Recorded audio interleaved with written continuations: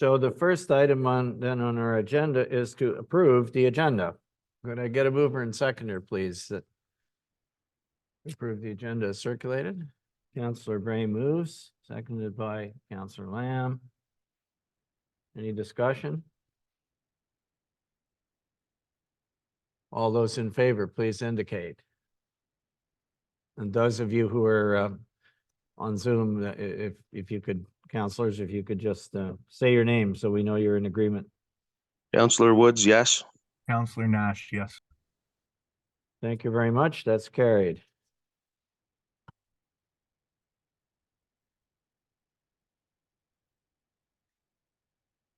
So we have to start off with two planning matters for which we're going to move into committee of the whole. If I could get a mover and seconder to do that, please.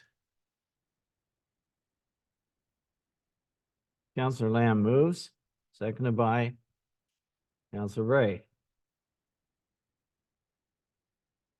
That the Council of the Municipality of Whitestone move into committee of the whole at, looks like 10:10 a.m. All those in favor, please indicate. Councillor Woods, yes. Councillor Nash, yes. Okay, thank you. That's approved.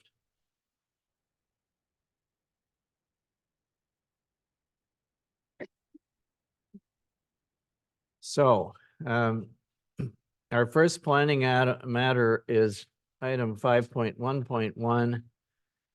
It is a consent application related to right-of-way, I believe, from the Temsiuks. And we have a report in the package from the Secretary of the Planning Board, who is on the phone if there are any questions or comments. At least I thought I saw you there, Patrick. Oh, there he is. Okay, thank you. And, did you have any remarks to introduce this one? It's Patrick Christie, Secretary of the Planning Board. Yes, this application, B09-2024, is for a right-of-way over a portion of Trail Road that is owned by Clark to a new right-of-way for a driveway to the Temsiuk lot, which is an existing waterfront lot on Lorimer Lake. Thank you. So is it correct to say that the purpose of this application is simply to give the folks who are already there a deeded access to their property? Is that? Yes, it's an existing lot, and the right-of-way would give access over Trail Road and over another portion of the Clark lands to the boundary of the Temsiuk lot, yes. Okay, thank you. Are there any questions from members of council about this one? Councillor Lamb. Yeah, good morning, Patrick. Councillor Lamb here. How do these people access their lot right now? I'm not entirely sure, Councillor Lamb, but I would assume it could only be water access. So they may access it from McDougall, I guess, or I guess through the lodge at the Lorimer Lake Lodge. I guess that's the only alternatives, isn't it? Yes, and it's my understanding that it's vacant, so I'm not sure if they access it at all. Yeah. Okay, thank you. Did you have, I noticed, oh, okay. I noticed our planning assistant was nodding her head, but I wondered if she had something else to add to it. Okay. Are there any other questions about this application? If I may, through you, Mr. Mayor, it's Councillor Nash. I have a Go ahead, please. Thank you. Patrick, a couple quick questions, just so I understand it correct. And I think one of them was just asked by Councillor Lamb partly. Currently, Trail Road, it's a private road. So I guess the applicants have received authorization from the owners of that private road to be granted access. Am I correct just in understanding how it would work?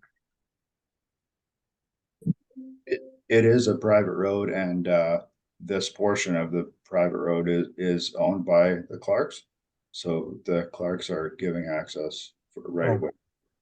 So that makes it very easy then. And then the second question I had was just on page 13, it would be the second page of your report.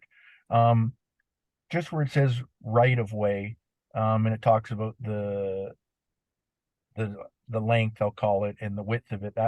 That's easy to understand. Where it says retained frontage of 31.8 acres and the benefiting lot of 34.8 acres, we're not doing any severance here, correct? It's just being a right of way that's going to go through the one lot and go to the benefiting lot. Just understand that, right? That is correct. There's no lot creation. in this Perfect. Thanks, Patrick. Hey, thank you. Are there any other questions? Okay, if not, we will move on to the second application and we will come back to this under matters arising when we come out of committee of the whole. So the second one, which is 5.1.2, is purchase of a shore road allowance by the Busenharts on Washkash. Again, I'll ask Patrick if you want to introduce this. Oh, sorry.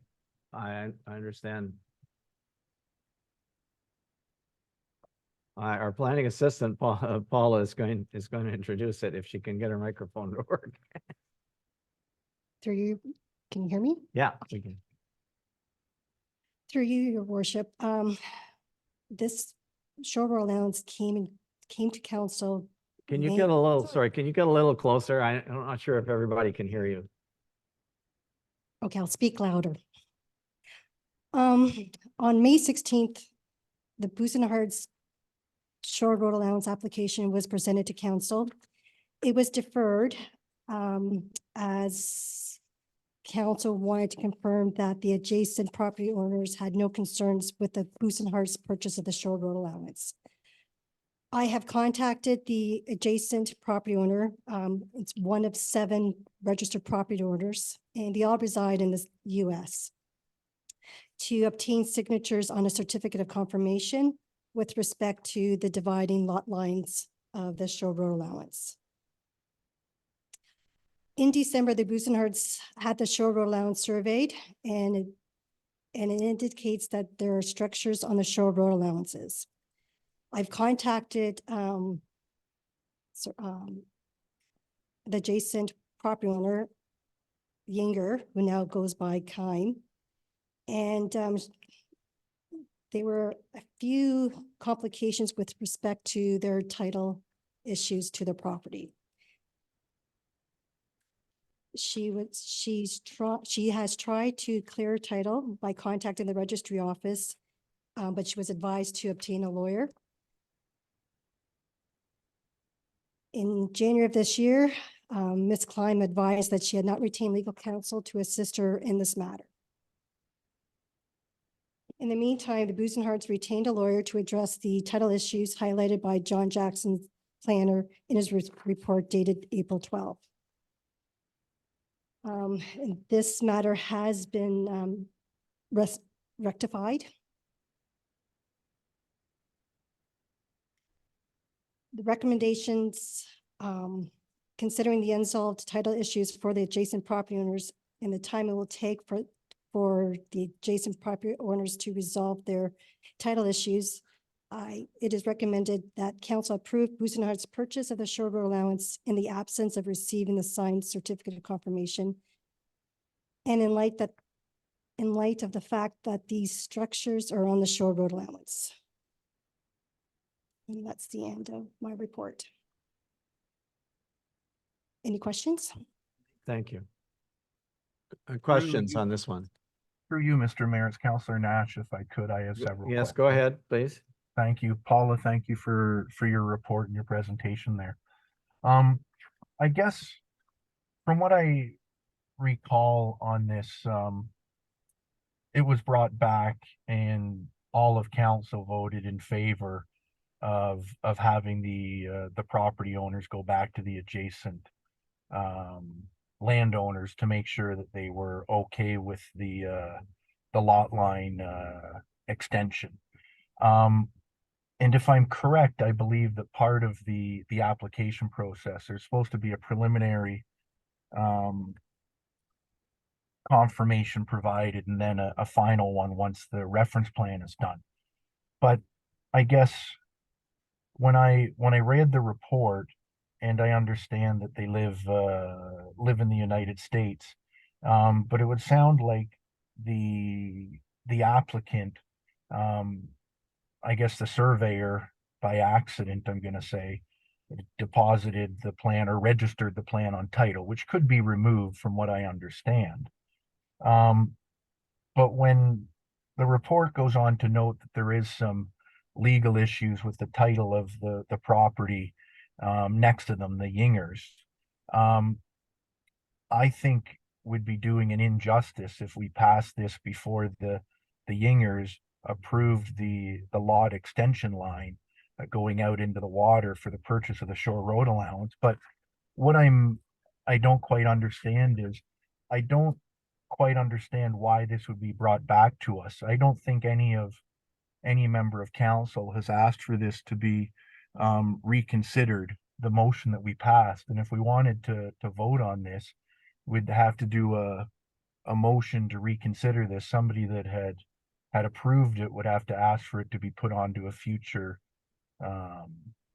agenda for a motion to reconsider a motion that we already passed. And I think council had given clear direction that we need the adjacent owners have no concerns with the extension lines, right? So I don't think this is something that we should be voting on today. I think it would have to be brought back to another council meeting, only if one of the members who voted in favor of ensuring that we were following our protocols wanted to bring it back, if that makes any sense. That's under 3.22 of our new procedural bylaw about the reconsideration and how we have to follow it and what we have to do that. So those are my questions. So I don't think it's something that we can vote on today, but I do appreciate the report, and I appreciate the presentation and the background information to us and the challenges that are affecting the applicant. But I don't think it's something that we as council can vote on today. So again, thank you, Paula, for your presentation and the background info.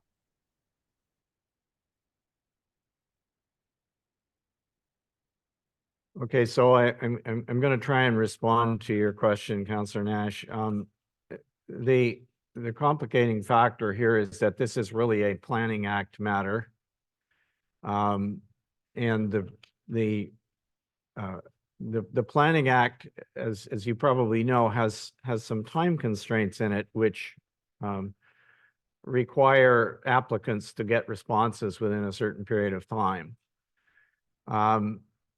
I would also highlight something that I believe is mentioned in the report. I'm pretty sure I saw it when I read it, is there is in fact, and this was, I think, in Mr. Jackson's report, original report, there is no requirement on us in approving these to have the consent from an adjacent landowner.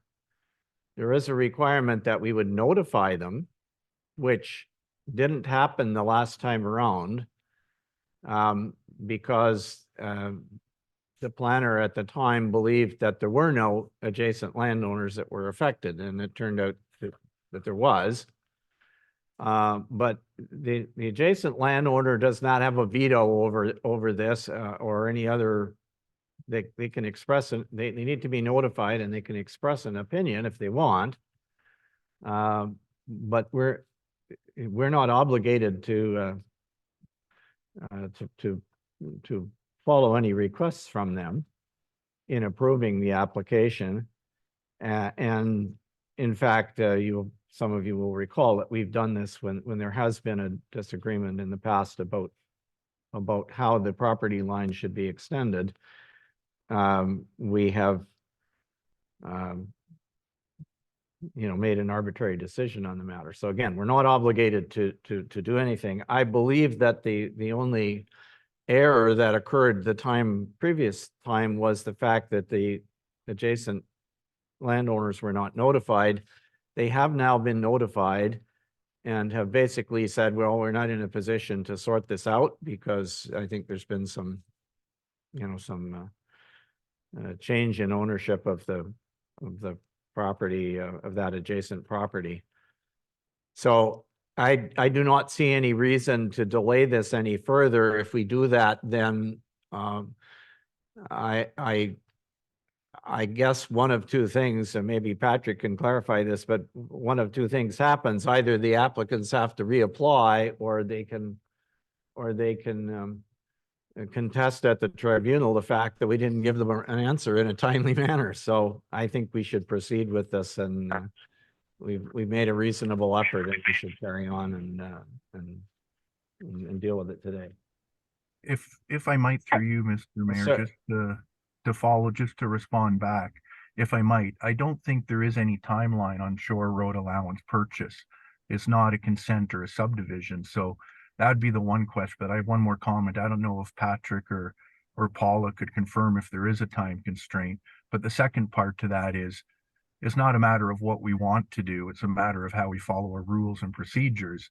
And the only way we can do a motion to reconsider something when council's made a recommendation is to follow the voting for reconsideration part.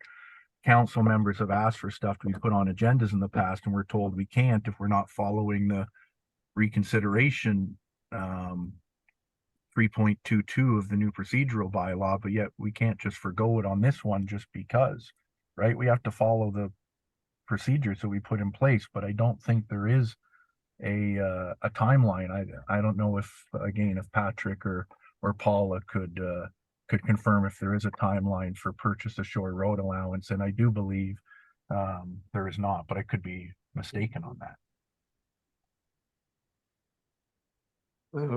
Okay, thank you. I'm going to let our CAO answer, but Councillor Bray, did you have a? Well, yeah, I through you, Mr. Mayor, I'd like to respond to Councillor Nash's suggestion that we follow our procedure bylaws, but that resolution was withdrawn. We never voted on that resolution. If you look at the package, and what we voted on was to defer to confirm that the adjacent property owners have no concerns with the purchase of the Shore Road allowance. That's what we voted on. We did not vote on the original one. Thank you. That's good. Go ahead. Thank you. Thank you. To you, Mayor Comrie. This is a Shore Road allowance, so this is not an issue that the planning board is dealing with. This is an internal issue that we would deal with our municipal planner, John Jackson, who isn't online today, but didn't need to because Paula did quite a good summary and a good memo. So I would have to think carefully about whether a motion to reconsider is needed. As everyone knows, or as our council knows, this is our procedure bylaw is new. We're just into the third month of getting used to some of the wording, and I think we're slowly getting there. And as Mayor Comrie said, it's not a statutory requirement. It's a courtesy, and the municipality has approved a Shore Road allowance in the past where the adjacent owners just simply couldn't agree with the property line as it was drawn, and council took the matter into their own hands and approved the Shore Road allowance because it was a fair extension of a property line. This the Shore Road allowance, the value of it is approximately $27,000. So it's a good revenue for the municipality, just for information. But there's simply no timeline on Shore Road allowance other than a courtesy to the folks that have applied and are trying to move forward with something like this. Thank you, Mayor Comrie. Councillor Lamb, go ahead. Yeah, thank you. I'm just surprised that perhaps the next door neighbors didn't say, we can't comment because we have state issues or something, right? I don't think that this should be held up. How long should it be held up for? 2 years, 3 years, 4 years, till they Yeah. figure it all out from the state? And you know, some of the problems that are associated with Mm. people from the states who own property up here, and you know, we went through it when we bought the property next door here. It took better part of a year before they could even do anything. So I'm concerned as to how long they would have, and I don't think we can hold this in abeyance until they make a comment, right? The second thing was, did I hear, Paula, that the Buzz and Hearts who want to buy the Shore Road allowance already have a building on the Shore Road allowance? Through you, your worship, there's a few structures that are on the shoulder allowance. So right away, they're in non-compliance, I would assume, with our building code or bylaws or whatever, right? So, If I may, the structures that they're referring to pre-exist the municipality. oh, okay. There's a boathouse of sorts that I'm thinking of, and it's Hello? been there for a very So long the time. question is it a legal boathouse? Hmm? Yeah. Is it a legal boathouse, I guess is the question. Someone's got their mic on, by the way. I apologize, Mr. Mayor and Council. I just want to let you know that Samantha Busenhart, daughter-in-law of Michael and Nancy Busenhart, is on the phone. And just so you know. And the boathouse is very, very old. I just wanted to state for the record I was on the call, and thank you all for your time. I guess my Oh, question is, okay, it's I'm- old, but is it legal? I I'm- assume I'm- it is, but Well, is it a legal boathouse? it's grandfathered, So it's legal. sure. Okay. That's all I wanted to know. That's what that's what I said. It pre-existed the municipality.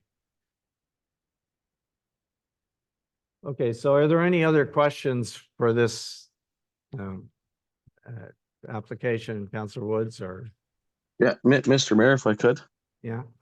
I'm a little, I'm confused about that, what Councillor Nash just brought up about the motion to reconsider, if we've already voted on this. Should it not have been a notice of motion? My ruling is that this is not a matter of reconsideration. Councillor Bray read the motion. It was a motion to defer. We don't need to reconsider the motion to defer. It can be brought back at any time that staff feel that the conditions that for which it was deferred have been met. And as I say, the condition was simply that the neighbor got notified. And as you heard, they came back and said to us, well, sorry, we can't respond, right? That isn't what it says, Mr. Mayor. No. What we voted on was that item 5.1.2 be deferred to confirm that the adjacent property owners have no Have no issue. concern for the purchase of the Shore Road lot. Yeah, we don't, So sorry. But they said they didn't say they don't have any concerns. They say. they couldn't respond. I mean, so Yeah, but I think if they had sorry. concerns, they would. Through you, Mr. Mayor, if I could, don't we need that answer before we can go ahead?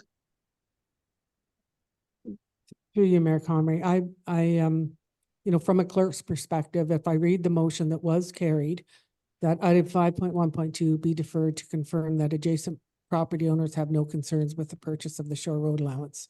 So the adjacent property owners have not indicated that they have no concern. They have simply indicated that they have title issues and could not respond at this time. So it would be appropriate to do a motion to reconsider at the next council meeting, a notice of motion to reconsider at the next council meeting. And then that would be April, and then at the May meeting, should council be agreeable to proceed, that would be the best order of things. It does delay it, but technically, from a point of reconsidering, that would be appropriate. Yeah, so how I would do this, and that's just my thought, is I would get a hold of the people and say, you've got 2 months to respond.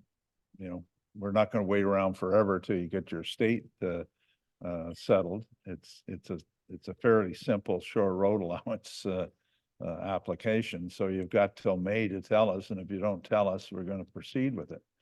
Because we can't hold this in abeyance forever while they get their state figured out, right? And I'm sure most, if it's a death, then I'm sure the kids have been to the cottage or the home, and I'm sure if they had any concerns, they can at least email us, right? And I think this is a bit of a tempest in a teapot, sort of. So we can get a hold of them. I take it, Paul, eh? Yes. Okay, well, send them an email and say this is gonna be finally decided in May, and let us know your concerns. Otherwise, we're gonna proceed with whatever decision we make. So, Through you, Mayor Con, we can do that. Paul and I are abundantly aware of the complicated estate issues. We didn't share it with council, obviously, because it's the private matters, but it's extremely complicated, and I don't think the adjacent property owners have any interest in commenting either way, but we will try one more time. But it may be best for council to do the reconsideration route and allow the shore road allowance to proceed. From a staff perspective, there's absolutely nothing unusual about the projection of the property line. There has been issues in the past depending on the angle, but in this case, it's there's some simplicity to it. So I think council would be comfortable going through the process, and we'll do something at our end to reconnect with the adjacent property owners one more time. Through you, if I might, Mr. Mayor, thank you for all the communication back and forth here that we're having, a good discussion. I think all we need to do when it does come time to vote on it, we just need one of the 5 members of council who voted in favor of the motion back in June or whenever it was. One of the 5 of the members of council would have to say that they're wanting to make that motion for reconsideration. That's all. So hopefully sometime today, one of the 5 of us will, when we go to vote on it, say, whoever it is will say that we want to do a motion to reconsider, and then that way it can be brought back. So thank you. Good discussion, everybody.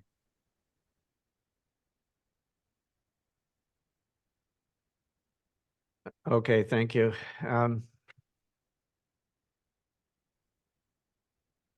So if there are no further questions about this matter, then I would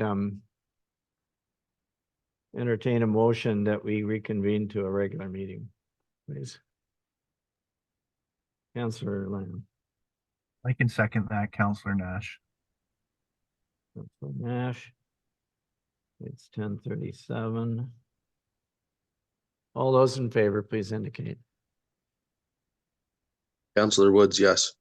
Councillor Nash, yes. In favor, Councillor Lamb? Yep. Okay, thank you.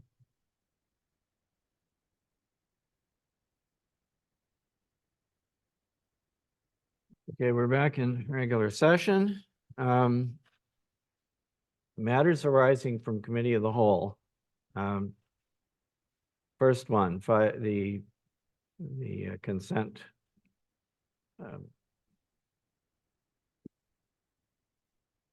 I'll read the suggested motion. Whereas Patrick Christie, CPT, has prepared a memorandum dated March 5th, 2024 for the Parry Sound Area Planning Board regarding consent application B09/2020 Whitestone.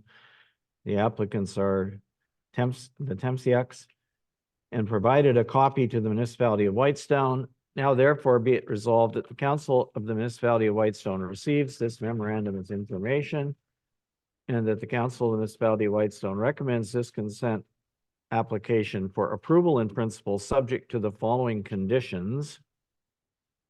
Oh, sorry, it's just one condition.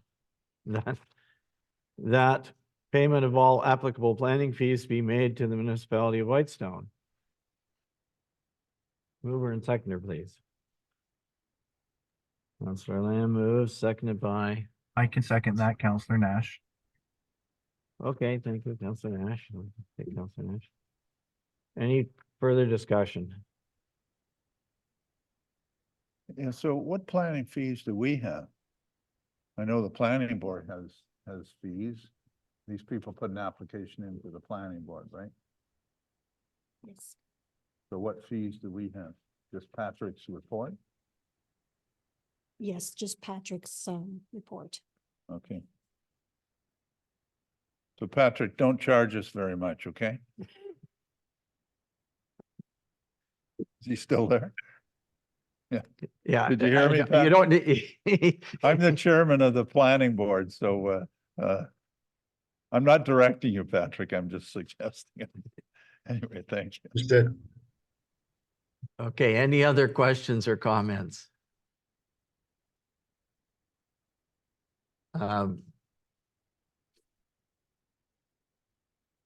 Okay, well, we'll call a question. Recorded vote, isn't it, on a planning matter? Yes, it's a recorded vote. Counselor Woods, Yes. Counselor Bray, Yes.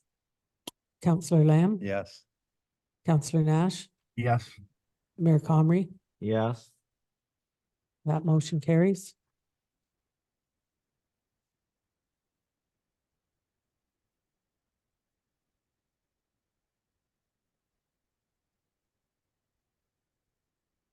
Okay, thank you. So the next one, there was a motion, Not which I won't bother reading. I do have to tell you that from a procedural point of view, I do not believe that a motion to defer can be reconsidered. And I will ask our CAO to verify that with legal counsel, but in the meantime, in order to not spend all morning on this, if you wish to make a motion or give note, I guess it's giving notice of what is it you're looking for? Well, we, Madam- yeah, Madam thank you. Clerk. We can prepare a resolution for a future meeting. So the resolution is written out, everyone can see it. And instead of, this is something we've been trying to avoid is writing motions on the fly. So we'll have that prepared for the April meeting. And we'll bring it forward. I'll assume that a member of council may step forward and wish to reconsider and move forward with the Busenhart shore road allowance. So we'll hold off on that until April. Mr. Mayor, if I could, Yes, should we not accept the report that was presented in the package? Just to keep the paperwork clean? we could do that if you wish. Do you want to just pass me a blank? If you wish to move such a motion, I'll accept it, Councillor Woods. Yeah. I'll move the motion, Mr. Mayor. Thank you.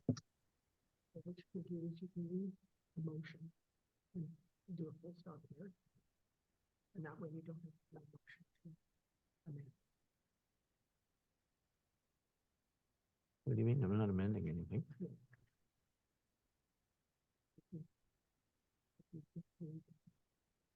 Okay, but you don't, you can't start with whereas.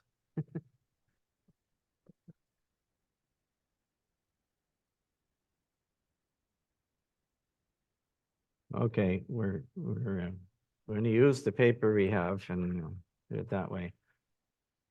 Fees for information. Okay, so here is the motion then, as I have it, Councillor Woods, that the Council of the Municipality of Whitestone receive for information the memorandum from Paula Macri, Planning Assistant, regarding the purchase of a shore road allowance by Michael Busenhart and Nancy Straw Busenhart. Good to me, Mr. Mayor. You're okay with that? I'm okay with that. All right. I'll second. And Councillor Lamb seconds it. All those in favor? And it's just a regular vote because it's not planning, or is it? Well, it's still amongst the planning items. All right, Let's, okay, we'll do a recorded vote then. Go ahead. Thank you, Mayor Comrie. Councillor Bray, Yes. Councillor Lamb, Yes. Councillor Nash, Yes. Councillor Woods, Yes. Mayor Comrie. Yes, That motion is carried.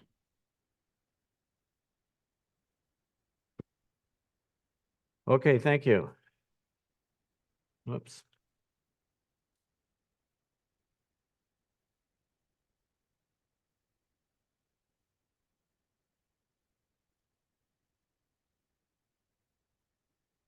Right, so. Next item is item number 6, which is a public meeting. Once again, we need a motion to move into the public meeting. Mover and seconder. I can make that motion, Counselor Nash. Okay, Counselor Bray moved. She got ahead of you, but we'll take I you can as the second that. seconder, Counselor Nash. Thank you. That the council of municipality of Whitestone move into the public meeting at 10:45.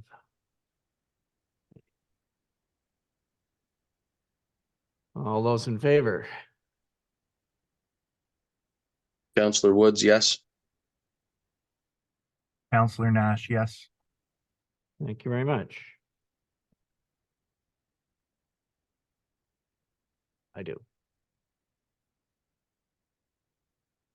So just some, whoops, sorry about that.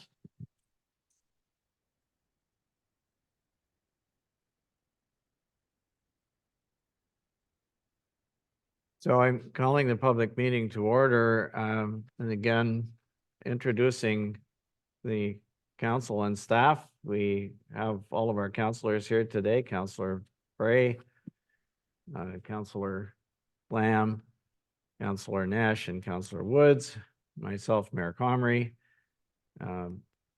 We have our CAO clerk, Michelle Henry. We have our planning assistant, Paula Macri, and our deputy clerk, Wendy Schroeder. And again, I will ask if there's any pecuniary interest on the part of counselors in the subject matter of this public meeting. No? Okay. Well, let the record show there was none declared.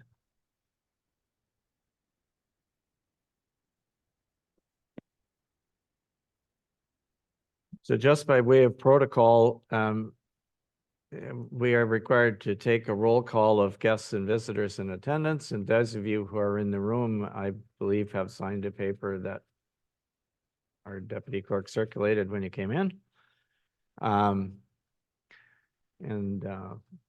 We also have a record of the folks who are on the Zoom call, which I'm assuming our clerk has. I'll ask that all comments be addressed through the chairperson, that's me, and that you state your name before speaking. And for those of you in the room, if you are going to speak, I would ask that you go to that microphone, which is over on the table, and we'll get it turned on for you. And I'll do that while the clerk is answering the question about notice.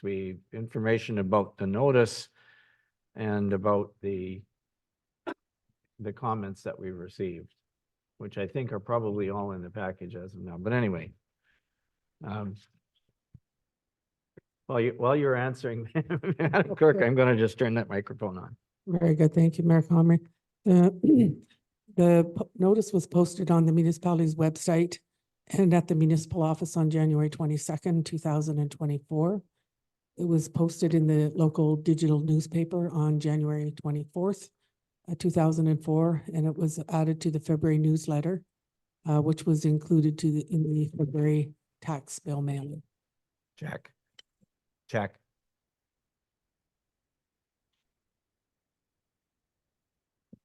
Okay, that's better.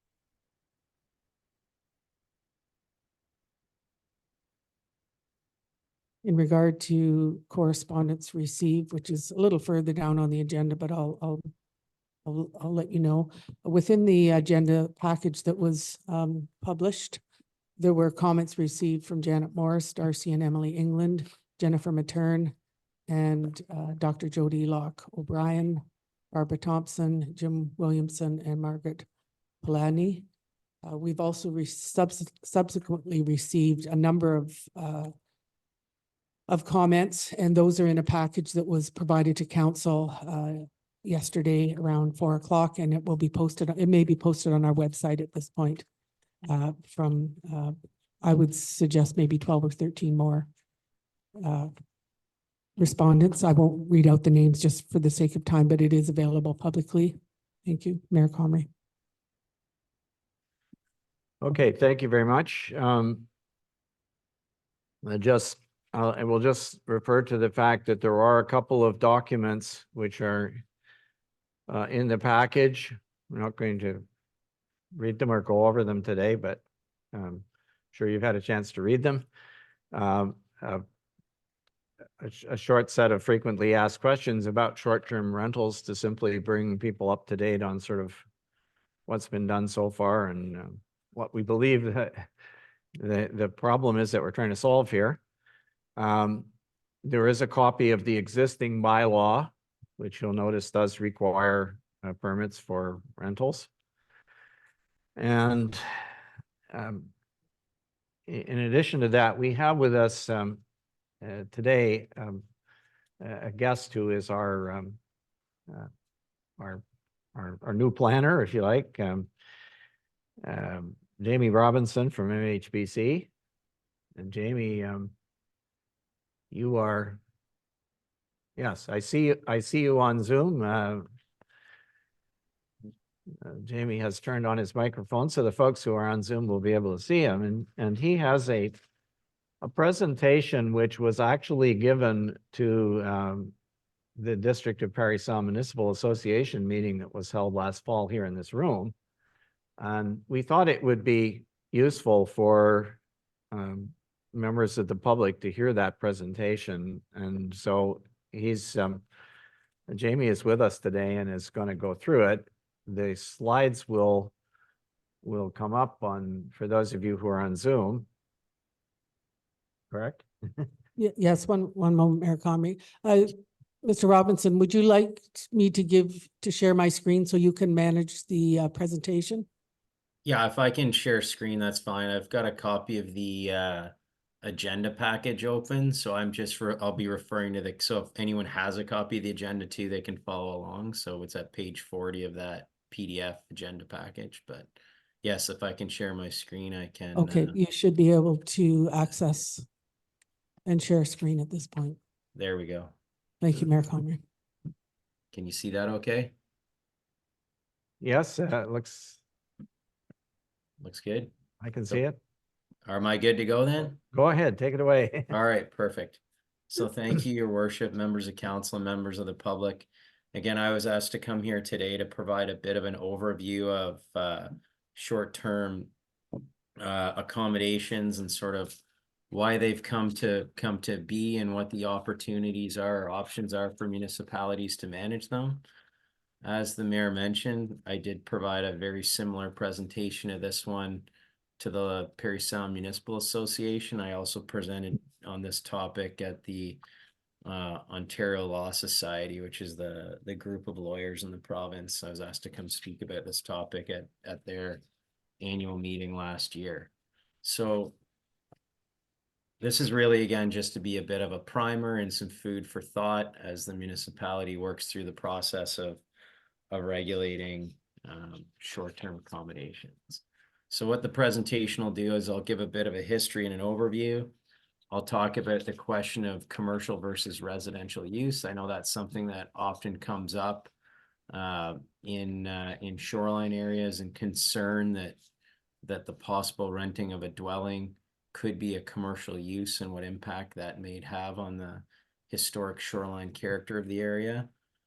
I'll review some options for regulation and then just talk about different considerations for rural areas versus shoreline areas and urban areas. So with that, what is a short-term accommodation? Short-term accommodations are the rental of a residential dwelling unit or residential property for a short period of time. And where's the distinguishing factor between short versus long-term rental? We've typically considered that to be around 28 days or a month. The reason for that is if you are renting your property out for a longer period of time, like if someone's renting a property for a year or 6 months or a few months, they're covered by the Residential Tenancies Act, and that act doesn't kick in until you're at that sort of month threshold. So that's where we see as the sort of soft point between what's considered short-term or what's considered a long-term rental. So what we're really focused on today and with this discussion is those short-term, those rental periods of less than a month. Could be 1 day, could be 2 days, could be a week, it could be anywhere in between. But really anything less than a month is what we're dealing with. And again, those things that are longer are covered by the Residential Tenancies Act. In terms of the sort of history here, I've always said sort of as long as there's been cottages, people have been sharing their cottages or they've been renting them out, whether it's be sharing them with family and friends or renting them to friends of friends or other acquaintances. This has been something that's going on for quite some time. What's really happened in recent years and with the advent of the sharing economy and online platforms, there's really been a proliferation that's occurred, or the intensity and of rentals or the number of rentals has increased, and that's led us into some land use planning considerations and really ultimately compatibility potential concerns around shoreline areas and around rural areas in the province, and we see this in urban areas as well. And it really, I think, stems around the frequency. Historically, people might rent their cottage out for a week or rent their home out for a week when they're vacationing to help pay the taxes. It might be for a month in the summertime, but it wasn't really a situation where there was purpose-built or purpose-owned units that were only being used for rental. And that's sort of what's happened with the sharing economy is you have more folks that buy seasonal properties in your neck of the woods for the most part, and they're renting them out almost exclusively and not spending any time in those units themselves. And it's that frequency and intensity that's really sort of led to concerns from neighboring property owners and concerns with respect to compatibility. So that's sort of how this has come about. With short-term rentals, there has and with the internet, and not only can you advertise for these things and offer these areas for rent more readily to a larger variety of people and reach them easily, but also there's enhanced opportunities for municipalities to monitor short-term rentals. And there's companies out there that specialize in this now, that they have certain algorithms that monitor websites where cottages are rented for short periods of time or residences are rented for short periods of time. And they can alert municipalities to if there's rental that's being conducted that's not in accordance with the bylaw. So there's certain tools that are available from the management side as well. So sort of shifting gears and dealing with this question of whether the rental of a cottage property or the rental of a residential unit is a commercial use or a residential use. This has been a debate that's happened for quite some time with planners. And again, it comes back to that word I've referenced previously. I think it really results from the frequency of rental. How often are you renting the property? And then the duration also plays a role in that. So, for example, if the property is getting rented out for a night or 2 nights at a time, and it's being rented out just like you would rent out a hotel room to different people all the time, then I think it could potentially be seen as bordering on a commercial use. If it's a situation where you're renting it out for a week at a time or 2 weeks at a time, and it's also being used by the owner of the property, then I think it's our opinion is that that's a residential use of land, that there's nothing from a planning perspective that would distinguish how those folks are using the property that are renting it for a week or 2 weeks or 3 weeks than what how the owner of the property might use that property. Where we really see the intensity of use things change is when it's multiple renters for very short periods of time at high frequency. That's sort of when that change appears. So in my opinion, if it's sort of exclusively being used as a rental property and there's a high frequency, I think it could border on being a commercial use. But in general, the rental of a residential property, in my opinion, is really a residential use of land.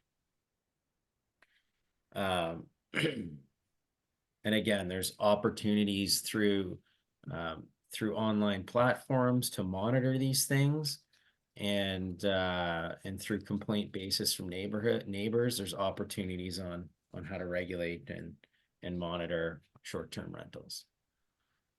So just in terms of options for municipalities, you folks have gone down the route of passing a licensing bylaw, and in my opinion, licensing is the best tool that a municipality has in order to regulate short-term accommodations. Firstly, licensing is more easily enforced than other mechanisms, such as a Planning Act approach. It also allows you to charge for a license and use those license fees for the administration of the process and for enforcement components. The municipality could take a multifaceted approach where they could identify through their official plan and zoning bylaw specific geographic areas where short-term accommodations are permitted or not permitted. They could use other municipal act bylaws like noise bylaws or municipal accommodation taxes or parking bylaws to ensure that that short-term accommodations are appropriately regulated.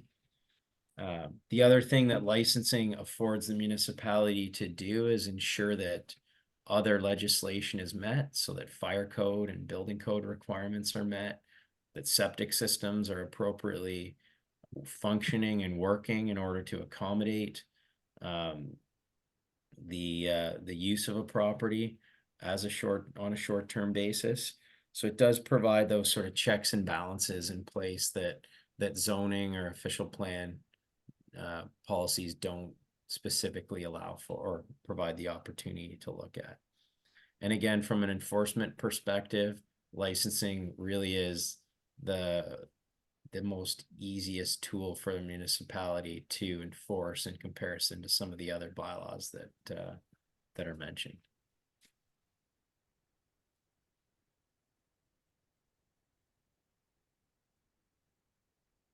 So just a bit more on licensing and the enforcement piece.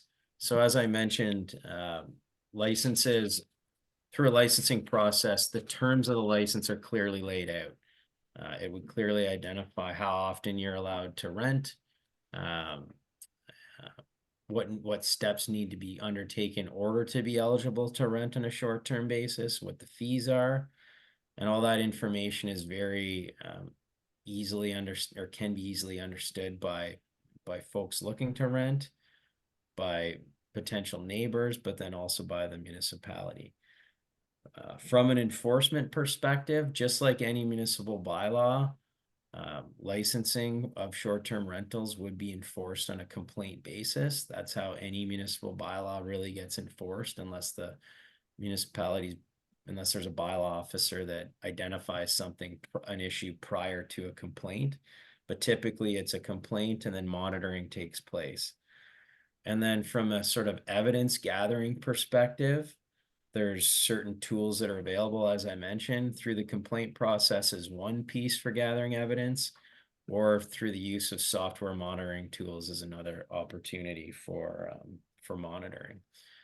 I will say that typically those longer rentals that are for a week or 2 weeks that happen or have historically happened over time, those aren't typically where complaints arise from or occur. In many instances, those people that rent cottages year after year for the same week or 2 weeks every summer, they become sort of the fabric of the neighborhood and becomes a fabric of that shoreline area, and folks become friends. It's often the more transient and the more high frequency rentals that become the issue. And those high frequency rental opportunities are the ones that are typically advertising on the online platforms, be it VRBO, Airbnb, could even be Facebook Marketplace or places like that. And those are the sorts of sites that these service providers software monitor and can keep information on how often they're being rented and who they're being rented to. So just in terms of the current status of where you guys sit today in your municipality, you approved a rental unit bylaw in 2014. You established an ad hoc committee to deal with this issue. And then in 2022, you established a new definition for what a rental unit was, which was associated with your licensing bylaw of short-term rentals. So you've got this committee that's been set up and sort of in determining through the various meetings that you've had, what this slide identifies as the considerations of what's been identified. So specifically, importance with appropriate enforcement clauses and what needs to occur there, identifying penalties for non-compliance issues, establishing a licensing fee that's a reasonable cost that will encourage people to, or not prevent folks from applying for that license. Septic system compliance, parking is an important aspect, establishing a code of conduct for renters that's available on the properties when renters get to the site, establishing some occupancy limits, requirement that the owner be available to attend the property or someone be available to attend the property within a specific time period if there's an issue, and then establishing a potential demerit point system for folks that don't abide by the specific rules that are set out in the licensing process. So that's sort of some of the key items that have been discussed around the table in your municipality. So just in terms of some key takeaways from this presentation for this discussion as you move it forward, the sharing economy, it's here to stay. It's something that you are going to have to live with going forward, and that municipalities, they're really evolving to deal with this issue. There's no provincial guidance that's provided at all on this specific issue. It's something some municipalities have been asking for, but it's something that's really just a delegated responsibility that municipalities are able to use their tools, be it under the Planning Act or Municipal Act, to deal with. We know there's tourism benefits associated with short-term rentals in bringing people to the municipality. There are planned function concerns. So specific to that is that these shoreline areas in particular are designed for low density, sort of low intensity shoreline residential uses. And where you have high frequency rental properties, it starts to commercialize these areas. So that's the intended use of many of these shoreline areas is for residential purposes. So there's concerns when these areas start being used on a more commercial basis. What we think is important is that the municipality and that municipalities strive to find an appropriate balance about what is an appropriate amount of rental that's provided, what is an appropriate time period for these rentals to occur. We recognize that people balance, many folks require rentals and the revenue from them to help to pay for their taxes and support that recreational opportunity that their families do enjoy for much of the year. And then the final piece is that we believe licensing is the key tool. So anything you can do to tweak your licensing bylaw, if necessary, to address some of these issues, and is the best way to manage this issue as in a balanced approach. So, Your Worship, that's my presentation. If there's any questions that come out of it, I can do my best to try to answer those. So thank you, sir.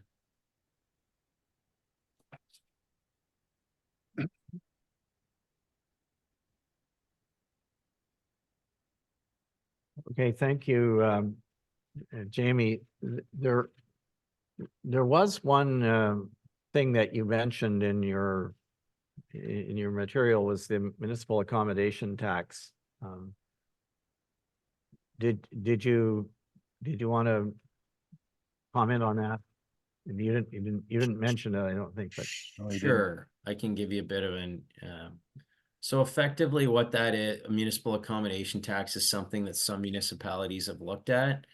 It's a tax that effectively gets applied to accommodation units, whether it's as part of a motel or a resort, or if you are renting, a room in your house or a cottage, or renting your cottage on a short-term basis, that accommodation tax would apply on a nightly basis.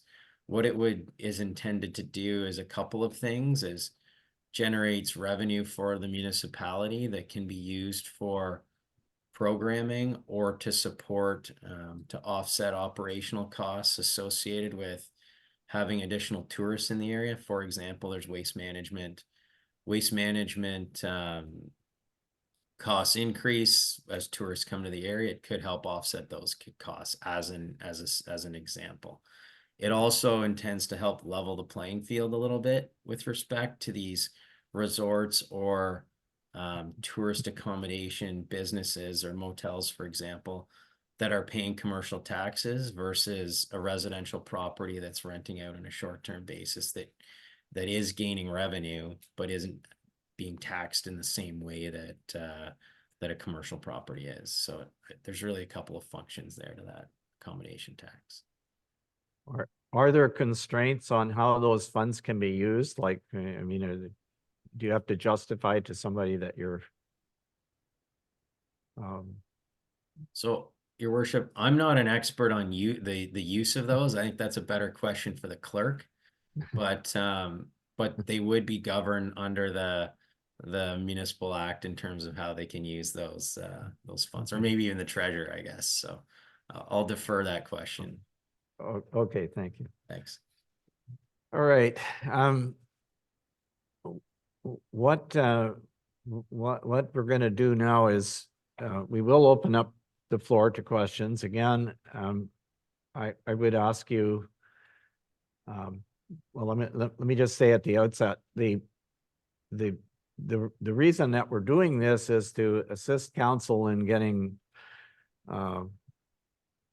engaging opinions from our ratepayers in Whitestone. We're not going to get into debates with you about, we're just here to receive information today. We're not going to make any decisions today. It's just to inform the work of the committee. So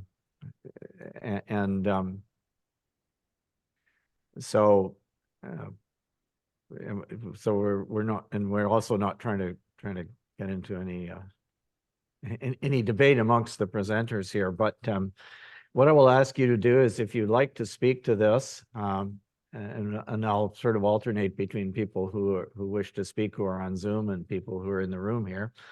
If you're in the room, I'll ask you to go to the microphone, and regardless of whether you're in the room or on Zoom, please state your name for the record so we know who's talking. Everybody knows who's talking. If you did submit something to us in writing, please do not read it because we have that all captured in the package. But you can summarize it if you like. Anyway, we'll without further ado, we'll kick this off. Councillor Lamb. What happens if there's questions to Jamie? Is he sticking around for the day, or, because I have some questions of him before we. Can you stay here for Yes, Your Worship. 45 minutes or an hour maybe if we. I'm here. I am supposed to be at a Rotary meeting at noon, and I'm one of the presenters at that meeting. So I would, if I can skip out around noon, that would be appreciated.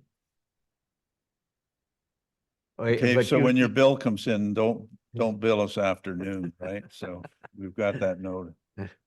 Jamie, thank you. You're okay till noon, eh? Yeah. Ideally 10 minutes before, but let's see how we go here in the next little while. Well, maybe what I could do is if there are questions from counselors that I don't want to take up the whole block of time, but we can what do you do? Are there other questions that counselors would like to ask?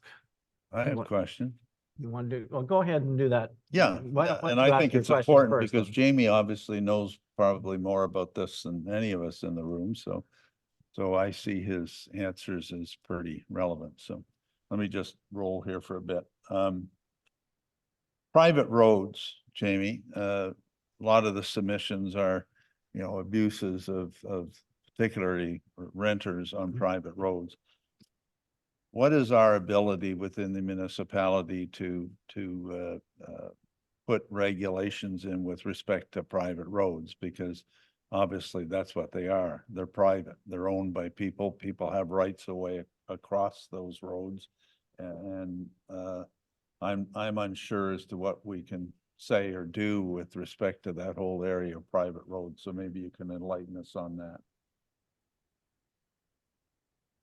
Through your worship, to the counselor, my only suggestion with respect to that, or from a consideration perspective, would be that through licensing, if a short-term rental is on a private road, you may want to include something in your licensing bylaw, or consider including something in your licensing bylaw that if a STR is being accessed by a private road, that they may need a different insurance associated with that because they're providing that shorter term rental. They may need to demonstrate that.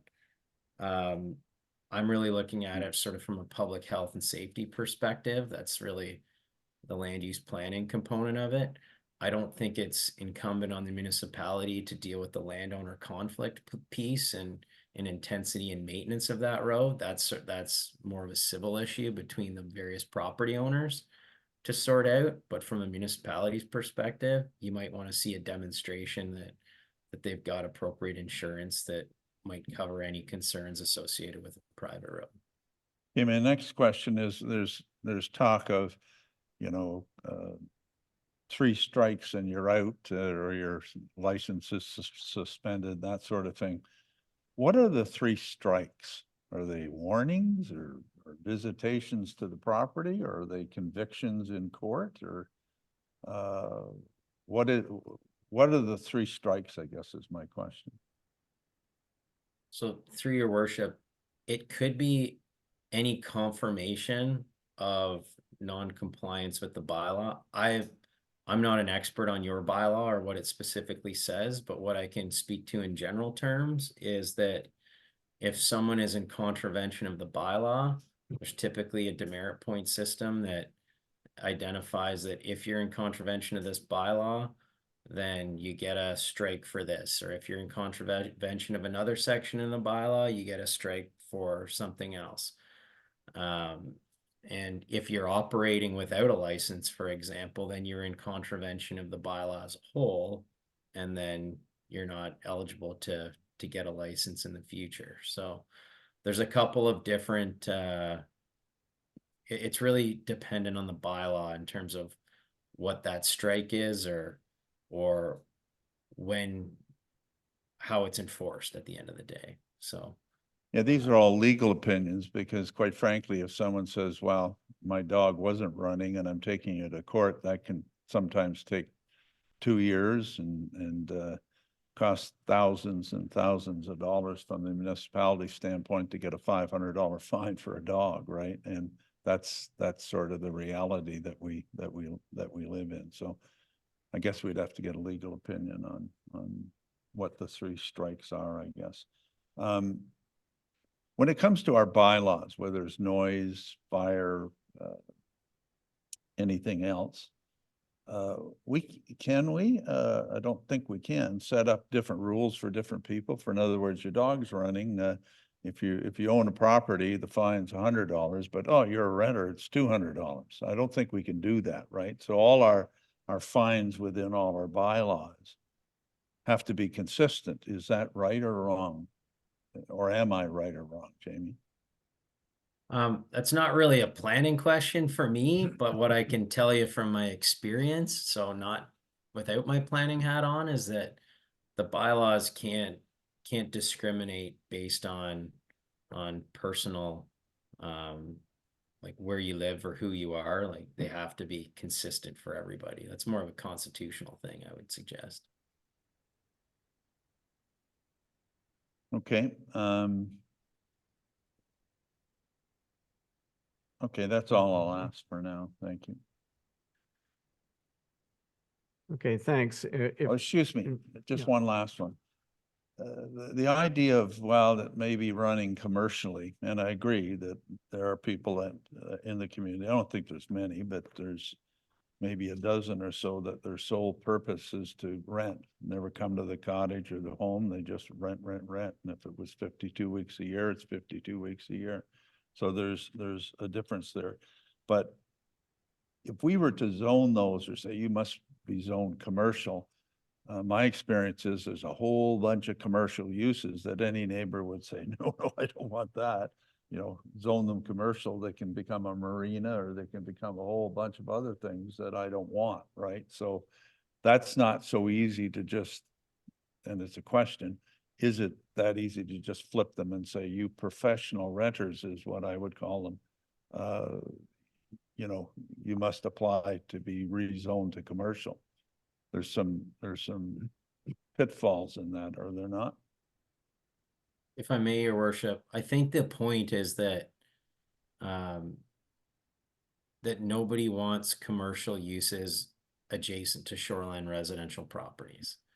And the intent is that that's why the licensing bylaw should limit the amount of rentals that can occur within a year. So the frequency and the duration, and so the number of times you can rent, for example, or the number of days you can rent per year, and potentially also the length of stay should be limited through, or could be limited through licensing. So you avoid getting into a circumstance where it borders and changes into a commercial use. That's the whole purpose of the licensing, is to prevent them from becoming commercial and to make sure they fit in the residential box. That I'm sure that if anyone applied for a commercial use next to someone else's cottage, it's not going to get approved. That's the sort of the nature of the shoreline area. Okay, thank Okay, you, Jamie. Okay, thanks. I'm going to start taking some questions from the floor here. Those who are on Zoom, if you want to join the roster of people wanting to speak, there is a raise your hand function that you can invoke down there, which I will see on the screen, and I'll try to take people in the order that they're yeah, I see hands popping up here. But anyway, we're going to start in the room here. Troy, you're first up. Go ahead. Thank you. Good morning on this lovely day. My name is Troy Burgess. I am a resident on Clear Lake Road in Ardbeg. Jamie, thank you. I agree with most of what you're saying. And as far as the bylaw, sir, I can answer that question. You cannot discriminate between an owner and an occupant. So if you're to write a bylaw, it should be the occupant. Just saying that they would be the owner of the dog at the time and living in the residence at the time. I knew that answer. I Yes. just wanted to make sure everyone else knew Well, the you're answer. right. From the literature I've read, I understand that the council and the town think that there's about 20 to 50 rental properties in Whitestone. And am I correct in saying that? I think there's 150. Well, sir, it might surprise you, but just a very quick cursive search, there was 158 rental properties listed on Vrbo, over 1,000 on Google, and over 1,000 on Airbnb, just for Whitestone. I just did it in the parking lot. That does not include anything that has been pre-booked and has no space left to rent. So I just want to bring to light the issue of how important rentals are going to be for Whitestone in the future. It concerns me personally because 40% of the cottages on my lake are rented out. You can find them on Google. One of my neighbors rents out for over $1,000 or $5,000 a week. Mhm. It sleeps 33. It's a registered hunt camp, but even so, and the 4 other ones, and they keep buying the adjacent lots to turn them over, flip them, and then rent them. They're wonderful people. There's no ill feelings towards the people here. I just think the town is losing an excruciating amount of money. You know, fix the roads, fix the, whatever needs to be fixed, give the money to the, you know, somewhere where you can spend it on the peoples. I just think we need to open our eyes and realize how much rental properties that there are. Now, I've read a lot of the comments in here by the renters, and most of them, I will say, are very heartfelt in taking care of their properties, and they do leave a little list of rules. That is not my experience on my lake, and actually, when speaking to one of the rental people, they said, well, that's what the people like about our cottages, that they don't have to follow any rules. So me personally, I look over the whole lake and I get little boats going around and around and around and around the front of my view, which drives me to the point of insanity, which I know you guys know me, it's not a far drive. So I'm going to suggest that maybe we talk to Jamie about the algorithms and get in place where you do have to register as a rental and pay a price. And if you don't register, then the fine, Jamie talks about strikes or something. The only thing that changes people's behavior is hurting them in the wallet. That's the only thing that changes people's behavior. Warnings, I mean, I don't know, 1 warning is appropriate, I would say. But not warning upon warning upon warning. And if there is, I don't ever complain. I don't call in and complain, but I will go to the renters and give them a little caution. But we also have to direct our bylaw officers that there are all sorts of systems where we can keep on file that there's 1 warning and then you get the fine. It's going to take a tremendous amount of planning to, who do you fine for what offenses? A dog running, as Councillor Lamb said, or sorry, that was whoever said that, that would be to the occupant at the time. The owner can't regulate that. But if the owner doesn't register as a rental or pay the insurance or get a fire check or get, I know the 2 places on my lake have 1 septic pipe for a family of 4. That's all that's required. And yet the rental property on Clear Lake, they have RVs come in, they fill up those rentals. So that fine should go to the owner. I know it's gonna be a crazy task, and I hope now that you know that there's more than 20 licensed or more than 20 cottages that are rented out per year. There are thousands. Yeah. And they're just getting around it by telling people, oh, just say you're my family. Oh, just if there's any trouble, just say this. If there's any trouble, just say that. And there are many cottages that they own it. And in here, even saying so, I can't make a living if you charge me more than $3,000 a year, because they have to pay for fire inspections and all of $3,000 a year they're paying out of their pocket to rent their cottage. But they're getting, I didn't see one cottage that was under $150 a night. Most of them are around 300 a night. This could be a huge moneymaker for the town. We're gonna have to find an algorithm or something, like Jamie was saying, to actually look in this. And if you are registered on Google as a rental, then you should be paying the fee to rent. That's Okay, all okay. I've got. Okay, Thanks. Thank you. Sorry. I'm gonna take one from the, from Zoom, and I will ask you to be brief, because I think there are a fair number of people that may want to speak here, so. Nick Stewart, you had your hand up first. Hello, good morning, Mayor and councilors, and thank you, Jamie, for being here and giving your professional recommendations. Firstly, I'd just like to say I did submit a written, I guess, memo. I did send it to Paula, I think, late last night.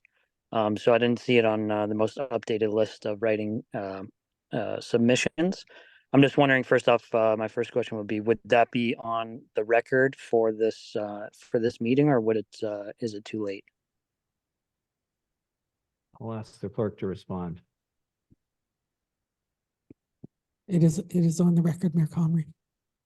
Sorry? We have your letter, Nick. I have it in front of yes. me here. Oh, that's great. Thank you so much. I appreciate it.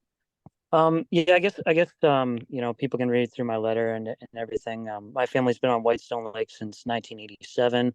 We created, my grandfather and family created our cottage today just using a tin boat and chainsaws and effort. So, this cottage was made prior to a lot of people even being on the lake. We are beginning the rental process. We submitted our application with the municipal governance. So we are looking to become registered renters. We want to rent out to help subsidize our expenses for our cottage, as anyone in this meeting can acknowledge that life is getting more expensive, and owning a cottage shouldn't just be for the wealthy and for the privileged. It should be for family generations of cottages as well. My main concern with reading the other recommendations of people would be restricting the rentals on private roads. I think that restricting all rentals on private roads is a nuclear option. I think it's very heavy-handed, and it's not going to be met in the middle. I think that that there are other compromises. This is a motor vehicle issue rather than a private bylaw issue. For example, a renter can come in for a week and only drive on the private road 2 times.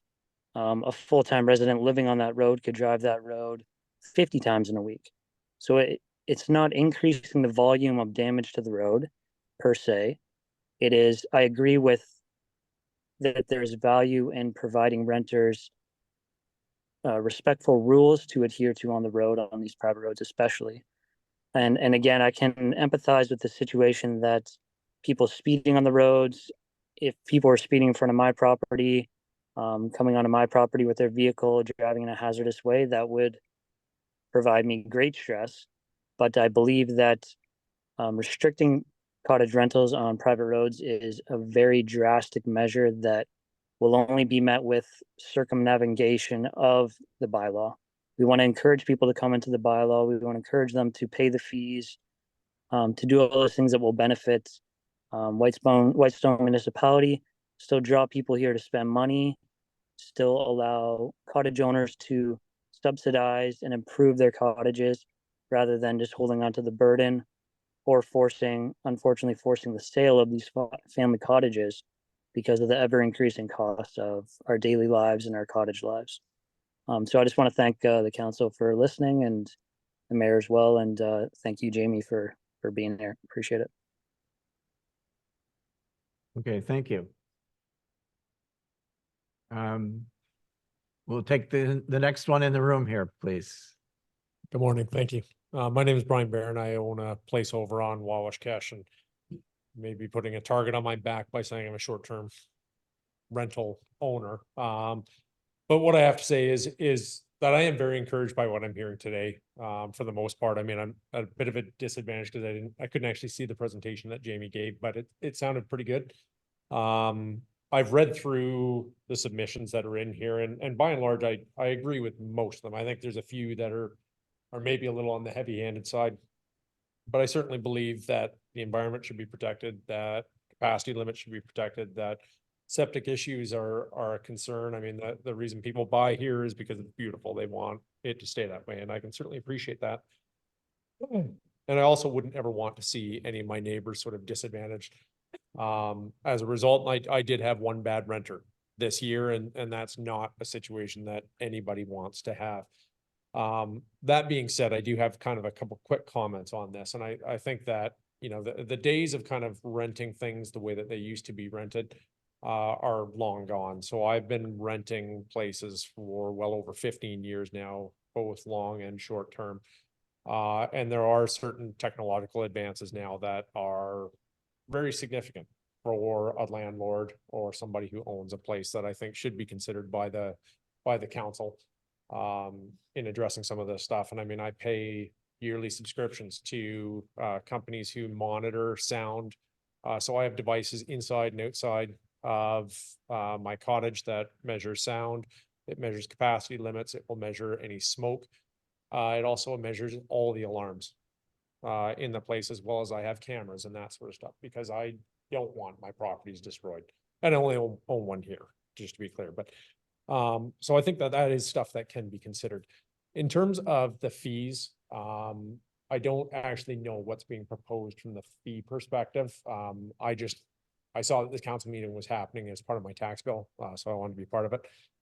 But in terms of that or a tax, the one thing that I would say is my full-time job is on the enforcement side from a provincial body. And one of the difficulties, excuse me, sorry, I'm getting over a cold. One of the difficulties with having a really high fee structure is you'll continue to push people underground. And it's one of the things that I struggle with from a regulatory or enforcement perspective as well.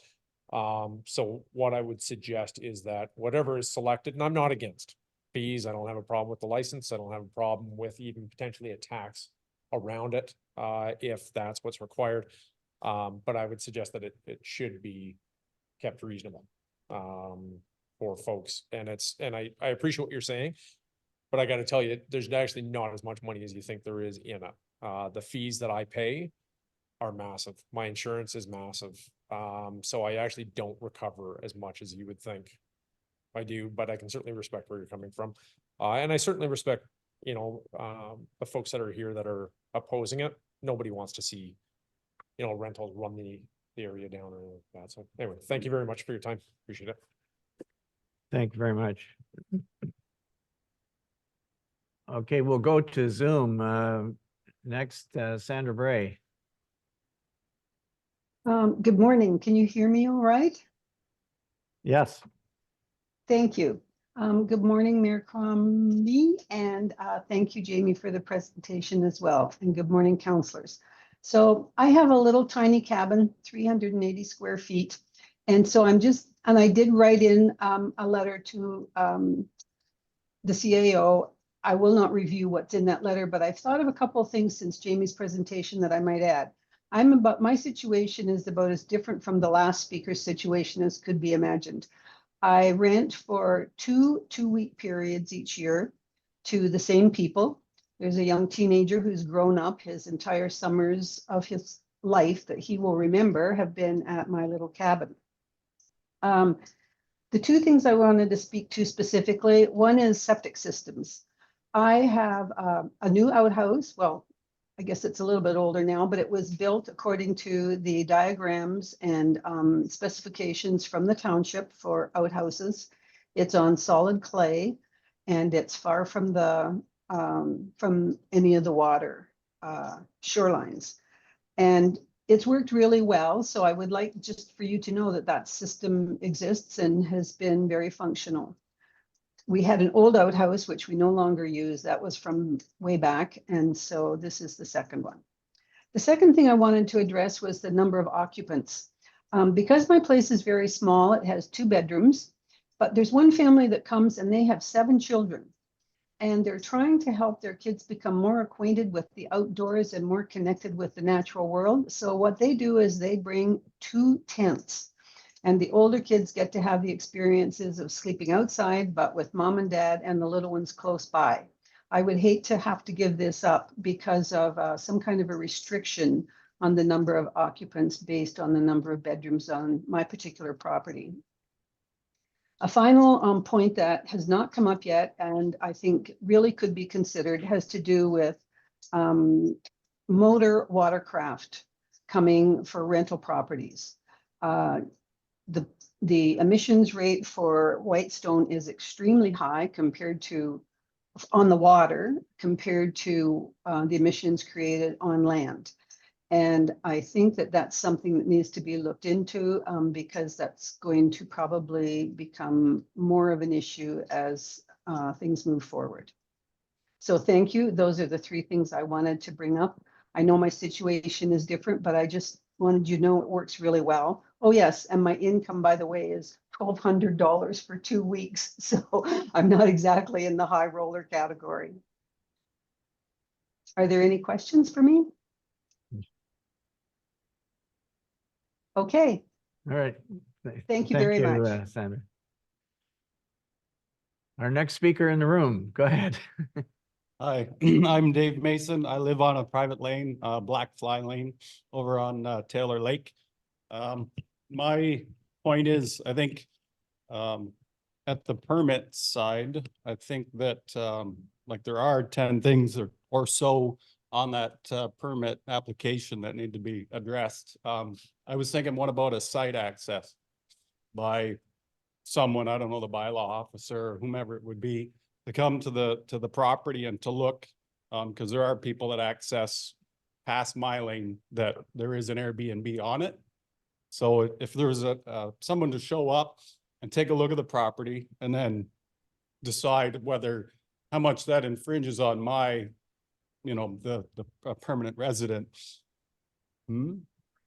Well, how much it would impact my our, you know, my wife's and my kids and my dog and all that kind of stuff. So just have a look before granting, because yeah, you can get the fire stuff and the septic stuff and all those prerequisites on that permit, and you know, they're pretty easy to do. But then you'd have to take a look at how it impacts the neighbors and whatnot for that permit property.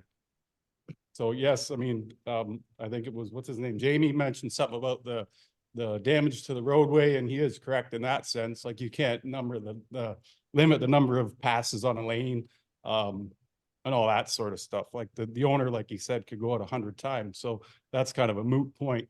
But this would just be more to the pleasurable side or the emotional side of strangers on the lane, people that we don't know. Like you could get, if the place turns over twice a week and there's, you know, 12 guests per time, you know, that's an awful lot of people that we don't even know, that don't know the lane, don't know that I have a dog, excuse me, you know. So these are all things that the owner may or may not even care about. So anyway, that's all I gotta say. Okay, thank you.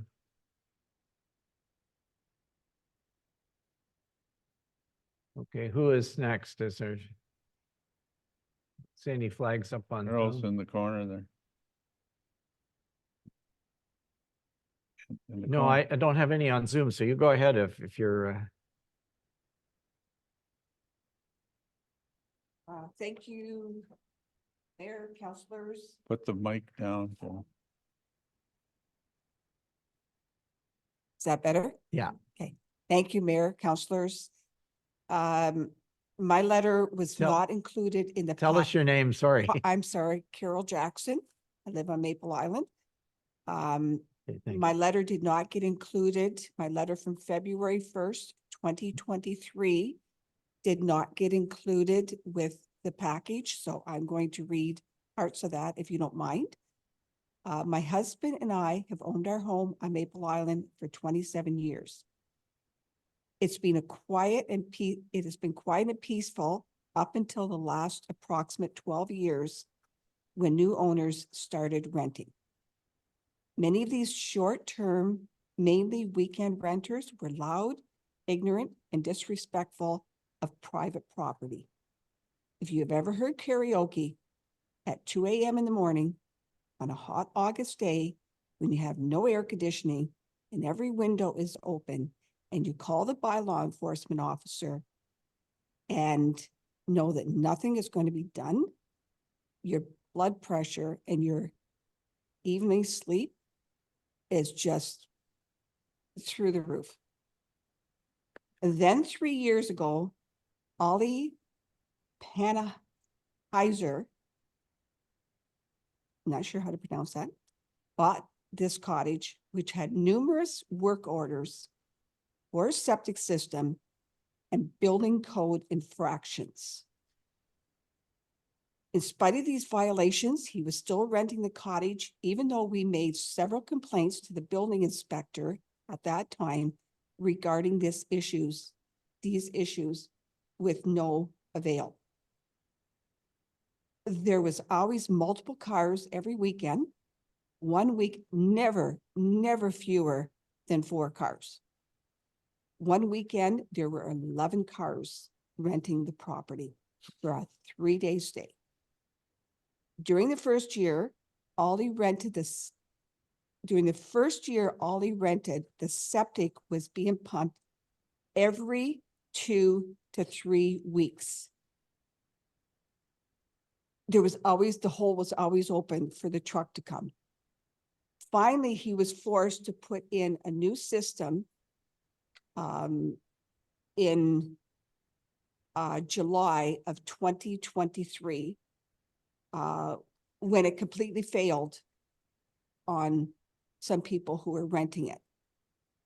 Many of these renters party hard, play loud music well into the early morning hours, leaving neighbors upset and frustrated in spite of the fact that I called bylaw enforcement and there was nothing they could do. Without an enforceable bylaw, our complaints were a waste of time. If you were to review Ollie's rental description online, he does not make mention that access is via private seasonal road. 4-wheel drive is essential in off-season.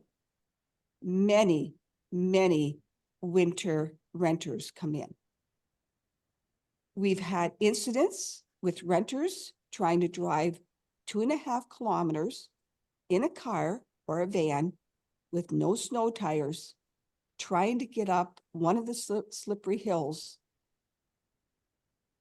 trying to get home at the end of their stay. Snow plowing is done by my husband and a neighbor at our convenience. Ollie has never contributed to winter snow plowing.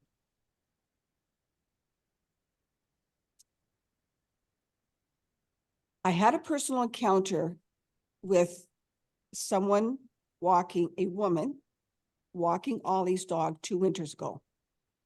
I was walking our road. She had the dog on leash, but this German Shepherd, aggressive, was so strong it pulled her right off of her feet and drug her down the road towards me. I ran into a neighboring driveway into snow halfway up my knees. Fortunately, somehow she was able to hold on to that dog, or who knows what it would have done. I called my law enforcement officer the next day. Of course, nothing was done. The dog was on leash, but if you've ever seen somebody being drugged down the road, holding onto this dog and hoping that she's able to control it. So renters slow down. Renters show no respect for our privately maintained single lane seasonal dead end road, which has seen an exponential increase in traffic at the expense of others who have to maintain the road. Renters have no regard for speed. They drive in and out multiple times a day, like they're on a highway. Short-term rental applications affect each community differently. I don't feel that they belong on narrow private roads. Before a rental is approved, neighbors should have the opportunity to have input. Renters don't think about children and families using the road regularly. They think they're the only ones on the road. If you happen to meet someone on our road, 2 vehicles cannot pass. One has to back up. We have hills and bends on our road. You need to know where you can safely use a driveway to pull over. Short-term rentals may have benefits for the community, but they don't belong on private roads. We unfortunately have 2 on our road. One is more active right now than the other. I'm hoping that some resolution can be made.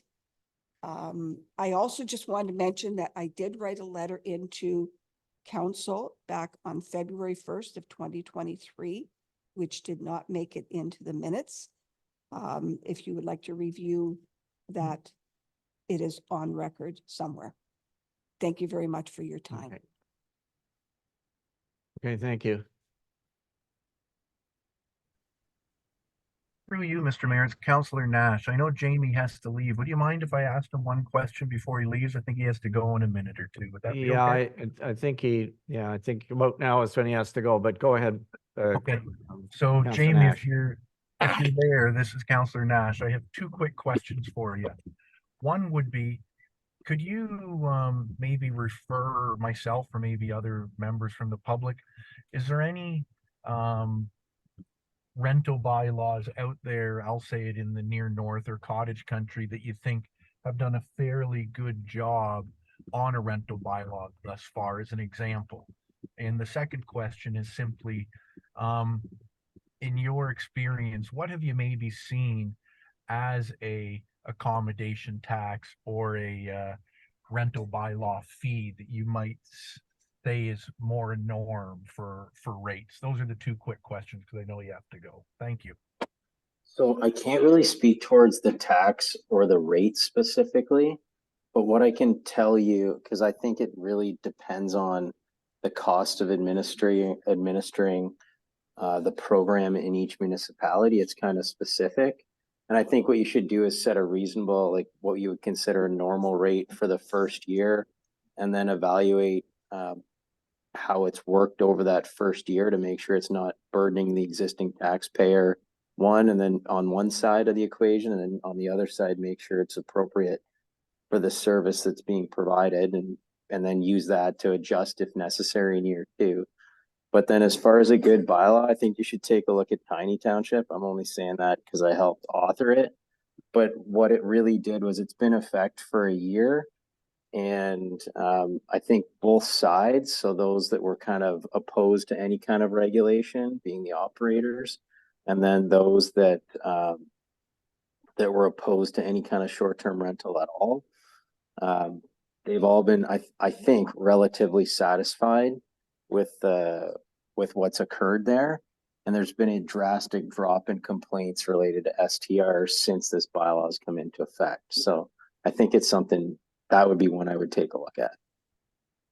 I can tell you from a zoning perspective, we had appeals to a zoning bylaw that we did to deal with short-term rentals from both sides, and they both withdrew their appeals before it ever got to a hearing. So there was basically satisfaction after this past summer had gone by, that both sides realized things were actually working well. So. Okay, thank you, Jamie, very much for that in your presentation and everybody's comments so far. Thank you. Yeah. Okay, thank you.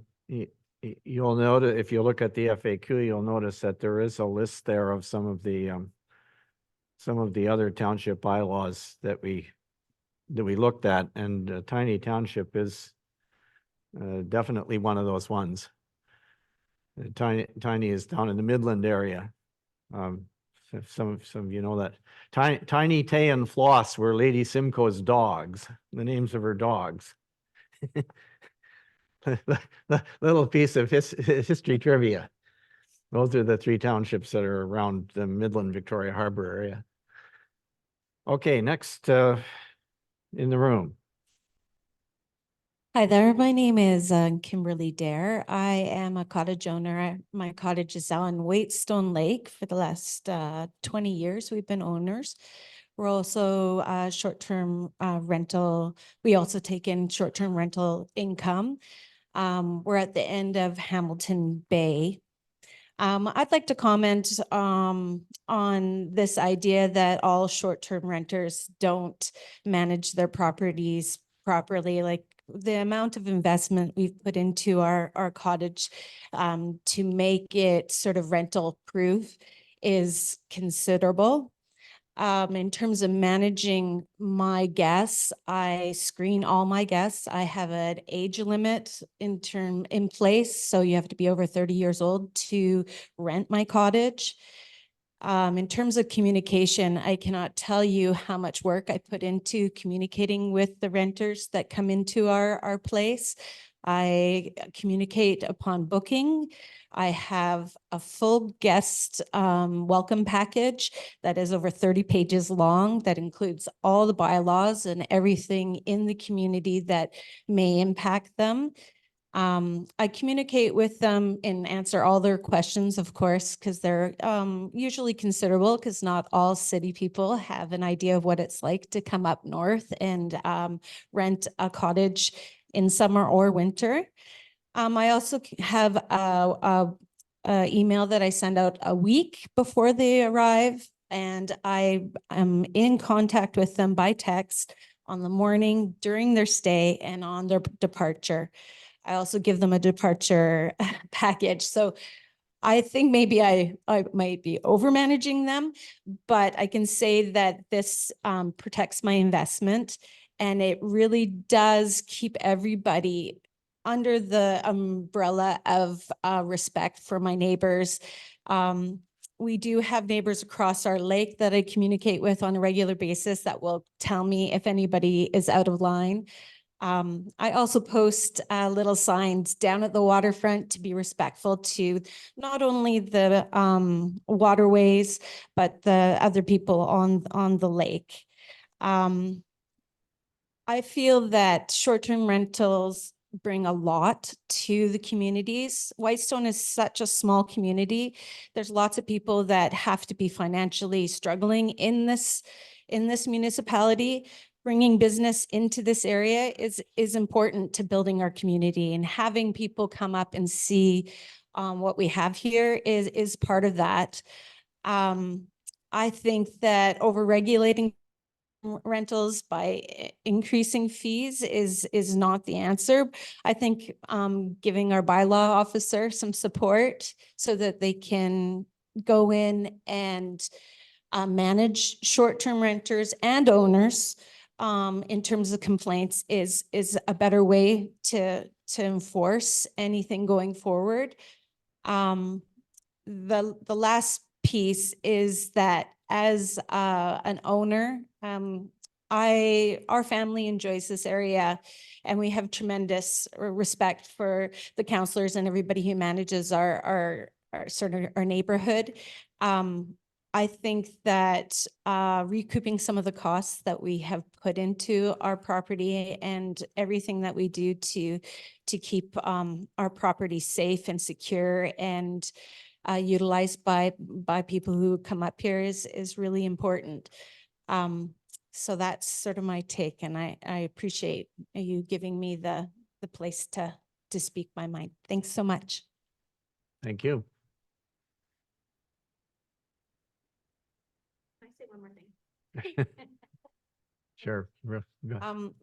So somebody else said that there was 1,000 people possibly renting out their homes. I don't doubt that there's a lot of people renting out their cottages. But what happens when you post your home on VRBO or Airbnb or Google, the jurisdiction, you are only allowed to advertise within your jurisdiction. So like Google's area of 1,000 cottages is far, far bigger than just Whitestone or our area.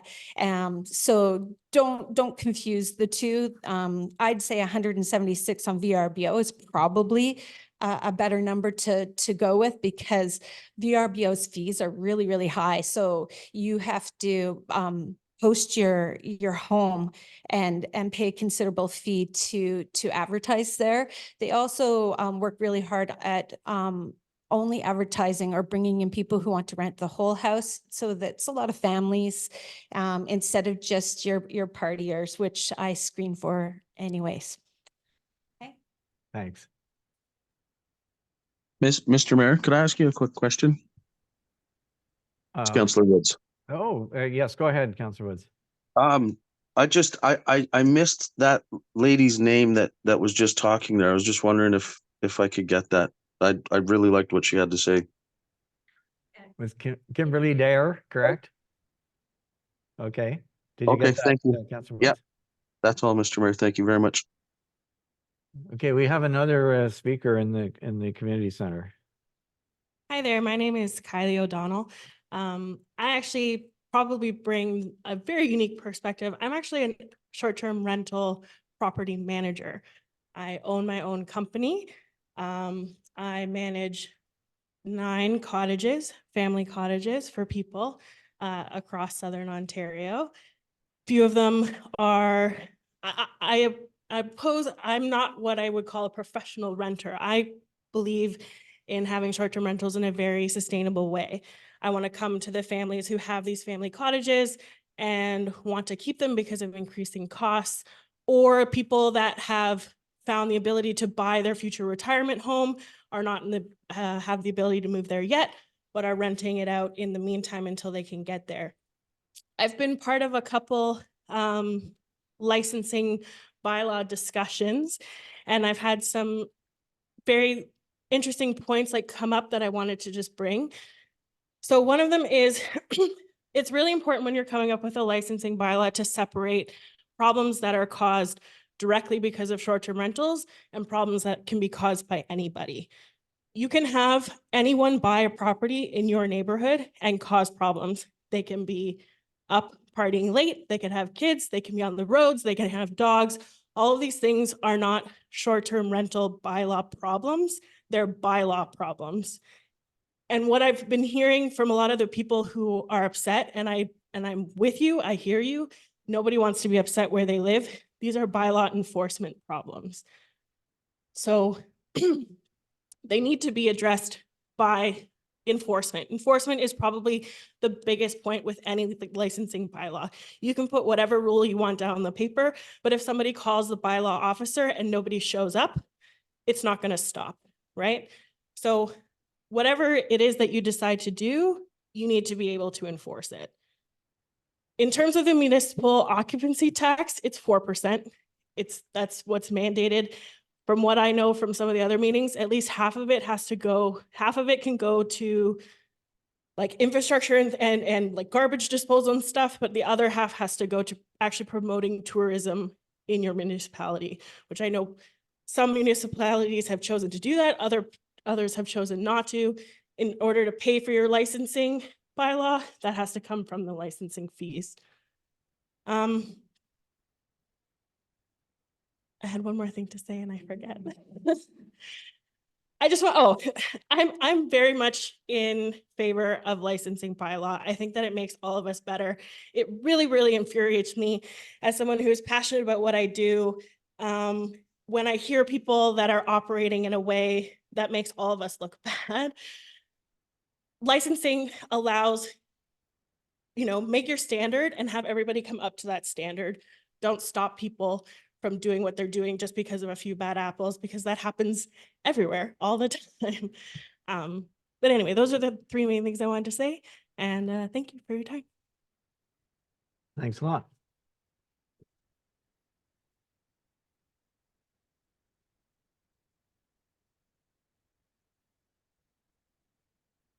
Okay, we've got one more in the community center.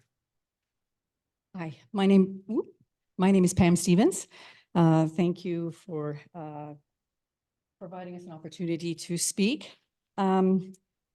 I just wanted to say, we bought a cottage up here in 2016. We moved up here 2019, retired and have made it our home. The same year we bought, a couple bought a cottage next door and turned it into a short-term rental. And the first year was absolutely awful. It was appalling. It was every 2 nights, so you come in, you come in at 4 o'clock in the afternoon, you spend that night, you have one full day, you have another night, and then they were out at 11 o'clock. And there's no way that you can actually have a bylaw officer come in and monitor sound or garbage or dogs running loose off leash because vacationers think it's okay for their animals to be on vacation as well. So beyond that, once we met the couple, we had a good conversation with them, and we have a very open line of communication with them, which has been very successful.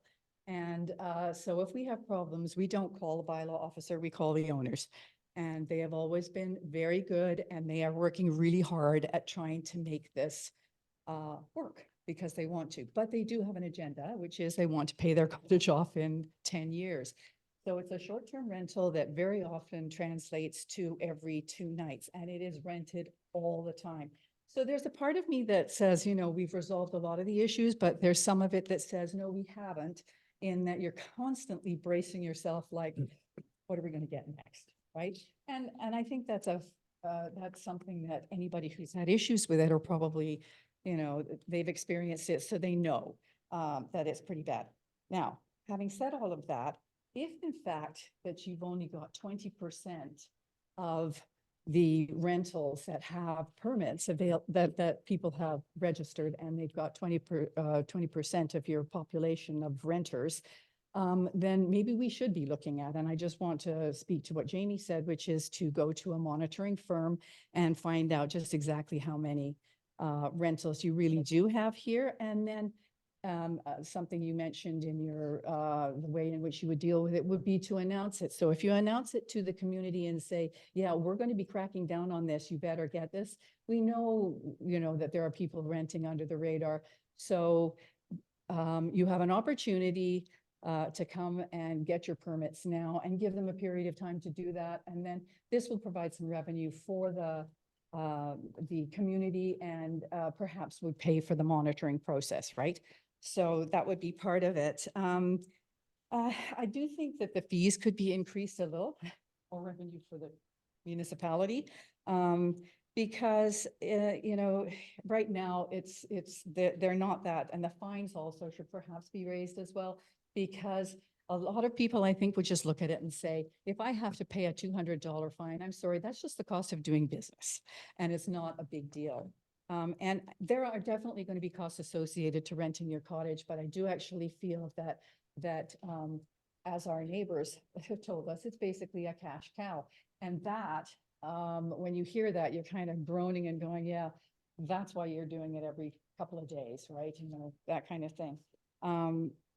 They have actually worked very hard at bringing in people that are coming in on a weekly basis now, and wahoo, because that is so nice, because it's families, right? And then they're there, and it's great. The one thing that I think also that came up, and I was reading the Lake of Bays and the Tiny Township bylaws, is that I think you can look at it and say, limit the number of days. Now, one of the townships, and I forget which one, whether it was Lake of Bays, said, if you are a single owner of one home, that you would rent, you can rent for 1 to 30 days per year.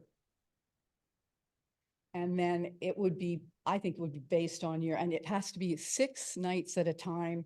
And then it would be, you can have a maximum of 8 people. Well, I think your septic system is going to, you know, that's what's going to dictate whether you can have more people or less people than that.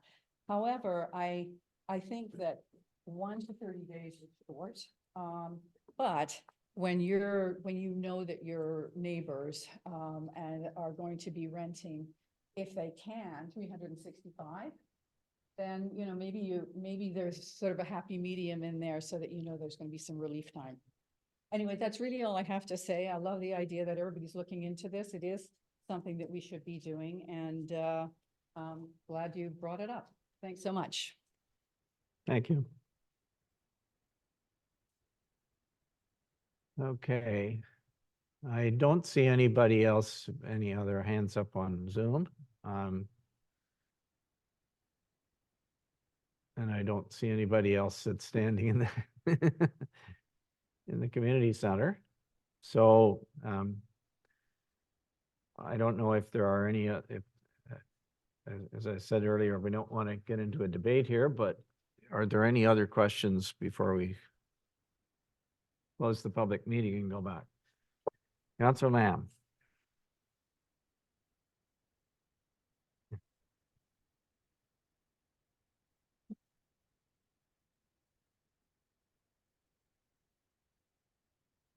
Yeah, just comments from counselors, because I think if we're going to write a bylaw, we should have some input into the bylaw, since we're going to end up being the people deciding here. So first of all, thank you everyone for all your comments, and I'm so impressed as to how articulate everyone was and how comfortable everyone was up at the microphone. That isn't an easy thing to do. And people passionately on one side or the other of this issue have spoken very well on it. So I've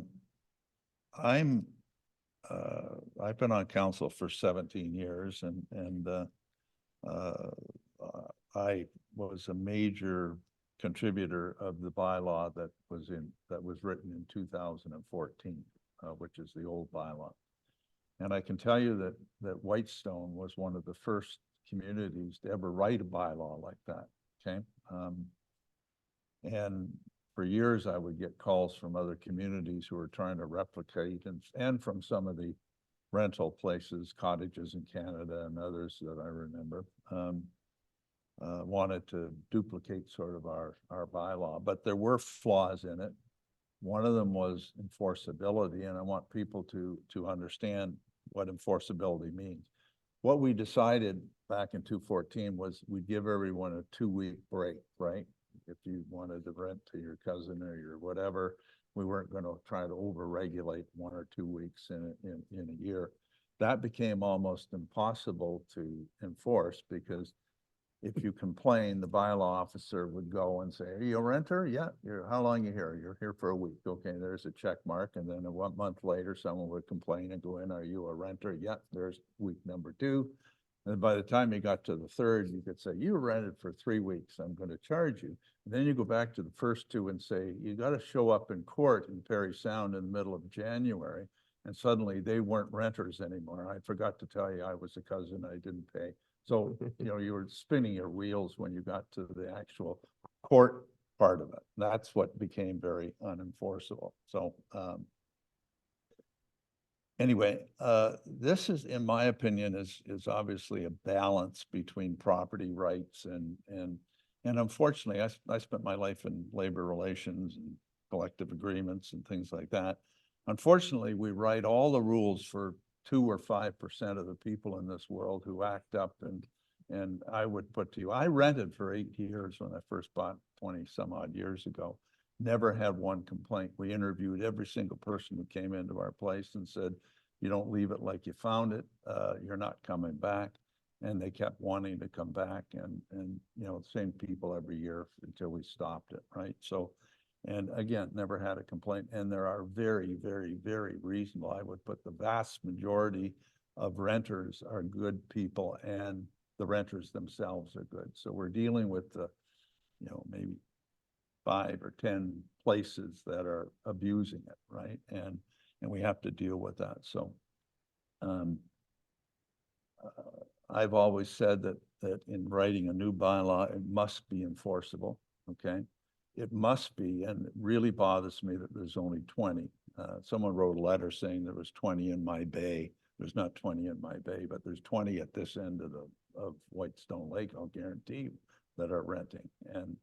And we have to set up a system whereby there's a substantial fine if you don't get a license to rent, okay? And someone said, hit them in the pocketbook. That's what you have to do. You have to say, "Hey, you haven't got a license. Here you go. You're on whatever Airbnb, and You got 2 weeks to get a license, otherwise there's a $3,000 fine. They'll be booting their butt down to the community center or to the office to get a license pretty quickly. And that's what we have to do. Once you've got a license, you can then control the whole situation better. So I'm very, very firm on my thoughts on that. I believe in a code of conduct and all the things that people saying. I won't go through everything, but I also believe that $200 a year is the right fee. You start saying it's 500, everything you do to drive, you don't want to, that's what's happened now. It's driven underground. There's no respect for the bylaw. So a lot of people don't even get a license, right? Whatever you set up, you have to make it easy for them to get the license. So, I'd rather it be $100 and have 150 people with a license than $500 and 25 people have a license, right? Yeah, so I believe in that. Private roads is a very difficult issue. The short-term rental component or tax, I guess, I think is something I'm interested in. If you're renting a cottage for $5,000 a week, which many are, look on Airbnb, $750 a night. It's not $100 a night. It's $750. It's $5,000 a week. A tax of 5% is $250 a week. Means nothing to people that are doing that. So you can also put that back, for instance, into our private road grant system, so that if people really have a problem with people on roads, if our road grant was 20% more, then that would take care of, the issues or many of the issues on private roads.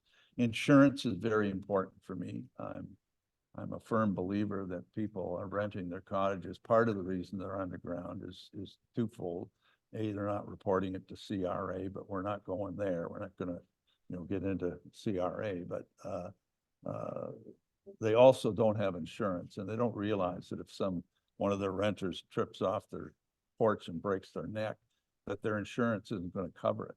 And because if you haven't told them and you're doing it professionally or for 8 weeks a year, you're in big trouble. And so I want proof of insurance. I don't want them just signing, I have insurance. It's easy to fib on an application, right? So I think that's very important. The septic is something that I guess, in my opinion, is very hard. All over the lake. My family comes to our cottage and there's 10 of us. I've got 3 bedrooms. You're going to tell me I only have 6 people in my cottage? That's ridiculous. What you want to do is stop the 22 that are there every week and that sort of thing. So I don't think if it's a 3-bedroom, you should say you will not rent other than to 6 people. I think that's a little ridiculous, right? Maybe there's something that says. Councilor Lamb, Yeah, we said we weren't going to debate. I'm not debating. I'm Well, telling my well, opinion. Thank you very much. And I have the floor. Well, but could you, I'm telling I asked people what- to limit it to 5 minutes, and this is for us I to have receive 10 minutes under the information. bylaw, okay? I'm telling people what I think as a counselor in terms of this issue, and I think it's important since I'm 1 out of 5. Okay, but if voters, then everybody is going to, everybody else in the group gets to say what they want, and we'll be here well, until then 1 we're o'clock, on right? council. It's not up to you to say, come on, anyway. I'm gonna wrap it up pretty soon. Please wrap it up. I will wrap it up pretty soon. Are we gonna go into another one of these long debates about how, you make it very difficult, Mr. Mayor, believe me. I'm trying to just be respectful for the other rules that I imposed on everybody Well, I else. think people are interested in what people think on council. Well, of this. they probably are interested in what I would I have would to have say, been and done if Councilor you Woods wouldn't be and Councilor arguing. Bray. Okay, I'd be done already if it wasn't for you arguing. No. So just leave it, okay? Come on, please wrap it up. Professional renters are important to me. Maybe there is some limitation that we put on, whether it's 140 days a week or a year or 120, I've seen on some. So frequency is important. That's, I think, all I was going to say. So we spent more time arguing, Mr. Mayor, than I was about to wrap it up. So anyway, that's what I have. That's my general feeling on it. Any negotiation that I've ever been in will end up with both parties, be it people who are for or against hurting. So everyone's not going to get their way, right? It's going to hurt everybody a little bit. If we do it right, that's what it'll end up. So thank you. Thank you. Are there any other quick comments that council wishes to make at this time? Councillor Bray has the floor. Yeah, and I appreciate everybody's comments today. Thank you very much for coming out and voicing your opinion and all the written comments. It's really helpful. I haven't seen any version other than what we already have in place, so I don't know what the committee has been thinking or talking about. But I do know that it is an important issue for our municipality, and I know that people feel very passionate about it. And hopefully we can come to some agreements that can balance it for everyone so that we can have the short-term rentals, but we also are respectful and that we have something that, and I truly believe we need something that is enforceable. I think what we have now is not, and that's part of our problem. So I look forward to seeing what we have. Thank you. Okay, thank you. Anybody else? I have a quick comment. Oh, sorry. Go ahead, Councillor Woods. No, you go ahead, Councillor Nash. I can wait. Thanks, Brad. I just had a couple comments, Mr. Mayor. I also have only seen the draft, the existing bylaw that we have. And it'll be nice to see when the committee comes forward with a new proposed one. I'd hope that our new planner that did the presentation today, and maybe a lawyer behind the scenes will help draft that up to present to us. And I do think that the existing bylaw, I'll say, is out of date given the change in technologies and online stuff and the growth in population and the growth in people wanting to rent out their units, but also the growth in people wanting to rent units. So I do know we have to have a bylaw that works for all sides, and I'd like to see it when it comes forward to be able to comment on the draft that's brought to us for comment and review. And just wanted to comment on everybody making the presentations today and the letters. I think they were all good inputs, and it shows various sides, and everybody has opinions. And I think it was great that we had so many people wanting to speak and also present letters. And it shows that the people want to be involved in letting us know what their thoughts are, which I think is great and part of the process. Okay, thank you. Councillor Woods. Thanks, Mr. Mayor, through you. I know Jamie's not here, but I would like to thank him for the work that he put into the presentation. I thought it was done very well. My biggest takeaway is we have a great number of our residents completely engaged in this issue. And that, I think, is fantastic. Because whenever we're going to write a bylaw, community engagement to me is the key. We all need to listen, which I think we all do very well. So I'd like to thank everyone on council for doing their part. And I would definitely like to thank everyone in the community for sending in their letters and standing up and talking. When it comes to any of our bylaws, enforcement is key on any of them. So I'll just leave it at that. I'd like to just thank everybody. I thought it was a good session that we just had. Okay, thank you very much. And again, my personal thanks to all of you for participating. I thought it was very good, and really appreciating getting the comments. Councillor Lamb, go ahead. Thank you. So for everyone here, where do we go from here? At a public meeting, I think everyone wants to know what's next. Do we know what's next? Well, I think we do. Good. Well, you let's want to tell answer, people. Madam CAO? Thank you, Mayor Comrie. I can jump in at this point. There is a draft bylaw that staff have been working along in concert with a couple of members of council who were part of a committee from several years ago. We looked at numerous other bylaws and successful municipalities that have been successful, one of them being Tiny, another one being Lake of Bays. They've been very successful with their rental unit bylaw, and they're still working out what they call the kinks.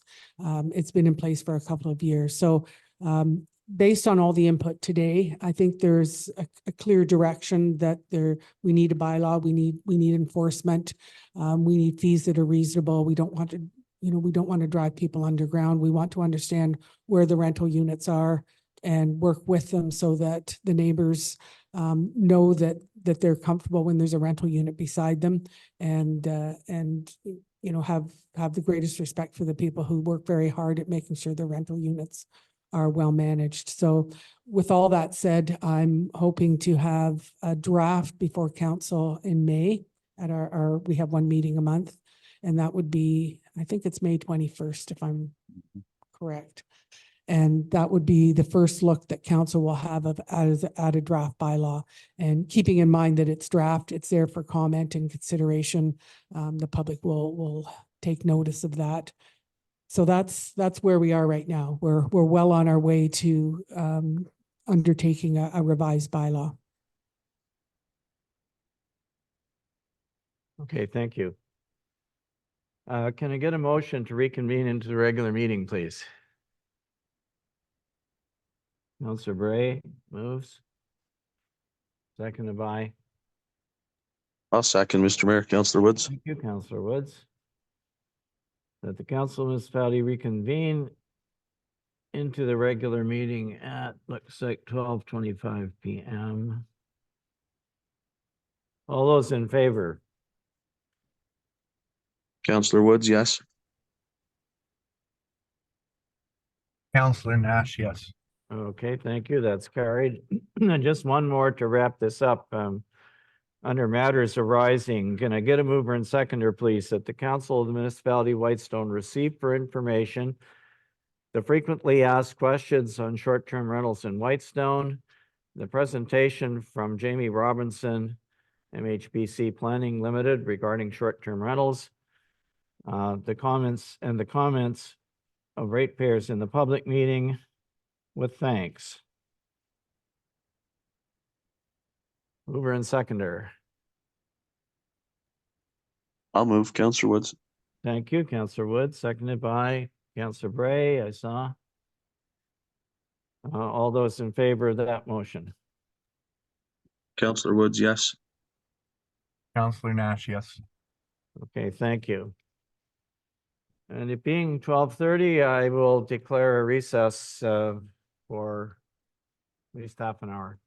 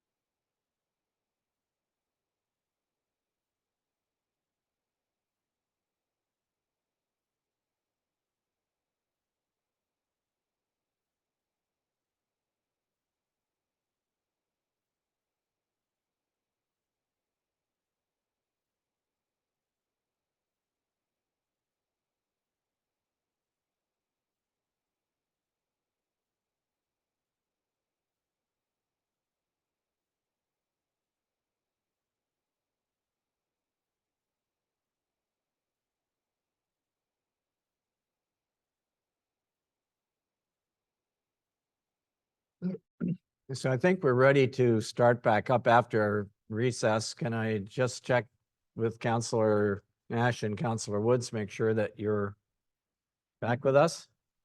I'm here, Mr. Mayor. Thank you. And I'm here Councillor Woods. also, Mayor. Thank you, Councillor Nash. We will then resume, and the recording is back on. So where we are in our agenda is at item 7, which is the consent agenda. So could I get a mover and seconder, please, for to approve it? This is the motion. Whereas the Council of the Municipality of Whitestone has reviewed the consent agenda consisting of a number of council and committee meeting minutes, regular council meeting minutes for February 20th, special council meeting minutes for March 4th, regular council, the budget meeting minutes of March 5th, Whitestone Environmental Stewardship Committee meeting minutes of November 13th, 2023 and December 11th, 2023. Recreation Committee meeting minutes for November 23rd, 2023, December 14th, 2023, and January 11th, 2024. And the Whitestone Public Library and Technology Center Board minutes for January 15th of 2024. And the unfinished business listed on page 5 to 8 of the agenda package. Now, therefore, be it resolved that the Council of the Municipality of Whitestone hereby approves the following council meeting minutes. The regular council meeting minutes of February 20th, 2024, the special council meeting minutes of March 4th, 2024, and the regular council meeting, budget meeting minutes of March 5th, 2024. And that the council receives for information the other minutes, minutes of committees, which are the Whitestone Environmental Stewardship Committee meeting minutes for November 13th, 2023 and December 11th, 2023. The Recreation Committee meeting minutes of November 23rd, 2023, December 14th, 2023, and January 11th, 2024. And the Whitestone Public Library and Technology Center Board minutes of January 15th, 2024. And the unfinished business listed on pages 5 to 8 of the agenda. So, yeah, quite a mouthful, but could I get a mover and seconder for that resolution, please? Moved by Councillor Lamb, thank you. Seconded by Councillor Bray. Any discussion? If not, I'll ask all those in favor to please indicate. Councillor Woods, yes. Councillor you. Nash, yes. Thank you, that's carried.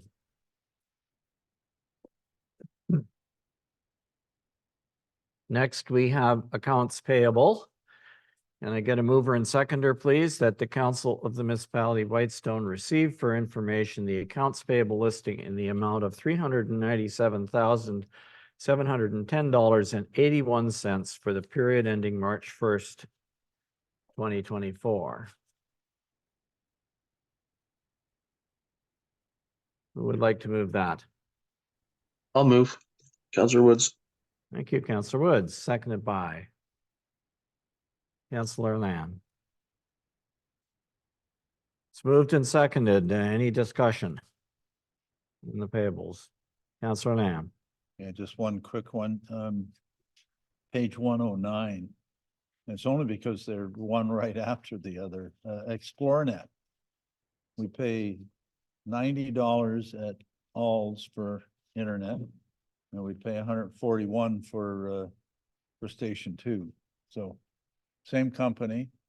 Why are we paying $50 more for one than the other? That's a good question. Who can answer it?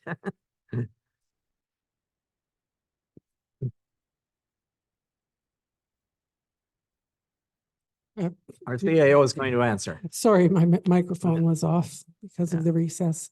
I don't have an answer for you, but we will look into it. What I could also add is that there was a question several months ago about moving the public access, which is the Explorer in brackets fire at the Fire Station 2 over to the Ardbeg Community Club. And we as in Manager Creaser has had conversation with the folks, and that is agreeable. I think we're moving away from ExploreNet and into a oh, now I can't think of it. What do we have? Starlink, yes. So that's in the works. But to your question, I'll find out what the difference and why the difference in cost. Well, just on that, I know it's an aside, but the surveyors have been out, for instance, on Balsam Mechanic. I think they talked to the Correct. mayor about that. They're all over the place, doing the survey. Mhm. And the surveyor said, well, they sure have to put this in. The survey's only good for 1 year. And so if they haven't done it, if they haven't put in the areas of surveying, they got to redo survey next year at this time, right? So, will we have Starlink here? Duplication here? Will we have a Starlink system to move up to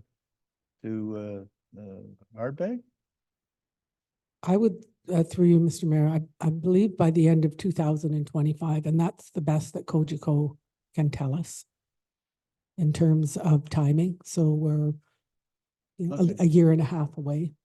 I think it's going to be much sooner than that. I get the sense, at least from the surveyor, but Right. my point is, are we buying a new system of Starlink up in Ardbeg? That Or are was we the just intent. moving Well, we're looking into it, and the prices have dropped significantly, so that's part of the I think they've gone research. back up, like the $199 special on Starlink. Right, I think they're back up again, okay. but. Well, I'll, Anyway. someone will follow up with council on Well, both those yeah, my items. direct question was why we're paying different, and that would go for, I don't know what we pay. What's over at York Street? Is that ExploreNet? No, ExploreNet is just for the two northern locations. The others are Bell? Bell, that's correct. Okay, thank you. That's all I have.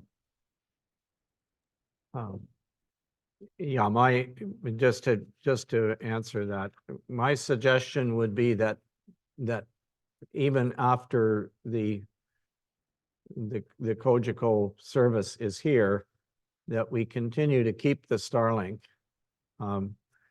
as a backup, because you have to appreciate that everything is dependent on that, on what is essentially a single fiber link. If that gets cut or whatever, then there would be no internet in the office. There would be no internet in here. There would be no internet in the library. So there is an advantage to having Starlink, which is completely independent, as a backup and it could be made to serve those to ensure that in the event of an emergency of some sort, we actually had a good internet service. But eventually, my belief is that the Bell fiber will in fact be in Ardbeg. And so probably, but that's going to be even longer than it getting here with the Cogeco project. So it might very well make sense to have a Starlink in Ardbeg. But anyway, I guess staff is still looking at that whole question of what they can do. Anyway. Mr. Mayor, Yes. just one quick question if I could. Sure. Does this mean that we're going to be able to have a meeting up in Ardbeg maybe this year at the Ardbeg Community Club like we, traditionally we used to? I think it would be premature to say that, but the CAO is nodding her head. Okay, thank you. I know that there's been people in the community. They enjoyed it when we went up there, right? I know we all used to sweat to death in the August or whatever the meeting was up there because the no air conditioning, but I think it'd be good to get back up there if we could, when we could. Okay, good thought. Any other questions about payables? Through you, Mr. Mayor, I have three really quick ones here. Go ahead. The first one, I'm sure there's an explanation for all of them fairly quickly. Line item 37230 on page 105. I'm just wondering, it says tax refund. I was just wondering if there's any information on that. I just don't understand the note. It says due to municipality, but I'm just wondering what the reason for a 2024 tax refund, if it was. You said on page 105? 73230. 37230. Oh, I see it. Yeah, $3,800. Go ahead. Through you, Mayor. Yes. This is an excess credit sitting in our account with one of the customer paid overpayment. That's a request for a refund. So that's the reason we paid that money back to them. Thank you. Yeah. Okay. A ratepayer overpaid their taxes. Correct. And so they're being refunded what they overpaid. Yeah, perfect. That makes sense. Okay. And then on the same page, the very bottom, very last line, 2064 is for Canadian Tire non-freight bunny trail railroad crossing. Just wondering what that is. Do we have to pay for the lights or something? I'm just wondering what it's for. Canadian National, not Yeah, it's Canadian. not Canadian Tire, Canadian Oh, National. sorry, Canadian National. That's what I CNR. meant. Well, his, did you hear the question? David Creaser, our manager of public works, has just joined the meeting, and so he's going to answer they're asking the question as to why do we pay for the bunny trail crossing? So through you, Mr. Mayor, thank you very much. We are required by CN, as other municipalities are, when there's a crossing, to pay for the safety features of the crossing. And that's a set rate each year. Okay, thank you. I never knew that. And the very last one on page 110, line item 17, it says, and I was just wondering, it's to the Ministry of Finance, but what's an employer health tax? I'm just not familiar with that, so I was just wondering what it was. Through you, Mayor. Our treasurer will answer. It's an employer health tax we pay each month. Let's go to the province. What's it for? How you this is how OHIP recovers some of their costs. You know, Correct. you pay as an individual taxpayer, you pay a certain amount on your on your tax return, right? Towards the cost of OHIP. It might be $300 or $600 or $900, but the employers also have to pay a certain amount of Yeah, this is it's health like that tax. from payroll, we pay Yeah. for every employee a EHT portion that will be deducted, and this will be contributed monthly to the province, Ontario province. Thank you. Perfect, thank you. I never knew we had to pay something. It's a like that. payroll deduct, it's a payroll deduction or a payroll remittance, not a deduction, but a remittance like CPP, for example. You get a deduction for CPP, but your employer also pays something over and above that. Perfect, thank you. Okay. Any other questions or comments on the? If not, I guess we'll call the question then to receive the payables listing for information. All those in favor? Counselor Woods, yes. Counselor Nash, yes. Thank you very much. All right, that brings us then to, if I'm not mistaken, to section 9, which is staff reports. And the first one is a tender award for the supply and delivery of gravel materials. Let's get the motion on the floor, and then we'll have some discussion. The suggested motion is that the Council of the Municipality of Whitestone receive report Public Works 2024-03, which is a tender award for the supply, delivery, and spread of gravel materials for information, and that the Council of the Municipality of Whitestone hereby provides pre-budget approval and awards the contract for the supply, delivery, and spreading of 10,000 metric tons of granular materials to Weeks Construction Incorporated, Perry Sound, in the amount of $200,380 plus HST. Can I get a mover and seconder for that, please? I'll Moved move, by Council. Councillor Bray, seconded by I'll second, Mr. Mayor, Councillor Thank Woods. you, Councillor Woods.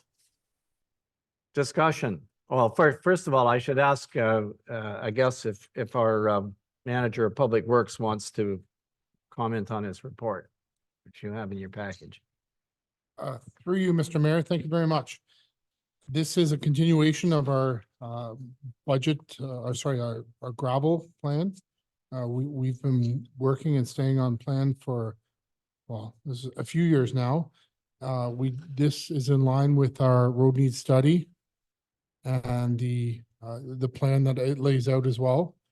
The budget for this year, a portion of that, those funds, approximately 119,000, is through the NORDS funding, which is Northern Ontario Resource Development funding. So about 119,000 of our budget, it comes from them as well. And this is, we did an application a number of years back. I think 21 was our first application, and we did use our resources, our logging resources as part of the application. So because a lot of our roads are used for logging, we did receive funding for this, for the Northern Resource Development. This year's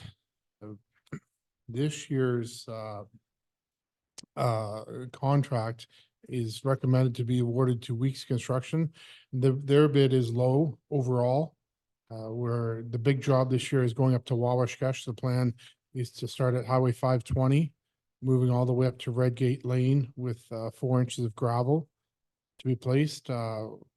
We have a few dig outs as well for across Teves and ditching as well that we're completing. And they are low this year. As an example, our price has come down over last year. You may have noticed that the general price for delivery to the yard is slightly down over last year, which is a positive. And we hope to continue on with the good work that we've been doing and following our plan for our gravel treatment. Thank you.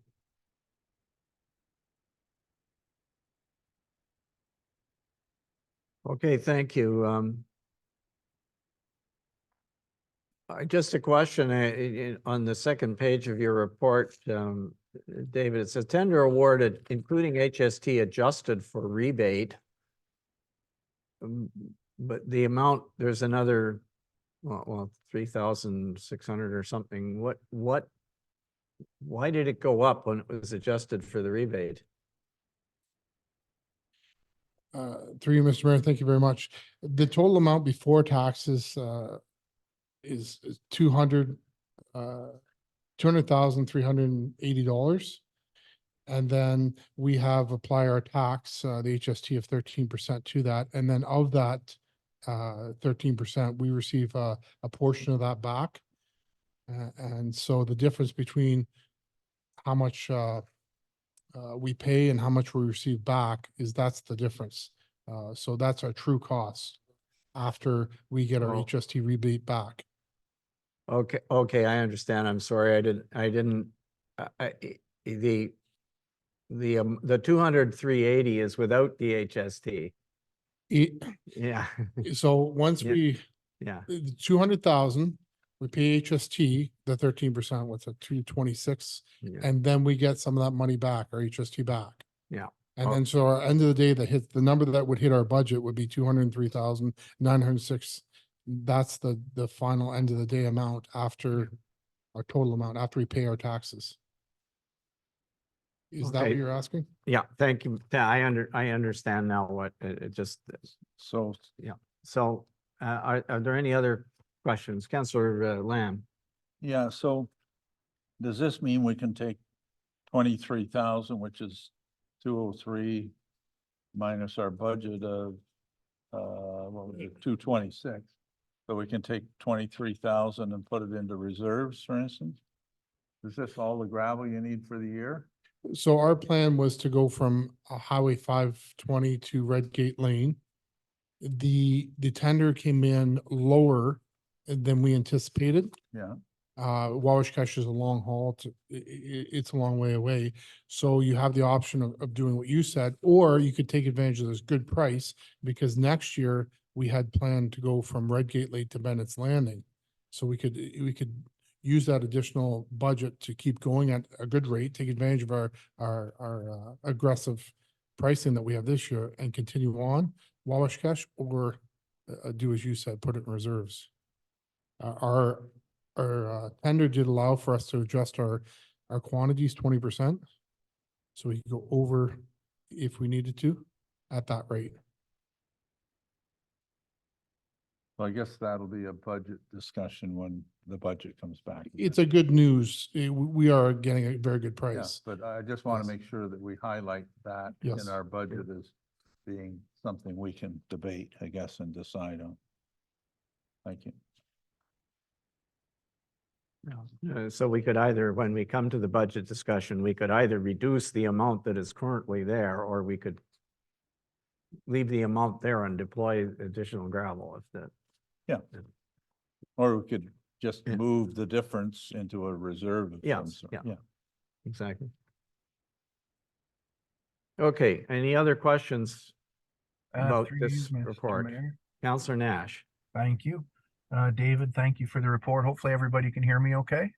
Yep. Yep. Perfect. So a number of questions, Dave. It's great to see that the price has gone down about 3.5%. So that's a nice surprise. So that's good. I see that you'd invited 5 bidders. So it's also good that we got a couple prices back. I see that it says the delivered price to the yard is $18.47 a ton, which is like you'd mentioned, lower than last year, which is great.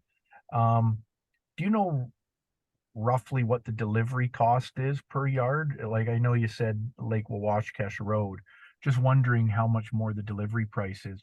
I think last year you said it ranged depending where it was. Is that still the same this year, that there's a range? Through you, Mr. Mayor, thank you very much. I'll see if I can bring that number up. I believe it's around the $21 mark, 21 and change. It's per ton that we have a price, and that's placed. So delivered and placed, or just under 22, let's say. 21 and so change, under 22 pretty- placed for Wawashkesh.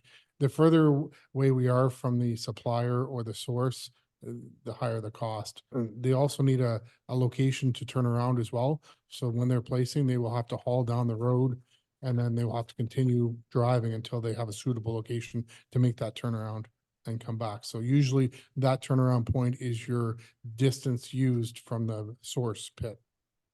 However many kilometers that would be. Perfect. Yeah, no, that's a pretty good haulage rate. And then I was, I guess my last comment, which it's a little bit for today, but I think it'll go more into the budget, or sorry, 2 last questions. It said Wawashkesh Road, annual maintenance gravel. So for 2024, how much of the, I'm going to say the 200,000 is just for the annual maintenance gravel, and how much is for Wawashkesh Road? Like is some of that put aside for like repairs here and there? And if so, how much is it? Or is it annual maintenance gravel, meaning it's Wawashkesh Road this year? And it's Through you, on Mr. page Mayor, 116. They are two Dave, so- separate amounts. Hauled into the yard is our annual maintenance gravel. 25,000 is a rough number for what we would spend. And that includes bulk portion of that would be response to issues in the spring or washouts that we would have due to storms or just to respond to issues as they arise. There's also the summer roads that do get a little bit of gravel, a modest amount of gravel as well. And then in addition to that, there's also some minor things like our snowplow turnarounds and our boat launches. Again, those are very small numbers when you start talking about gravel, how much we spend on gravel. Yeah, perfect. And the last question, which is probably the most important, I think. I took some time and read not all of it, but the majority of the road need study back from 2020. And this is where I was saying, I don't know if it's for today, but maybe for the budget meeting. Like I know right now we show kind of the 5-year gravel plan, 2024 through 2028. And this year it shows Wawash Road. And when I was kind of looking through the roads need study, I kind of looked at, it was the last page of the study, and it does a good job, right? It shows, how much has to be spent on each road for dig outs or rock removal or gravel overlay or ditches and culverts, and what year the maintenance gravel would be and what year the improvements for dig out or ditching and rock removal, all that kind of stuff. And I was just wondering, this year we're saying Wawash Road, and I was just wondering if maybe for the next budget meeting, instead of taking too much time today, like I know in 2023, it said that there should be some money spent. It was like about 20 grand on Marine Drive and 10 grand on Bob's Crescent and 70K on East Town Drive for digging out, and some gravel for Lads Road and Alds and Edgewood for digging out. And I'm just wondering, have we done everything up to 2022 or 2023 in the road need study for the gravel, but also for the ditching and stuff? And I noticed, and the reason I asked it is I saw Lake Wawash Road shows as 2027 to get gravel from Highway 520 to Chambers Drive and from Chambers Drive to Gorham Drive. But it said in 2022, there would have been some digging out and I think some culvert works and stuff like that. And I know there was some gravel placed last year. So it was really, I don't know if you can bring to the next meeting, Dave, just where do we stand on the road need study from year 2020 to year 2023? And is there any roads that we've missed that were in the roads need study thus far? I know you say we're keeping on track, but I think if we see it as council written out what year we did what. And it was really good when I saw this because I looked at it in more detail than I had in the past, being relatively new on council. And I found it quite interesting. It was hard to read because it's a bit small, but very interesting into the detail, which you've always said this report has about, digging out and ditch work and everything like that. So I don't know if that's something you think you might be able to bring back to a council meeting. Just kind of let us know where we sit on that. And has everything before the year 2023 been done?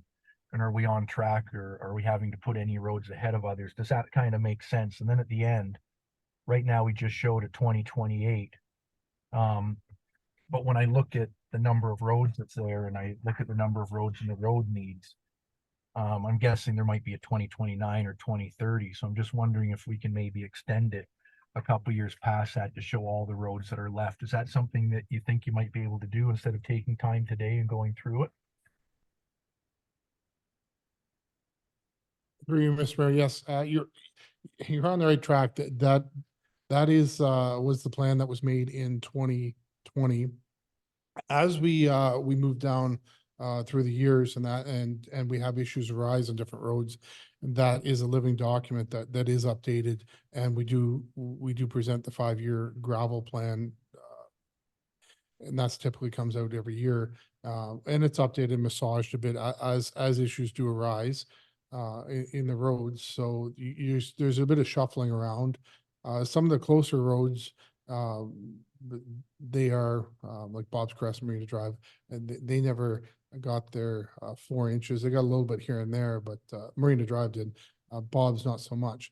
But Wawash was bumped up the list as it did require more maintenance annually. So we were going out there more often to respond to different issues. So it did get bumped up the list. There's some other items that have been pulled from future years, down into, closer years, and those have been completed as well. As the resources are available and budgets allow, we've been completing the work, as best we can with the resources that we have at hand. So I'm happy to provide an update of where we came from the road need study, what work was completed, a general idea of which roads from where to where have been completed. And I think you'll be happy with the results you've seen. We've been doing good work. Council's been very supportive of our programs, road needs programs, and we have done good work, and I'm happy to bring that forward as there's room in the council agendas.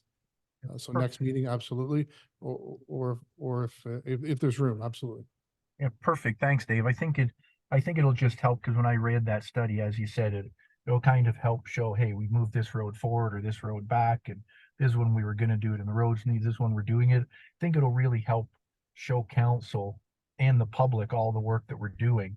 And the last thing, I'd kind of, for any member of council and any member of the public, I think it's available online, that hasn't looked at at it lately. If you go to the very last page of it, it's quite detailed, as you've said in the past, Dave. And I took Wawashkesh Road, and I'll use that as an example because it's on the list for this year. And I was amazed, but there's a lot of big numbers on here for other roads. There's roads that have a couple $100,000 worth of work to do. And I looked at Wawashkesh Road, and I guess between 2022 and 2028, there's probably almost, I think it's about $400,000 or $500,000 or more of work on Lake Wawashkesh, including ditching. So not so much the gravel, even though we're talking about gravel now. Has the ditching already been done, or the digging out that we had to do? And are we kind of doing that beforehand, before we're doing the overlay, I'll call it? Like, I see there was almost 100,000 of ditches, $157,000 of ditching and culverts to do on Wawashkesh Road. So have we done that already, maybe last year, or are we going to be doing that before the gravel this year? And I know your report might show that. I'm just trying to figure out how we're doing it. So if you can bring that back to another meeting, again, don't answer it today, that's fine. That would be fantastic. But I think it's great to look at for everybody. It really is quite detailed, and it's a really good working document for you, Dave, which is great. So thanks. Through you, Mr. Mayor, I can answer that quite quickly. It's an easy question. Wawashkesh Road, the last couple of years have received work. There's additional work to be done, but there's been some dig outs, there's been ditching. Year before, we actually broke rock. We had rock in the road and the outcrops that we were breaking rock out as well to allow for drainage. So this work has been going over the years. There is some additional work that needs to be done. And the gravel overlay is just part of the plan, continuation of the plan. But the road has been prepared, and we got, I think, a couple more culverts to do and a little more ditching, but yes, it's all been part of the plan. Thank you. Perfect. Thanks, Dave. Thank you. Anything else on this item? Councillor Lamb. Yeah, I wasn't sure, Dave, where I got the answer to 2024 Wawashkesh Road, 520 to Red Gate Lane. How much of our gravel is being used on that project this year, of the 203 or whatever? How much is for that project? Through you, Mr. Mayor. Roughly, yeah. Roughly about 175, 170 to 175. 175,000 is going, and how much next year would go? Is it further from Red Gate Lane to Bennett's Landing? No, that portion is shorter, and it does have some of the rock fill area that we were going to skip. So the work that was done a number of years ago, it wouldn't receive the 4 inches of gravel. It would be from Red Gate Lane up to the rock fill where the road was realigned. And when I say rock fill, there was blasting done, and then rock was put down as road base, and then granite was put on top. And then we would continue on after that to the landing. So So what what- would you estimate for next year, the second phase, I'll call it, 100 grand or? I don't have that number in front of me. So no guesstimates? I certainly could. I could take a stab at it. Probably 60. 60? 60, probably 60 Okay, or 70, yeah. Okay. Just before I forget, Manish, and you're here and kind of related to this.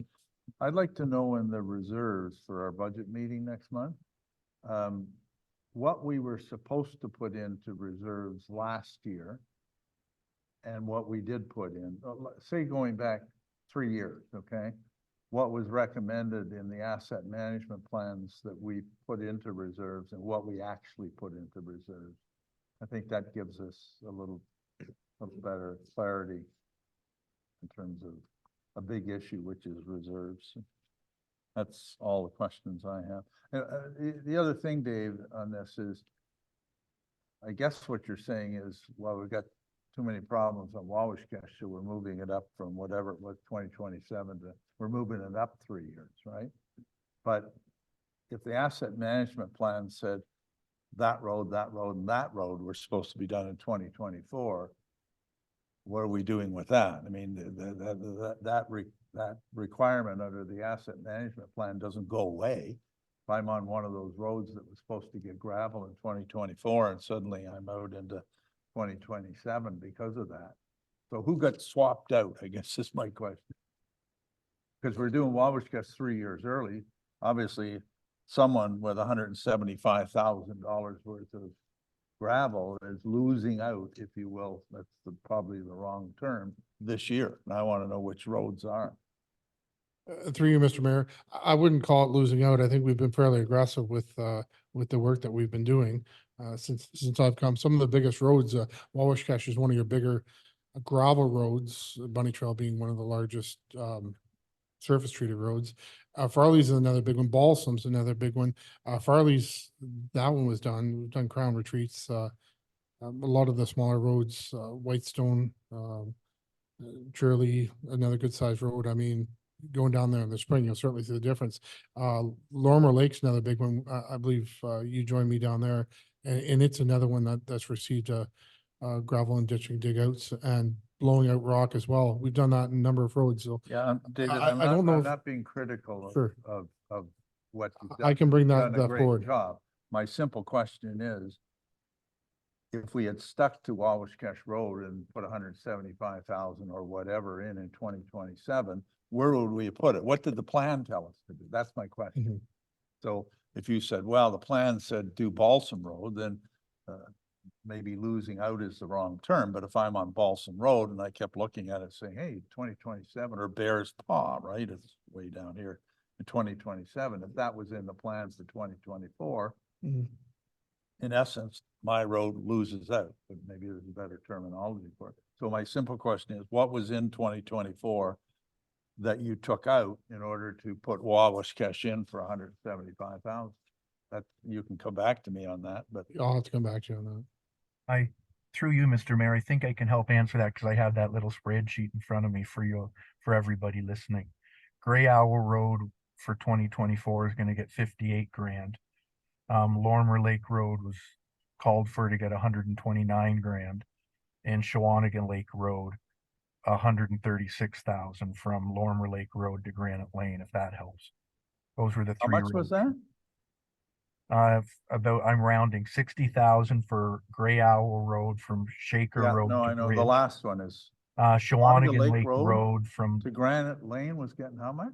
Lorimer Lake Road to Granite Lane, 136,000. Holy camole, for the Yeah, summer and- maintenance of that road? And Lorimer Lake Road, 130,000. But we were gonna put down 136,000 in our plan to a seasonal road, is that correct? In the plan? That's what Isn't it that, that's a says here. seasonal road, isn't it, down to Granite Lane? It says Shawanigan Lake Road, Lorimer Lake Road to Granite Lane. Or sorry, Squaniga Lake Road to Granite Lane is a seasonal road. Yeah, 74,000, sorry, not 136, 74,000. Sorry, it's so Wow. small. Wow. I don't have that in front of me through you, Mr. Mayor. I'll have to speak to it, I would have to have that in front of me. A portion of that road is our year round and so I'd have to see that. Usually roads are broken up into segments, so you could have a full length of road, but there would be different segments. And then usually in that plan, they would have segments broken up, so I could see exactly which segments from where to where is receiving what, or is recommended to receive what work. And as you're aware, Lorimer and Shawanaga, our year-round portion, did receive that work. That work's been done. So this year, what Council Nash did identify Okay. for Lorimer and Shawanaga generally has been done. Folks say we are getting a little bit off the subject here. This is to approve, this item is to approve the contract award for the granular. We can perhaps have this discussion later on when our manager of Public Works has the information in front of him and can answer questions about exactly where it has gone and where it will go. Is there anything else about this award of the contract? Well, Okay, yeah, so you, Mr. Mayor, I just don't want to lose sight of some of this stuff, right? The devil's in the detail, and I'm not trying to be critical of staff or anything like that. But I'm responsible, as all of us are, to the taxpayer. And if I'm on, I got asked last night about East Town Line Road, or yesterday, I forgot that this was here, and I could tell them that you're getting some gravel next year. But again, we have a plan, and we should be, as far as I'm concerned, following the plan, whether it be reserves or whatever. And if you're switching around, I think it's important that council know that, right? Because we're the ones that get questions on the roads, right? You do too, but so do we. And It's through you, Mr. Mayor, and that's why we bring the 5-year plan to council. That's the I know, but the 5-year plan, David, has to be against the asset management plan. You can't, you know, if you say, hey, we're following the asset management plan, if you want to know the detail, it's all in there. But this isn't. This is all your interpretation of it, which is fine, and it may be spot on. But I'm trying to get at, you know, what was the plan, and what are we doing now on, and what's sort of, I'll say, losing out or whatever, right? You've got to have answers to that. And I'd like it coming back to a council meeting. So that's. through you, Mr. Mayor. It looks like I fell short on this 5-year plan. If I would have added the other columns that would have included our road needs study, I think that would have given the information that you're looking for. So they would have seen the years and what was where the gravel was going and how much for each year. I put against our updated 5-year plan. So then you'd be able to discriminate. The background of this, and the mayor may not like me going on this, but again, we had an asset management plan on our roads some 3 or 4 years ago that had some monstrous figure, like 2/3 of our gravel roads are in poor shape or whatever. They're in much better shape today, by the way, since you arrived. So you know, I believe that, but having said that, people remember that, and I do get the odd call on that saying, well, what are we doing on our roads? Are we putting enough in, given that background, right? So this stuff is important to me. And I think it's important to Councillor Nash too, from what I hear his questions. So I just wanted a little more in-depth report. That's all. Thank you. Mr. Mayor, if I could, just a quick one. Councillor Woods. This is great discussion that we're having. Maybe we put that as an agenda item where as council, we're going to review that roads need study with whatever information Dave has. Maybe a better option rather than trying to do it right now. So I definitely think this is something that we should maybe look at again, and just to keep everybody on the same page kind of idea. But I do think our gravel roads are in much better shape than they ever have been, in my opinion. So I'd like to thank staff for that anyway. Yeah, I have no disagreement with the request for the information. I'm just trying to not put our public works manager on the spot when he doesn't have the information in front of him. That's all. I was just trying to but put it to another meeting when we can get the information that would answer the questions people are asking. So if there is nothing further, can we call a question on this one, please? Through you, Mr. Mayor, just before we do the question, it's not to comment more on what we just spoke to, but for the motion, could we do a quick amendment to it just to say that the gravel locations will be determined, you know, at a future date? So before we say it's going on Washkesh for sure, in 2024, can we just say that's the appendix A, that we kind of say no problem awarding the gravel in the amount of 200,000, locations to be confirmed following further council discussion, something like that. I don't know if I might have a seconder for something like that, or what other council members might think. Well, you can propose an amendment to the resolution that's on the floor already. And we'll see if it's if you get a seconder. The amendment that you want is paper for it. Okay. I don't have the exact motion in front of me, but whatever the current motion says, that, you know, the contract be awarded for the amount, whatever the motion says for that, and that the locations for the gravel to be confirmed at a future council meeting. Okay, well, how about this? That the Council of the Municipality of Whitestone defer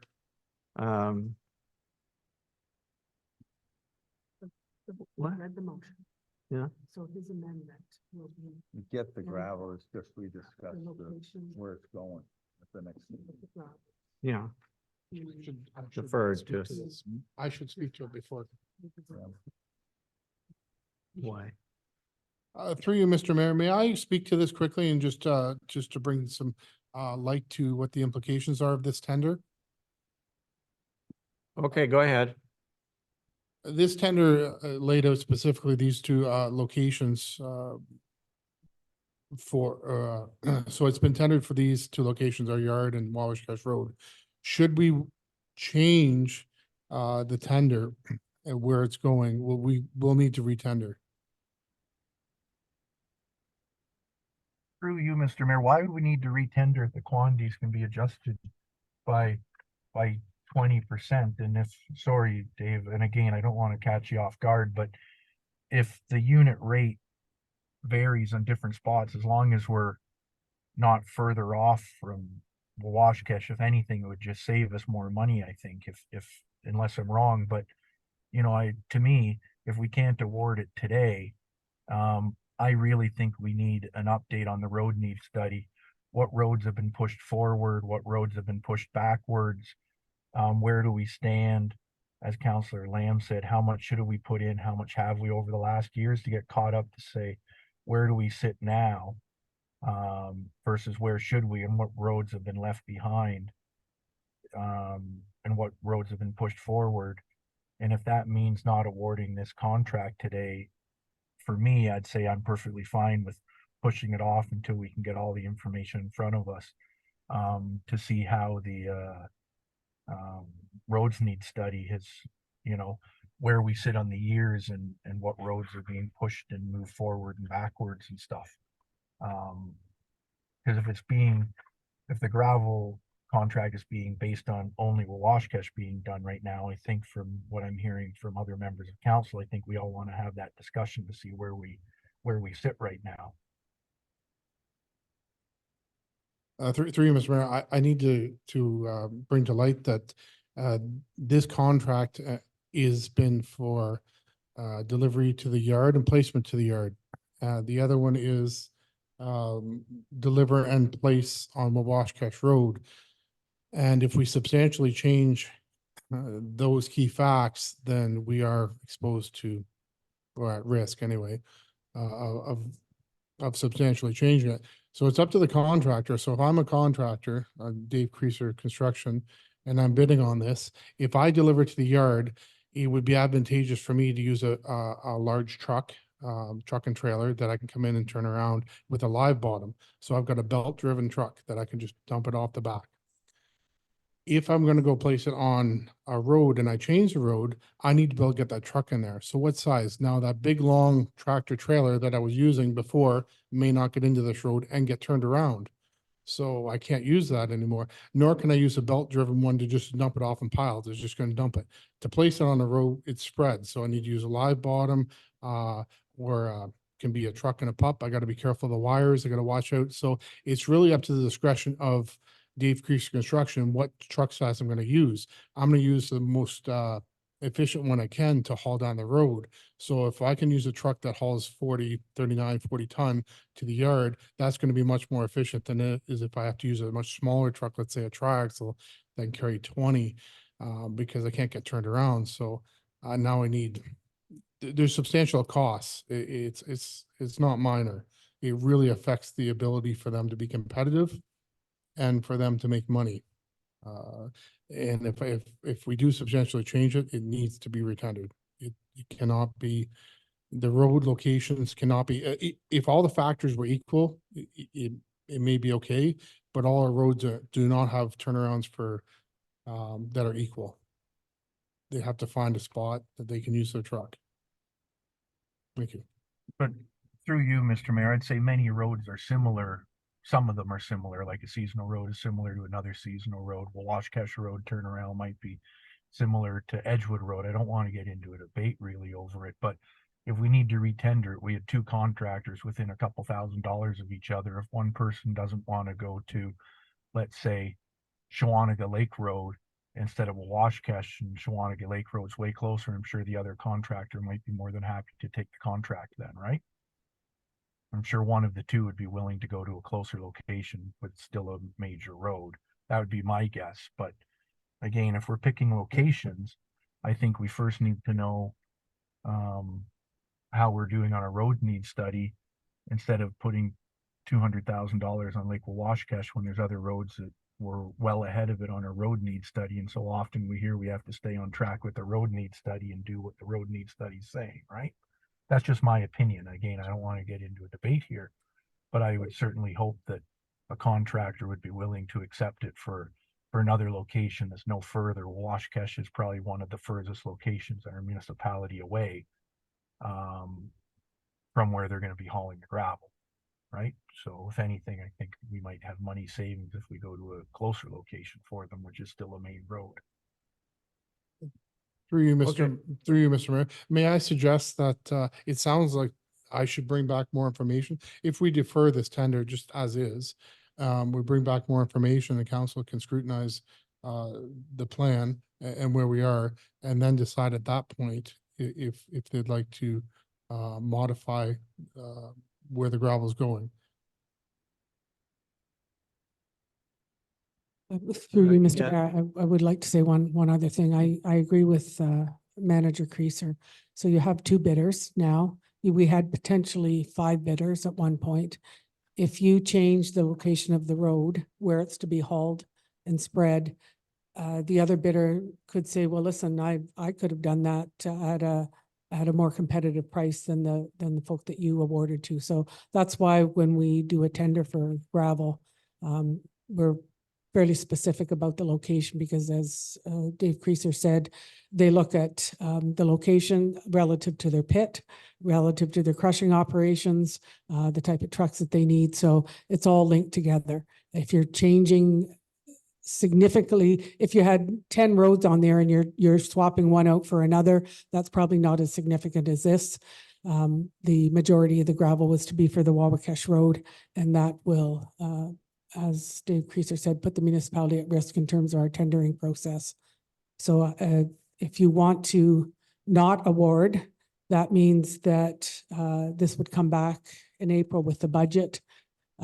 Dave would then, if there's a substantial change, we would have to retender, which means it probably wouldn't be awarded until June. Just giving you an idea of timing. So that's why Dave Creaser said it would need to be retendered if you're changing significantly. Okay, so you've heard the reasons why we're trying to get this done today. I think it would be problematic for a lot of reasons for us to put it off a month. I mean, I suppose we could call a special meeting and Exactly. just to deal with this, but in the shorter term. But I mean, to be honest, I don't feel as a member of council that I'm in a position to second guess what our manager of public works feels is the, is the priority for doing things. So, we're at the risk of, if we end up having to retender this whole thing, or then, we could be in the position where we have difficulty getting the gravel at never mind the current price. The people who do this are building up their orders for the year at this point, and they know what their capacity is going to be for the various yards they have and so on. So I really would hate to see us put this off, and I'd like to see us award the tender, and we can certainly have a discussion if you want subsequently about the details. We can have it, I guess, at whatever point because we've already got for April a very heavy agenda. So, we might, if we can get the information ahead of time for people to look at, we might be able to just have a meeting and take this discussion into for a separate meeting or something. But but that's, If I may, that's Mr. what I'd Mayor, like to do. could I ask, if you don't mind, Manager Creaser, how long do you think you need to put together what council is asking for, a review of the gravel works and the road works that have already been completed that are on the list, and an update of your 5-year plan relative to the road need study? Through you, Mr. Mayor, if it's just focused on our gravel program and that portion of the road need study, that would not take very long at all to update. I've got a lot of the information on my computer. Yeah. We're, through you, Mr. Mayor, we're treating this as if, we're a living council, and this stuff is important to me. We have a group, obviously, on Shawanaga Lake Road that's pretty active, that we get all kinds of, Margie's been here several times and, wanting us to take the road over. And I think we sort of said we can't do it unless you, meet these requirements. And if she called me and said, hey, I noticed in the roads need study that I was supposed to get $74,000 worth of gravel this year and I'm not getting it, what do I say? Well, we're on council, ask Dave Creaser or call Michelle, right? Like that's not a good enough answer as a council. And I think this is an important item. If we need to have a special meeting, you do it in an evening through Zoom, and only do it by Zoom, and say, here's what was supposed to be done, and here's what's being done, and here's why. So at least we know going forward. I don't think there's going to be many changes, but when I look at Gray Owl Road, it's not even on here, right? When I look at Shawanaga Lake Road, it's not even on here. So these are some of the ones that I guess you're saying Lorimer Lake Road has been, I guess that 129 has been spent already, I think is what I heard you say. But we need to have the whole plan, right? And because we're the ones that get questions on it, right? So anyway, so I'm all for a special meeting if that's what we need to do to get it clarified. I don't think anything's going to necessarily change, and I don't think people should be upset because we're second guessing. I just want information, right? And that's all taken personally in today's world of, and we're second guessing. And it's none of that. I'm not second guessing, Dave. I've complimented them. But I need to know that as council. So those are my thoughts. And I'll second Councillor Nash's amendment, I guess, or if we're going to defer it, I don't know. But this is important stuff. Through you, Mr. Pardon me. Councillor Bray. Yes, thank you, Mr. Mayor. I would agree with Councillor Lamb. I know that I've had calls and I've had emails from people on that road and on Shawnigan Lake Road. And, you know, I know that they were asked to bring it up to a certain level and that under the requirements for becoming a year-round road. I know that they have looked at what's needed and they realize that their road isn't even up to the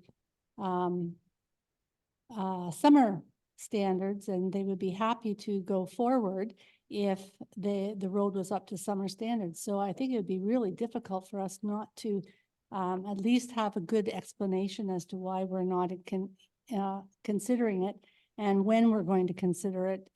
Otherwise, I just think it's not fair to the people who live there.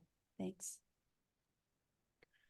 Okay, well, my question then to staff is, if we were to simply defer this item for now, table it, is there a deadline that we have to award these contracts, or? Through you, Mr. Mayor, I suspect that I can contact them and see if it's an issue, but while we're still in load restrictions, there's certainly not a lot that can be done. They are taking on orders and they are crushing as we speak. And this really affects on how aggressive they're going to be with the work that they have. So I believe once their stockpiles are spoken for, the crushing's done, they've moved on, then they're going to be certainly less aggressive, because if they have to come back in and crush again, bring the crushers back, mobilize again, you have to book them and try and get them in. That does increase the cost. So I suspect given a couple of weeks won't change anything, but given anything longer than a month would certainly change their numbers. Well, no, I'm simply looking when we would have when we would have a meeting. What if we were to have a meeting some evening the week of March 25th, a Zoom meeting? Would you have a report available, and at that time we could award the contract? Yeah. To somebody and well, not to somebody, to the recommended supplier. Nothing's going to change in that 2-week period, in that essentially a week. Is that enough time? Is that enough time for you to get a report? It certainly is enough time for you, Mr. Mayor. I just have to get that report on to, I'm not sure how we present that. Do we need any lead time? Okay, I'm going to ask the clerk to confirm when she needs the report. Yes, through you, Mr. Mayor, let me just check our procedure bylaw. But we are at the 16th, so you're tentatively suggesting the 25th, and that would be a special meeting, if I'm hearing correctly, to review the road need study, to review the roads that have already had gravel, the previous plans and the current plan, and have that discussion and potentially award the contract. You may not be able to award the contract if there's a significant change for the reasons that we've already discussed, but the direction may be to retender based on a new series of roads that council may want to consider outside of the recommendation. But this is a one item, this is a special meeting, one item, which I would be called by the chair. And so it's not the issues about councilors putting other stuff on the agenda and other things of that sort don't apply. So we're not. That's correct. There are two items. One is a review of the road need study and the 5-year plan. And the second would be the potential award of the contract. Yeah. Those two items. Those would be all that would be on. So it's not, that cuts down on the amount of time that's necessary for. Yes, so special meeting, the business to be dealt with, that which listed on the notice of the meeting, we've got that clarified. Notice the head of council may at any time call a special meeting by requesting the clerk to provide notice, and the public 48 hours before the meeting. So the 25th gives you lots of time, and I can work with Manager Creaser on the timing of his report. I think if everything gets posted by next Monday, which would be the So the I 25th is can't make- Thursday by the Are you talking 22nd. the 25th? We are. I'm not available. Well, how about, yeah, the next thing I was gonna do is let's pick the date if we're gonna do it. What about the 26th or the 27th? Oh, excuse me. I'm okay on the 25th. I'm Oh, the not okay on 25th the is a Monday. 26th. I was That's- thinking that was a Thursday. My apologies. I'm sorry, what?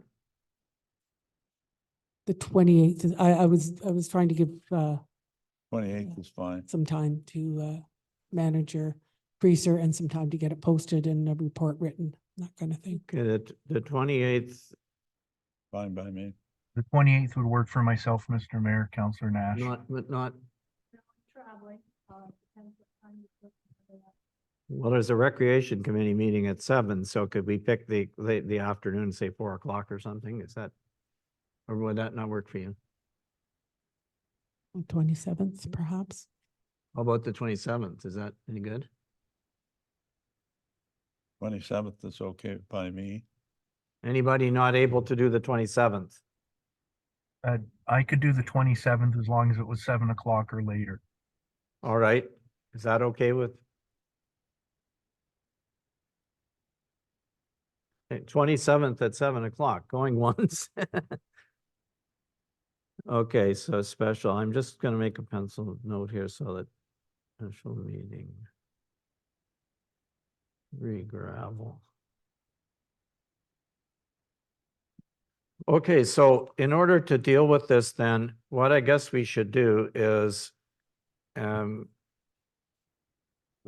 this. we can simply defer to that, this, or do you want to, or do you want a specific resolution that says something different? Have we read the motion? Well, yeah, because it's, the motion is already moved and seconded, so. But I So- guess the mover and seconder would withdraw it if they, That's right. So if you need to withdraw the motion and then you need to defer.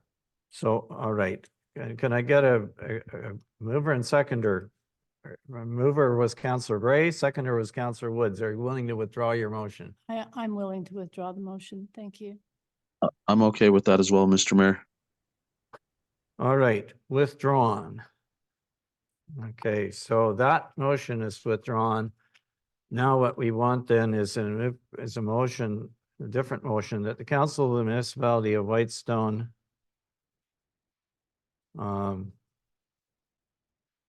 defer to a special meeting?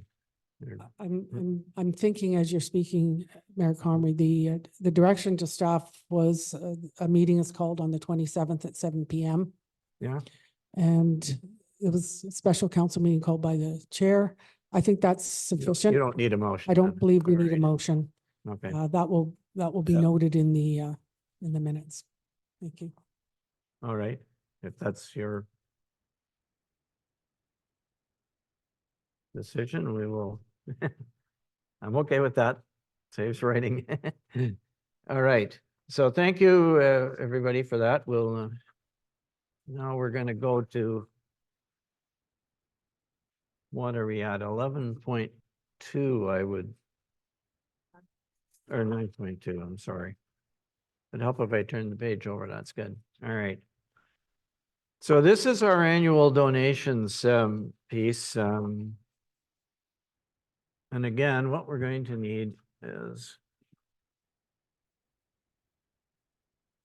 move that over there.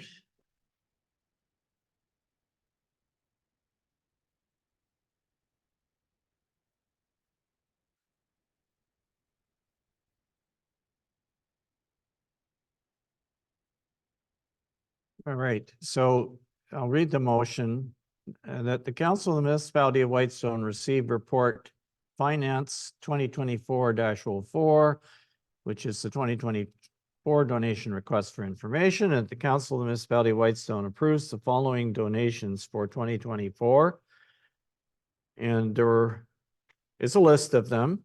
I'll read it, I guess. West Perry Sound Health Center Foundation, $500. Perry Sound Area Chamber of Commerce, $910. Dunchurch Agricultural Society, $500. Perry Sound High School Bursary, that's in memory of Louise Woods, $500. Perry Sound High School graduation gifts, $250. Perry Sound Community Support Services Senior of the Month, $500. Whitestone Lake Central School Citizenship Award, $100. West Perry Sound District Museum, $2,000. Whitestone Rod and Gun Club, $500. Perry Sound Area Community Business and Development Center, $1,100. Rotary Club of Perry Sound, $500. And that council approve additional donations as follows, and those are to be determined, the discussion. So can I get a mover and seconder to get this on the floor? Councillor Lamb moves. I can Seconded second by it, Counselor Nash. Councillor Nash moves, or seconds. All right, thank you. We have this then open for discussion. And councilors can, of course, comment on the ones that I read to you. There are the additional requests which you have on page. You have some analysis, of course, and it's on page 100 and no.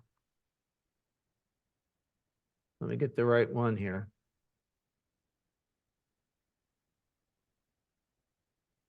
Yeah, okay, 118, I'm sorry. No. Okay. If I Missing a may- page here. Yeah, right. Sorry. It is 118. My apologies. If I may, You Mr. have a Mayor. background, which I'll ask our CAO to comment on, and then you also have the additional requests, so you can see how much was requested and whether anything was given to that group in a previous year. So that's information is all on page 118.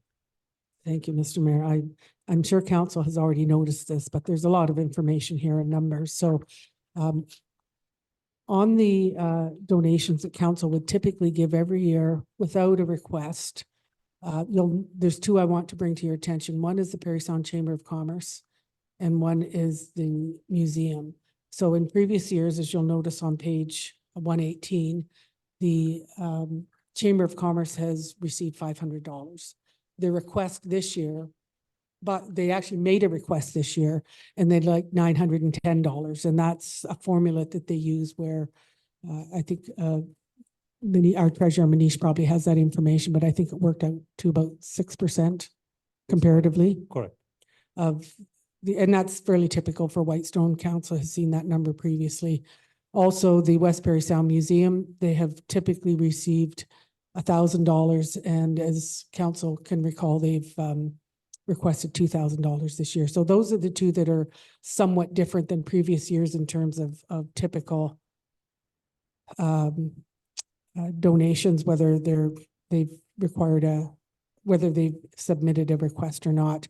And of course, the remainder for our new and maybe one-time requests, perhaps not, but I just wanted to explain that to council if you hadn't already noticed, because there's a lot of numbers there. Thank you. And I hope Manish didn't mind me jumping in. I know it's his report. Okay, thank you. It's open for discussion.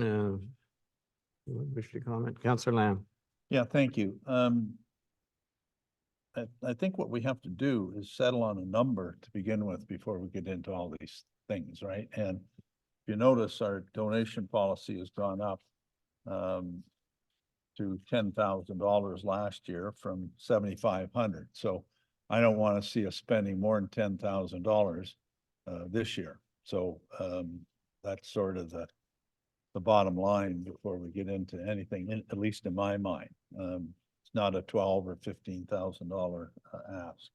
Many of these things I have no problem with.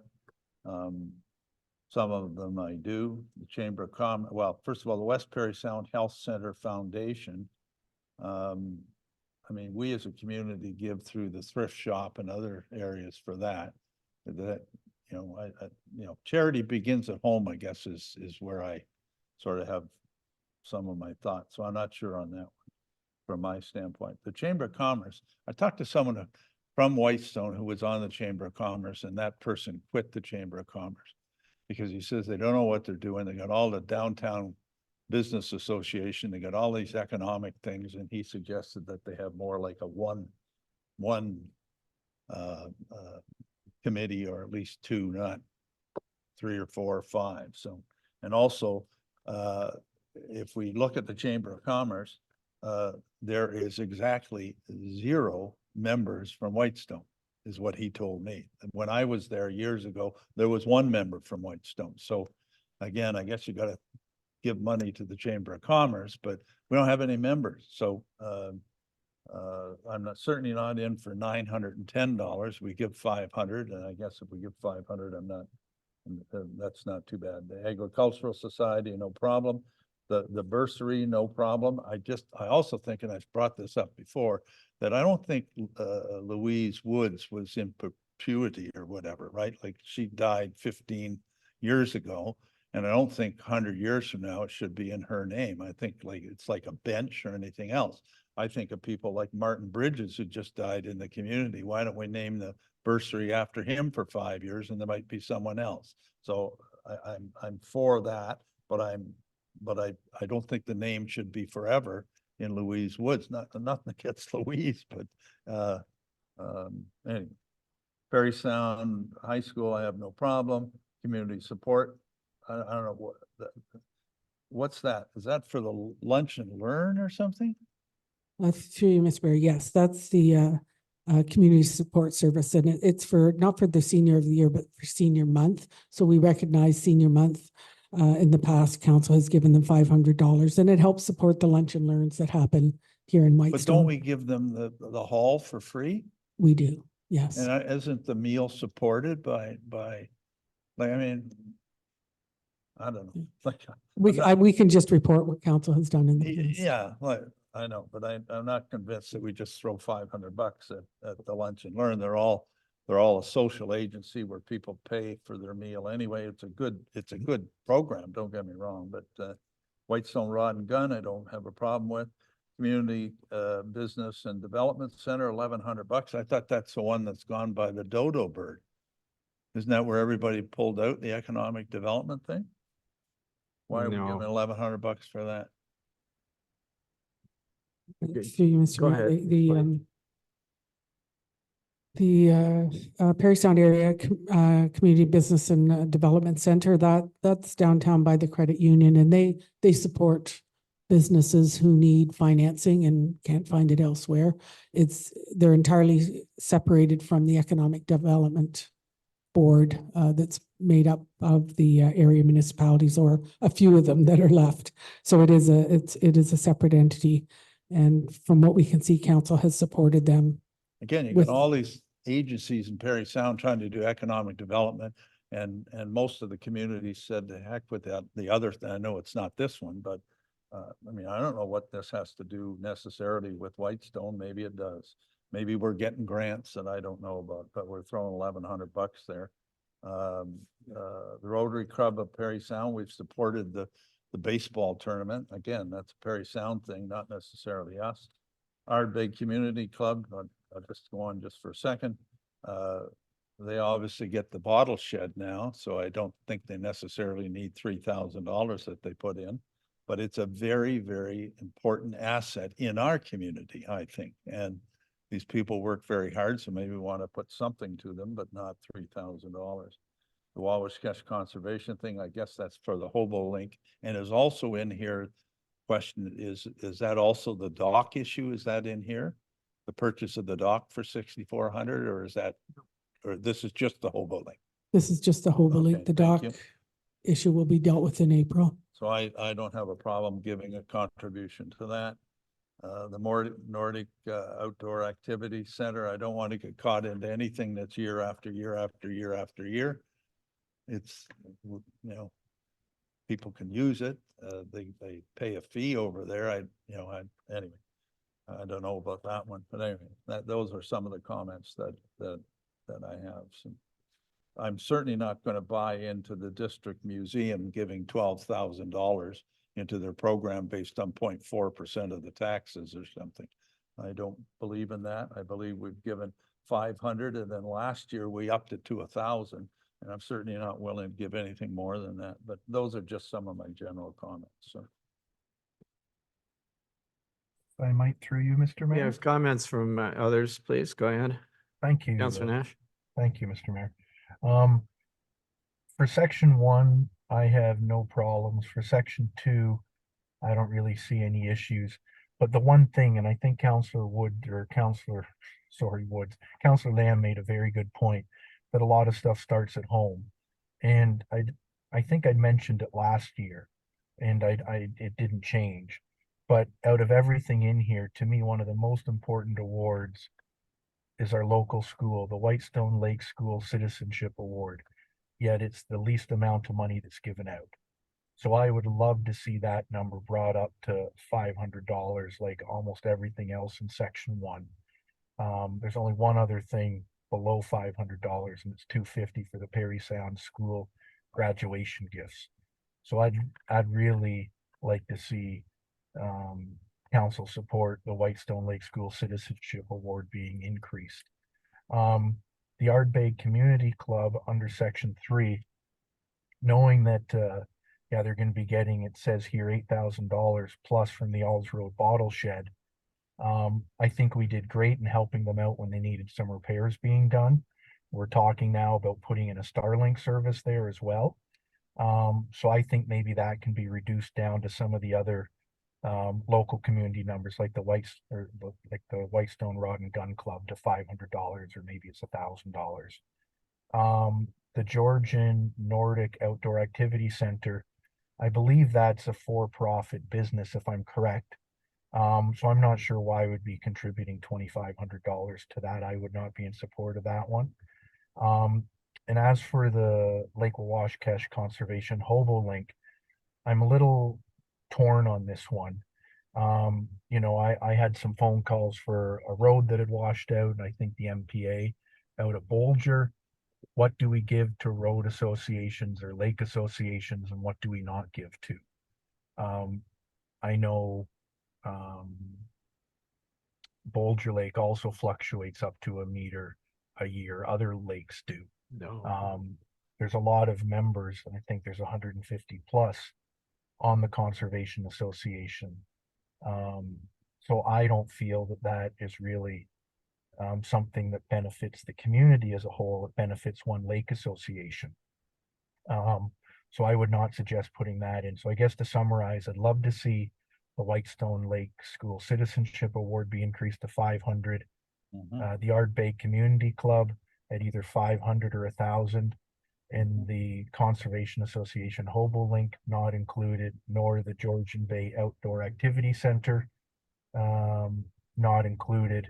And I'm not sure about the Butter Tart Festival. I don't know enough about that, if it's going to be a year after year thing, but I know, again, it's in downtown Perry Sound. It'd be great if we could have something like that sponsored up in our neck of the woods. So I think if we did some of those, it would get it closer to where Councillor Lamb had said, closer to the $9,000 range, or sorry, the $10,000 range, or maybe it's a little bit more than that. So those would be my comments. Thank you for my time. I might just clarify through you, Mr. Mayor, the Butter Tart Festival is something that Frank Camaluzzi's worked hard on. Camaluzzi, is that? Camanzuli. Camanzuli, okay, sorry. He's called me several times on it. He's walked around Perry Sound trying to get sponsors and whatever. I think it's an annual thing that they're looking at, but maybe as a one-time donation, we might make that donation instead of maybe to the Rotary Club for the baseball tournament or something. You could switch one out for a year. Some of these things can't be legacy things that you just keep giving to every year. So if that helps you, Councillor Nash. Yeah, that does. And like I said, I wasn't too sure on that one. So yeah, that's fine. Okay, thank you. I can simply tell you that I know what it is that they're proposing to do, and what they're proposing to do is not something that we could do here.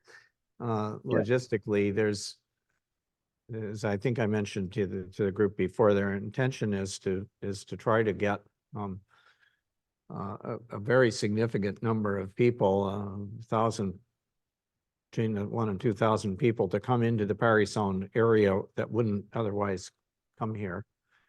And so there's a lot of other pieces to it, of course, and some of the artisans and businesses in the general area, but the organizers did not want to limit it to just Perry Sound, and essentially the $1,000 is what we get for that is we get a page in the brochure that is published in which we can promote some of the things that are good about Whitestone. So, but I think I think it is an opportunity, and we can see how it goes, and hopefully folks from this community will head down there to see kind of take part of in the festivities and see. We'll have a better idea. I don't know if their intention will be to do it again. It just depends on how it goes. And it is the downtown VIA that just happens to be doing it, which is one of those many groups that are involved in various aspects of ECDEV and in the West Perry Sound, which as I've mentioned to you before, we are trying to figure out if we can rationalize these somehow. So, but anyway, I would certainly support that one. Anyway, Sounds are like a there good other event, comments Mr. from Mayor, now that you're Councillor Bray? Yes, through you, Mr. Mayor, I'd just like to make sure that we recognize that the Georgian Nordic Outdoor Activity Center is not a for-profit. It is a nonprofit organization, and the money would be going towards the development in their facilities. I do know that their youth programs are incredible, and the kids that learn skiing and the kinds of things going on there are fabulous for our young people in the West Perry Sound area. So I don't want to just completely say no, because I realize 2,500 may be too much, but maybe we could do something to help them out. Because I'm sure that we have had students before, and we probably have students now that participate. I know that I was there quite a lot when I first moved here. It was a great place to go and ski. It was a great place to volunteer. My husband and I volunteered clearing trails one year. So I just think it may not be right here in our municipality, but it sure provides something in our area that people can participate in and enjoy. And I think that's what we need to do. We can't come up with something like this probably on our own. So I think sometimes we have to look at other organizations. So I'd like to see us give a little bit of money, but maybe the 2,500 is too much, and maybe we give them something that fits more within our numbers here. I think too that if the Ardbeg Community Club is making that kind of money now from the Olds Road landfill bottle shed, that's fabulous. That should really help them out, and I applaud them the work that they would be doing for that, because it is not an easy job. And I'm sure that it keeps them busy keeping up with it. And maybe we could reduce that some so that we would be able to include a little bit for them. I kind of like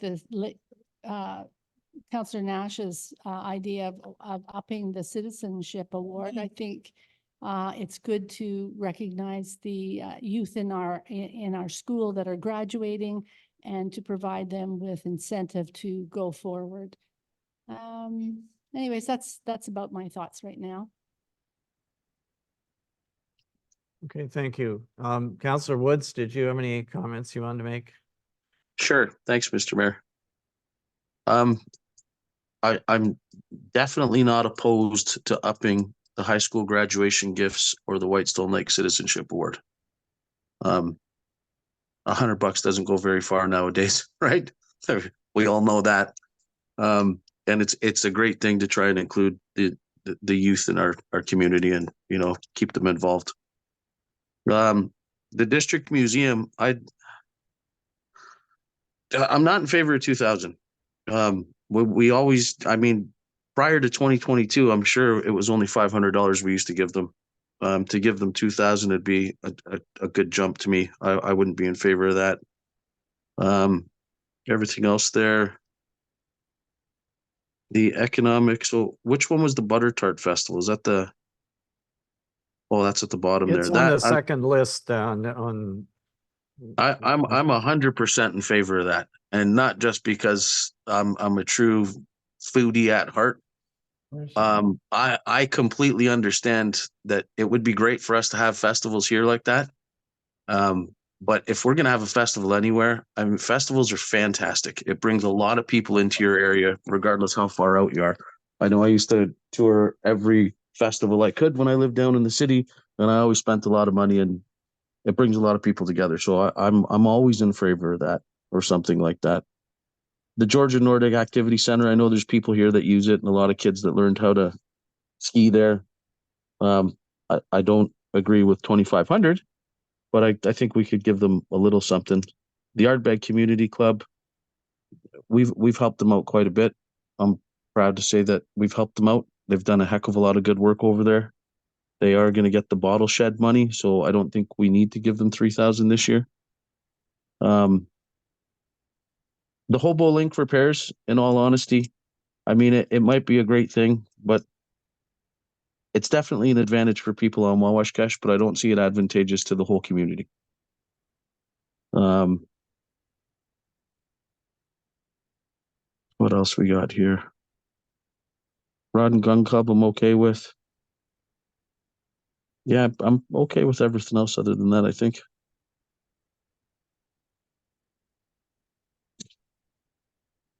okay, thank you. I guess, I'm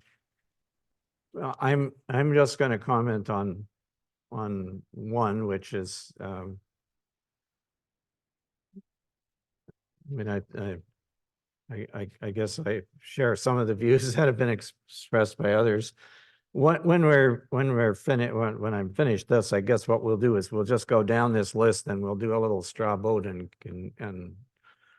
on these items so that we can get the right numbers and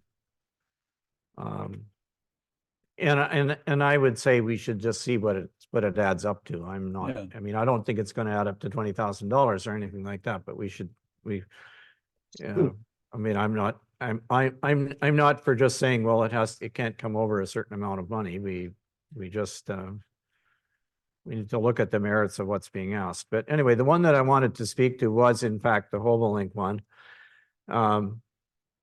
And as some of you know, that one is particularly dear to my heart because I personally, as a volunteer in the community, actually maintain the current system that's running there.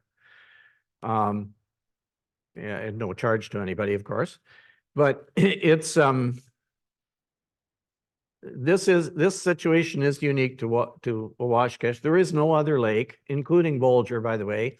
Bolger goes up and down in a normal year, unless we had a flooding conditions, no more than 6 inches, plus or minus. The Wawashkesh goes up and down in the freshet in a normal year, at least 2 meters and sometimes 3 meters. So it's a very significant fluctuation, and that system was put in place quite some years ago by the Cottagers Association entirely. Municipality had nothing to do with it. But and it has a sort of modest annual operating cost of about $500, which is to pay for the internet connection and to pay the company that posts the data online so that any member of the public can go and look and see how the lake is fluctuating.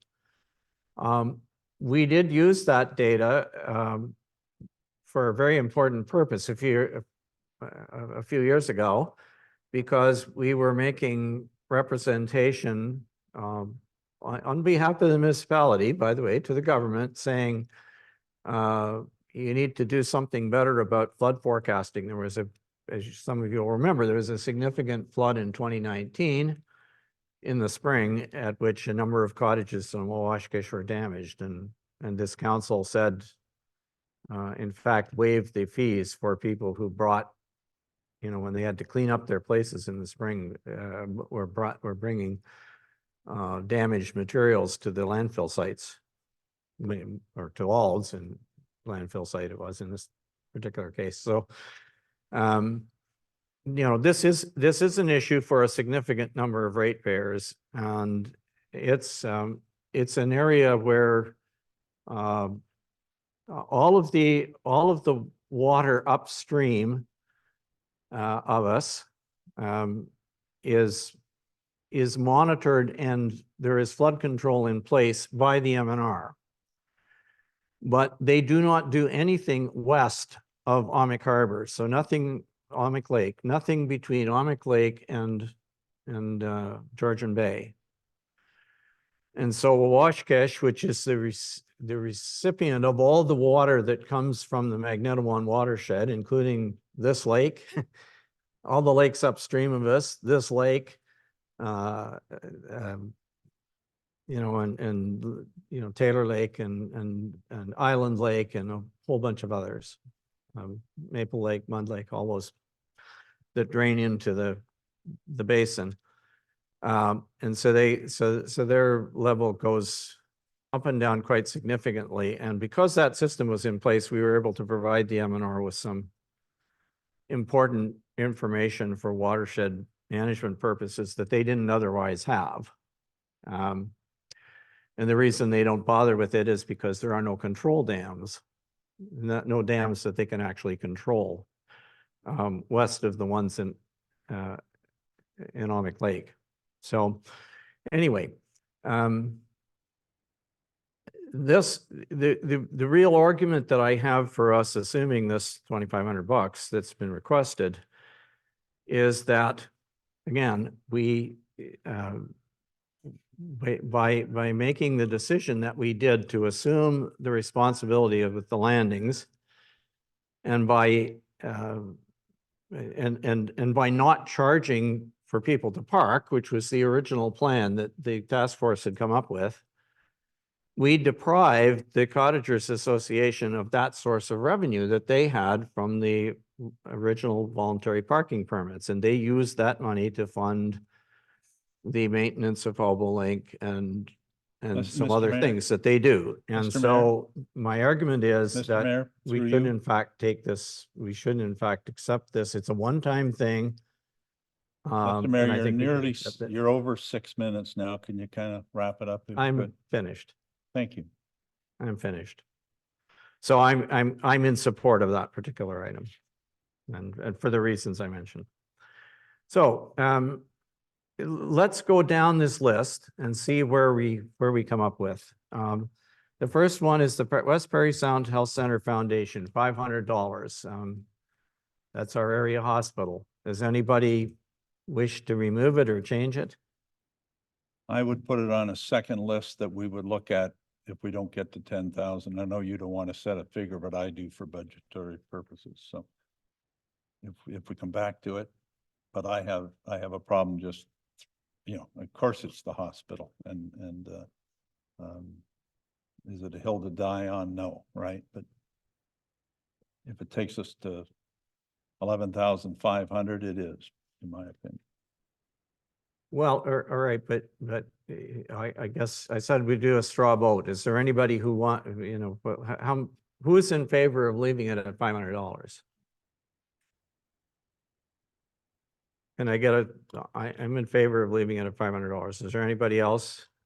I'm against it for now. So Councillor Lamb is against it. Is Councillor Nash, Councillor Woods, do you want to weigh in, please? I have no problem with it. Councillor Woods? I'm okay with leaving it at 500, Mr. Mayor, as long as we keep our donations realistic and reasonable for the taxpayers, to be honest with you. All right, thank you. Parry Sound Area Chamber of Commerce. It was $500. Historically, they asked us for $910 according to a formula, and I can't. I guess that's, you know, it was sort of based on the tax bases of the various municipalities. They came up with that, I guess. I'm willing to leave it at 500. I don't believe it should be 910. Anybody else want to leave it at $500 or change it? I'm good with 500. I'm good with 500. Counselor Nash. All right, so it sounds like, Okay by me, Mr. Mayor. okay, so it stays at $500. Dunchurch Agricultural Society, $500. No Anybody- problemo. Anybody want to change it? No? I don't hear anybody, so it's the bursary at the Prairie Sound High School. $500. Anybody want to change that? It's no problem. We've done it for quite a few years. I don't want the name of it to fall by deaf ears though, right? Like, I think we have to, you know, I don't know whether it's Martin or someone else, like, I don't know. Martin put in a lot of work, right? Through you, Mr. Mayor, I think that requires a motion from council at another meeting. And also, if I remember correctly, the L. Woods Award is specifically to environmental related studies at the high school. So you might want to broaden that as well. So I'll get some The information. only thing I remember Louise, when I was first on council, is she used to comment on the budget. But I can't remember her commenting on anything else, right? We have Yeah. some information from way back. Janice. And Mr. Go Mayor, ahead. I'm hoping that it says Perry Sound High, or Perry Sound High School bursary, but it is the municipality of Whitestone bursary. It's someone from here. Yes, it is. It In is our, memory of? it is. yeah, Okay, in- perfect. I just wanted You to are absolutely correct. the It's in wording. memory of Louise Woods, but, Yep. but it is our bursary and we could change it. But we would need to do it in, I think, Sure. in a separate meeting, but for the amount, the $500. Now, Perry Sound High School graduation guests, I got to be honest and say, I do not know what these are, so I'm going to ask our CAO because what are we giving? Normally speaking, by the way, we would have, well, I can remember years when there were only 4.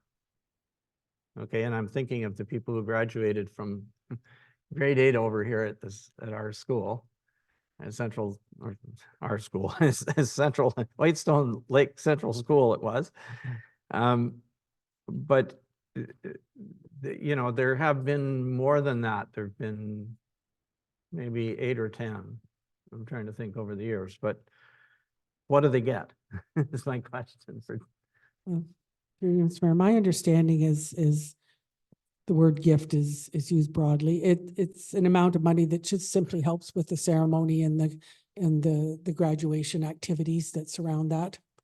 And it supports the actual graduation ceremony. So it's not money that goes to the individual graduates. Not that I'm aware of, no. So we give it It- to the school, I'm Yeah. guessing, do we? Is that correct? That's Do correct. we- Maybe Councillor Bray knows a bit Well, more than no, I do. I was just going to ask that. So we give it to the Perry Sound High School? That's correct. And they apparently use it quite wisely.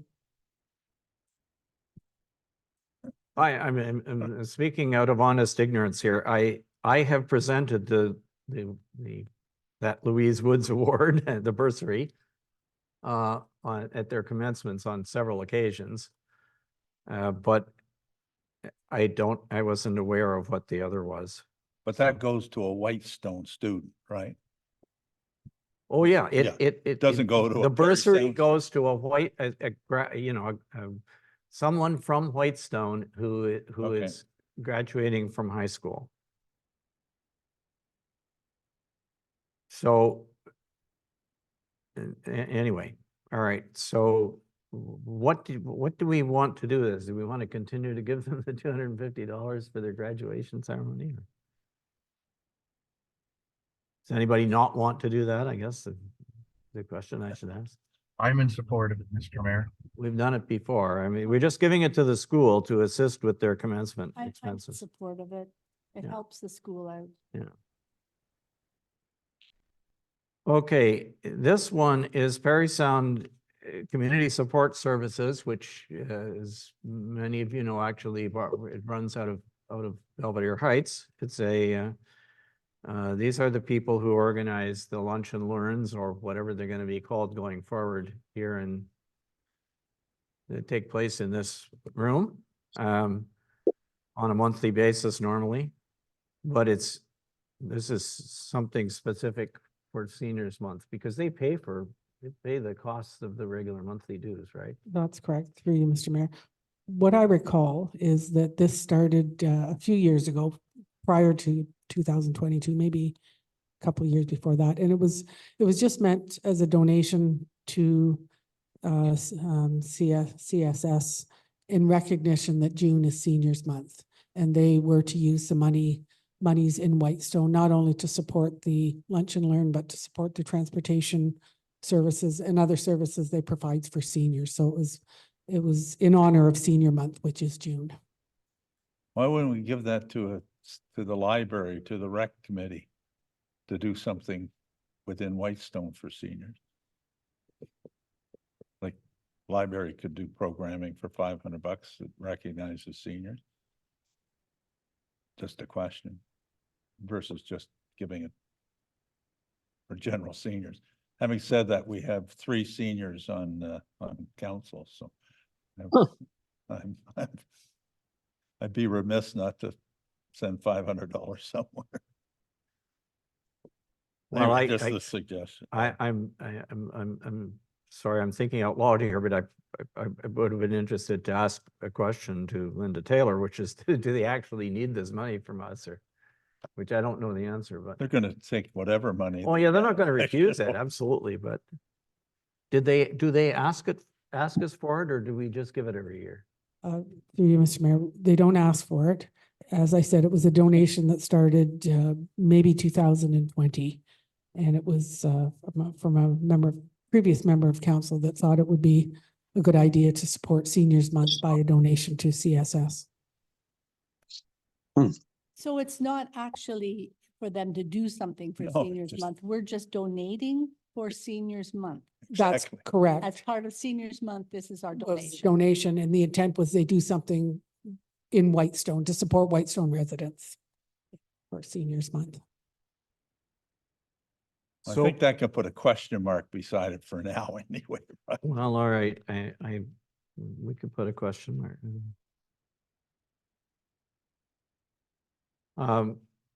So Whitestone Lake Citizenship Award, there was a suggestion to increase it. What would you like to increase it to? $250 or $500. you want to increase it to $500? That's one student who's sort That's- of like the citizen of the year, sort of. Good.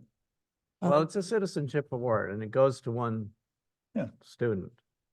And again, one student who is graduating from grade 8 in the school. So that's, could be one of 4, or as I said, or one of 6 or 8. It's, Hopefully it's different than the Louise Woods one, right? Usually 2 different people. yeah, but the Louise Woods one goes to people who are graduating from high school, right? Not from grade 8, no? That's right. Yeah. The Louise Wood Award goes to a high school student who's already in high school. A Whitestone student who is in high school. The So it could go, they could be in grade 10 or 11 or 12. 9, 10, 11, 12. It goes to Who decides that? School the does. school does. You may recall They we look at all the Whitestone people and say, I'm gonna pick Janice Bray this year. well, there is some criteria with respect to the Woods Award, which I will share with you. Okay. You remember maybe Ashley Deacon was a winner one year, and just trying to think, Gracie Bell, Gracie Bell Gracie Bell. last year. perhaps, yeah. Okay. I got a quick question about that bursary there, Mr. Mayor, if I could. Yes, go ahead. Wouldn't it be going out to just someone that's graduating high school? Right, it's a bursary. Don't you usually apply for bursaries when it's time to go to college or university? Or Well, that was my understanding. Yeah, I'm sorry, I stand corrected. You're right. It is a grade Yeah, 12. I think it's a somebody who's graduating, from a high student school. graduating from high school. Right. Okay, No. that makes more sense. And the one from the Whitestone School is a young person graduating in grade Going to 8, high school. going into high school. From elementary Okay. school. Okay. Yeah. I bad on that. If I could just talk about the Whitestone School, I think that's quite commendable. They would very much appreciate it. I recall last year when it was $50 and it was raised to 100. Jeannie Fuscalda was on the line last year and she said 100 was was ample, was wonderful for the municipality to contribute that much. I'm wondering if you'd like to give the school an option to have two awards, two at 250 as opposed to one at 500. Unless you think Sure. 500 is, and that way the school has the option of more awards for the young folks there. That's good. Yeah, that's a good idea. Yeah, I'm good with that. Okay, I'll make a note. Could be 2 times 250. All right, well, I've got it down as 500 right now. West Perry Sound District Museum. It was $1,000. It was $1,000. 500, then 1,000. Yeah, And now they want us to give on our way to 12,000. they're suggesting 2,000. That's what their formula came up to, but they realized we weren't probably going to go for that, so they came back with a. So what's your pleasure? What number do you want to put in here? $1,000. Yeah, I'd say 1,000. I don't think we should give them any indication we're heading anywhere near 12,000, so keep it at 1,000. All right. Anybody, any other comments from Councillor Nash, Councillor Woods?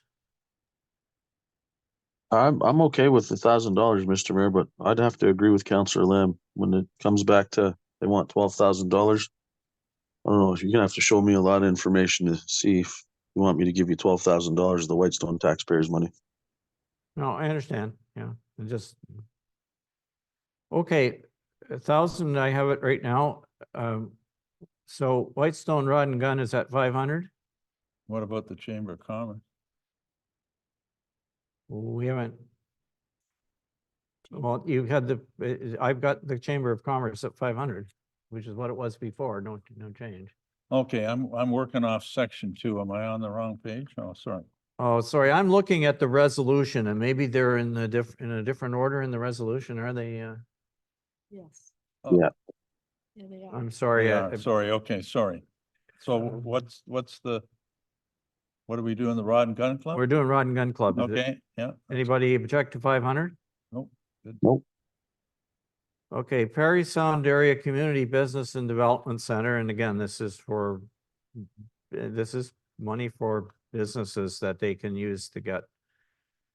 They can apply for to get assistance for various things. That was 1,100. It's still 1,100. They applied for it. They apply for it every year, and they asked for 1,100. Again, the problem I have through you, Mr. Mayor, and Perry Sound is you got all these committees. I'm told by, again, the person on the Chamber of Commerce, and, the one economic development, thing that I guess we said, go ahead with a strategic study to spend the money that was there because they didn't get the grant. Most of the other communities said, no, wrap it up, right? And there's so many, people who are trying to do stuff. But yet, when I went in to meet on the pool, my wife walked up and down Perry Sound and half the stores were closed on a Tuesday afternoon. And, anyway, do we really know what we're putting $1,100 to? I don't know what they do. Has Whitestone benefited at all from this? I don't know. But that's 1/10 of our Yeah. donations, right? That's where I say just, I say this to the thrift shop too. If you're gonna work hard all summer, make sure that what you're going to goes to something that you can point at and say, I bought that or bought that versus just funneling into something that you never know where the heck it goes, really, right? Anyway, I'm not convinced that we need to give this $1,100 until I understand a little bit more what they do with it. But anyway, just my thought. Okay, Councillor Ray, were you going to comment? Yes, through you, Mr. Mayor. I have a little bit of knowledge of the Business and Development Center just from my work with the DSAM, that they're available to help people start up their businesses and get going, especially if they're having difficulty in getting going. It is a bonus in that sense. Maybe we don't advertise it out here enough for people so that they know that it's available. But maybe we could get, like, I don't have a problem with continuing with it until maybe we have somebody come and give us a presentation, and then that would help everybody know. But I just hate to say, let's cut it. Could we just reduce because it we to don't- 500? You know, that's the same as we're giving to the Chamber of Commerce. Like, I don't know why this ante's up any higher than they do. Yeah, again, and I don't want to get off the topic here. I wish I could answer your questions, and I can't because I only know what they do from their sort of terms of reference, but I don't have any details of, and I know because the Economic Development Collaborative is you know, trying to figure out who all is doing what in this space. And there's about a dozen different groups that are on the list, and we're trying to get this information together and see how they all fit together and see where does our funding come from and all this kind of thing. But I don't have that information right now, so I can't share it with you. So I really don't know. I mean, we could, I guess, either hold it in abeyance or give it, or change it to $500 or do something. I mean, I Well, think it's what the they do most is that we're- worthwhile, but the question of whether It's- anybody here knows about it or is taking Yeah, advantage of through it. you, I don't Mr. know. Mayor, it's the most we're given so far. Right? We don't even know what the heck it is, and we're giving them $1,100. But yet, you know, some of these other things are $250 and $500 and Well, is you know, there a will to reduce it to $500? and ask them to come out and tell us what Yeah. they do. All right. That's what I would do, but that's just one person. Anybody object to changing it $500? Okay, I don't hear anybody, so I got it at 500, and then the Rotary Club of Perry Sound, $500. We have heard from them in the past, typically. That's the baseball tournament. Yes, they do the baseball tournament at the Kinsman Park. Why wouldn't he send that over this year to the Butter Tart Festival? Wow. Same thing, same I don't- idea, it supports the whole area, right? Yeah, but those are other, Rotary does very different things, you know, they provide groceries for people and they have a lot of different. Why don't we programs. give a donation to the Lions Club in Whitestone? Well, because They we do the gave same them thing. an income source. No, I know, but Sorry, go No, I ahead. realize. Counselor Bray. Yeah, I'd like to speak in support of the Rotary Club. I am amazed at the work that they did through COVID Yeah. to help people get food and medications and everything. I know that the fire department delivered meals several times throughout the year, that 1 year for sure. Meals would come out and we had our list and off we would go and deliver those meals to people. I think they've done a lot in our area. Maybe and so they use their funds for a variety of things. I think we had a presentation not that long ago, and so I'd like to see us still contribute to them, because I think that we need to make sure that we have clubs working in our community as well, and they do quite a bit of good work. Thanks.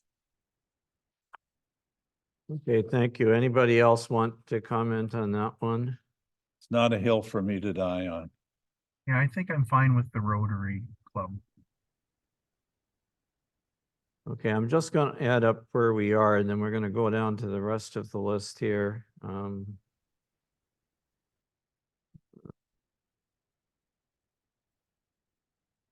Did you add it up already, Madam I did. Chair? I'm at 6,350. If my math is correct, Treasurer, would you agree? What I have right now is to recap, I have West Perry Sound Health Center at 500. I have Perry Sound Area Chamber of Commerce at 500. Dunchurch Agricultural Society at 500. Perry Sound High School Bursary at 500. Prairie Sound High School graduation at 250. Prairie Sound Community Support Services has a question mark after it, so I don't know what, I guess it's at 0 for the moment. Whitestone Lake Citizenship Award at 500. Prairie Sound District, West Prairie Sound District Museum at 1,000. Whitestone Rod and Gut at 500. Prairie Sound Area Community Business Development Center at 500 and Rotary Club of Prairie Sound at 500. Does that sound, do you get 6,350 when you add those all up? No, I forgot to subtract the 500 for the CSS. So that would, 6,350 58, no, minus 50. 500, 5850. 5850. However, we do have a treasurer in our midst. Give me one moment. I'll just give you quick calculation. Okay. All right, thank you. Well, while he's doing that, we can go on for the moment. So it's a little bit more. So on the next page, there were the additional donations. Ardbeg Community Club, I heard that at 0. Is that correct? Well, in my opinion, they do an awful lot of work out in that community. They work hard at what they do. They've always got projects on the go in terms of siding or roofing or whatever. In fact, I think this year they have some program. I think they're a tremendous group, and I'm not saying they should get 3. I'd support 1. I'd Give them support something. 500 or 1,000 either, or 1,000 is fine with myself. 1,000, I would say, sure. Okay, I hear 1,000. Who's wants 1,000? Councillor Nash, did you say 1,000? Yeah, I'm fine with that. Councillor Woods? Sorry. Yeah, I'm okay with that, Mr. Mayor. I want to say that they're trying to redo all the siding on the building. They are. That's what they're doing. And that's, again, a lot of community members putting time in and trying to clean up that building that was in really rough shape. So yeah, $1,000 to me, even though they have control of the bottle shed at Alds, I'm okay with that, because I do think they've done a heck of a lot of work there. I love recognizing them, and I really hope that we can get out there and have a council meeting, because that's an area of the community that sometimes the people out there feel like they're kind of forgotten. So I wouldn't want to give them nothing, that's for sure. Okay. Okay, the next one was on this list is, I've got it at 1,000. Next one on the list, Lake Wawash Conservation Association. That was the Hobo-Link. And for that, Mr. Mayor, maybe we can do the same as the community club. I'd be saying, instead of paying for everything, maybe we do a contribution towards some of it at $1,000. I think that's the most we're given to anything this year, so I'd suggest 1,000. Through you, Mr. Mayor, there was, as I recall, there was 2 sections to this. There was an annual fee of like $500, and then there was repairs that only get taken. And Councillor Nash, I had written down 1,500, but whether it's 1,000 or 1,500, it's a contribution towards, not necessarily taking over all the repairs to the Hobo-Link. We haven't decided at this point that we're taking over the Hobo-Link, have we? Is that a true statement? That's still up in the air? Yeah, that is a true statement. It was excluded from, it was in the list of things that were to be taken over when the report of the task force came to council, but it got omitted. How much was, I guess my question is, how much was the specific repairs? Because I don't think they were the full $2,500. No, it's in round numbers. I mean, I can look up, oh no, I guess I can't. Well, sorry, maybe I can. If I could see where the request was. The request was what? Okay, 2,532.32 was the total in round numbers. $2,000 is the replacement of the actual logger itself, the monitoring piece. And the 500 is the annual, in round numbers, is the annual cost of the the recurring cost of so the 2,000 is a one-time only thing and the 500 is recurring. That answer your question? Again, in round numbers, I can't give you the exact thing that was it. Well, the repairs are a one-time thing, so. Yeah. You know, in my mind, if we gave them $1,500, that's 3/4 of the repairs, right? And certainly they can't scoff at that. We have no obligation to do this, but I do think that Wawash has a lot of people on it. They pay a lot of taxes. At this point, they're getting 175,000 put on the road. Not that this is directly connected to it, but you know, I would support 1,500. Any other comments on that? Is that Mr. Mayor, I'll support 1,500 to go to Wawash Cash for that. okay? Thank you. I'd support 1,500 as well. Okay, Councillor Nash. Yeah, I'll be fine with that if everybody else is, no problem. Okay, I've got it on at 1,500. Next one was the Perry Sound Downtown Business Association, which was the 1,100. no, it was it was $1,000. $1,000, which was that's the Butter Tart Festival. Yep. I'd take the 500. Oh, we gave to the Rotary. This is a one-time thing, eh? It's a one-time thing. Give them $500. We have a lot of people tapping syrup right now, so. As long as it's one time, I guess. The $500, of course, won't, well, because they are essentially saying a page, that leaves us, Oh, I don't know how that works out, whether we got a half page or what. I'm fine with the 500.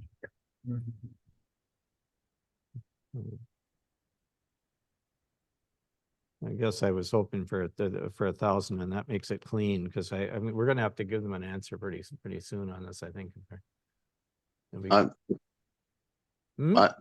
I'd be okay with 1,000, just because I love butter tarts.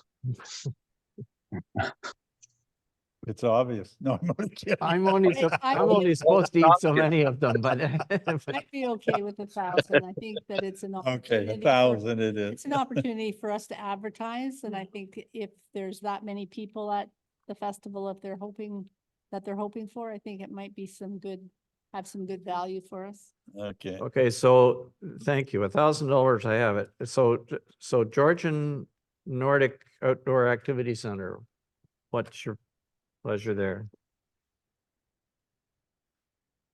They asked for, I'd say 1,000 is what I would propose. I'm okay with 1,000. But again, I don't think this is a repeatable, you know, some of these things aren't repeatable. If we did 1,000, I'm just curious, what number are we at now? I'd be fine with it if we're in the well, ballpark we've of where just we want. added $4,500 to the, We're 5,250 plus 4,500, so you're under 10. Under 10 leaves you. 5,250, 5,850 you're at. I just want to double check with council member through you, Mayor.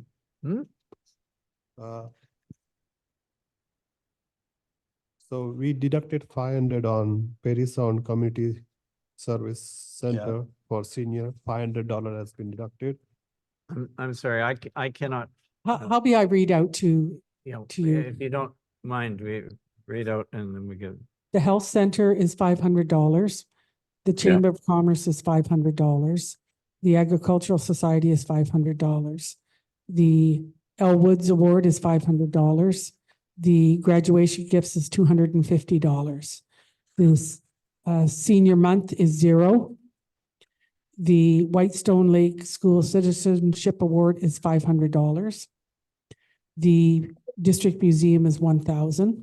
The Rod and Gun Club is $500. The CBDC, which is the Business Development Center, is $500. And the Rotary Club is $500. That adds up to what? I got 5,250. Oh, time. oh, Correct, sorry. 50 to 50, yeah. I had initially added in the senior month. Oh, okay, $500 sorry, in that's error. why I got 58. I apologize. What's the total? So 50 to 50, so 5250, so we're actually not over 10,000 then. We're at Well, not- $9,750. Perfect.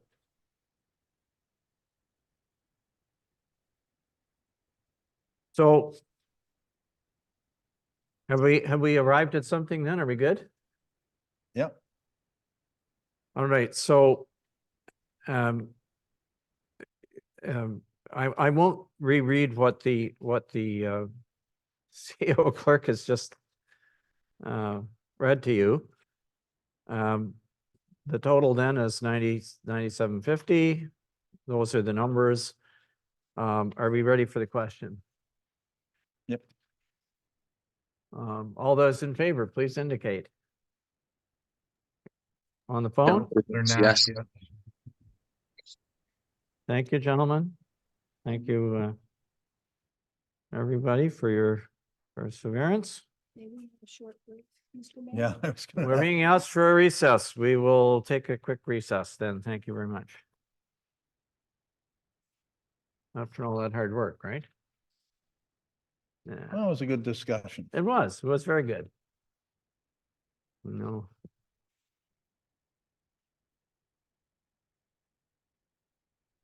Okay.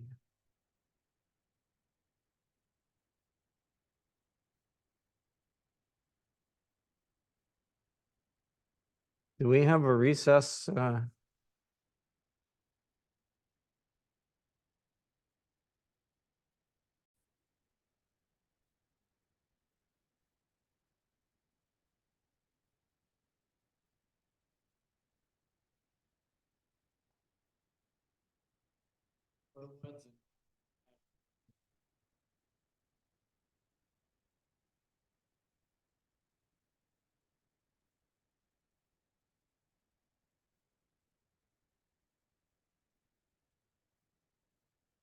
This again with the mic on.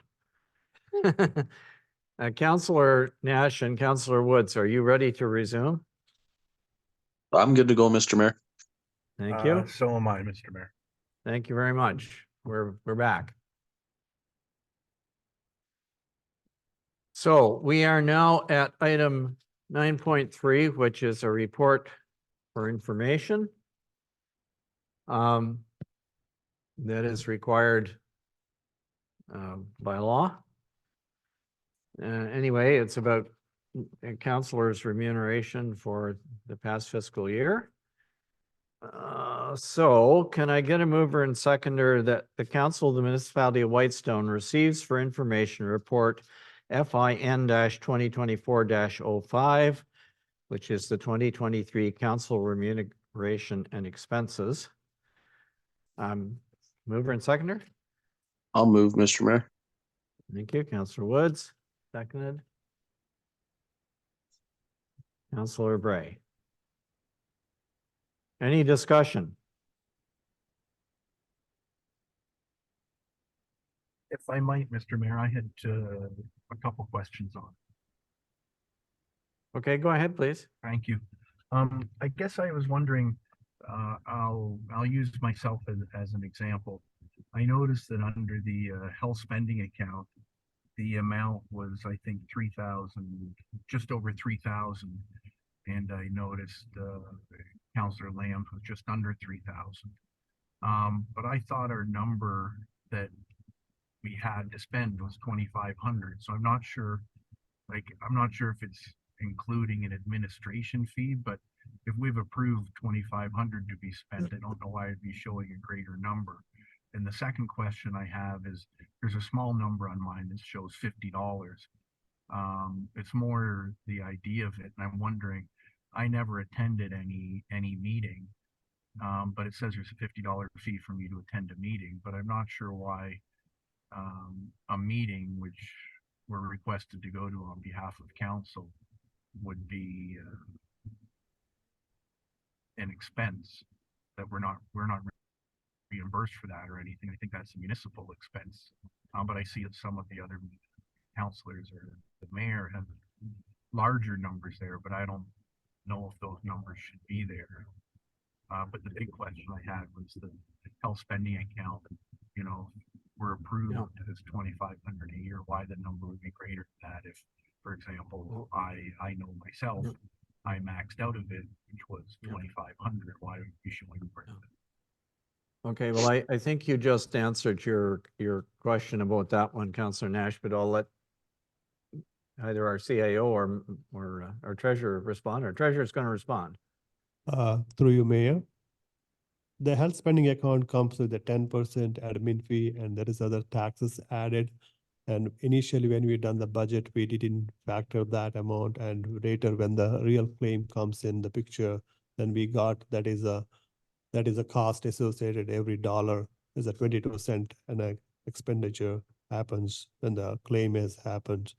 So every claim when you do, to the percentage when they charge, it will be a little different to the Councillor Lamb and Councillor Nash. There's a little different when they charge the amount. So the percentage changes and there is a taxes applied. That's come together, all the cost.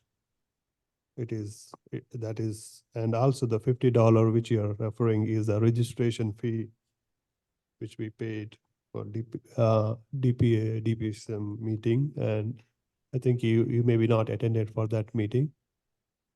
If I may, maybe I could just add to what the treasurer was trying to explain, although you may have understood that. So even though the health spending account was 2,500, the added taxes bring it up to a little bit different number, and the number of claims you have make the tax total amount a little bit different.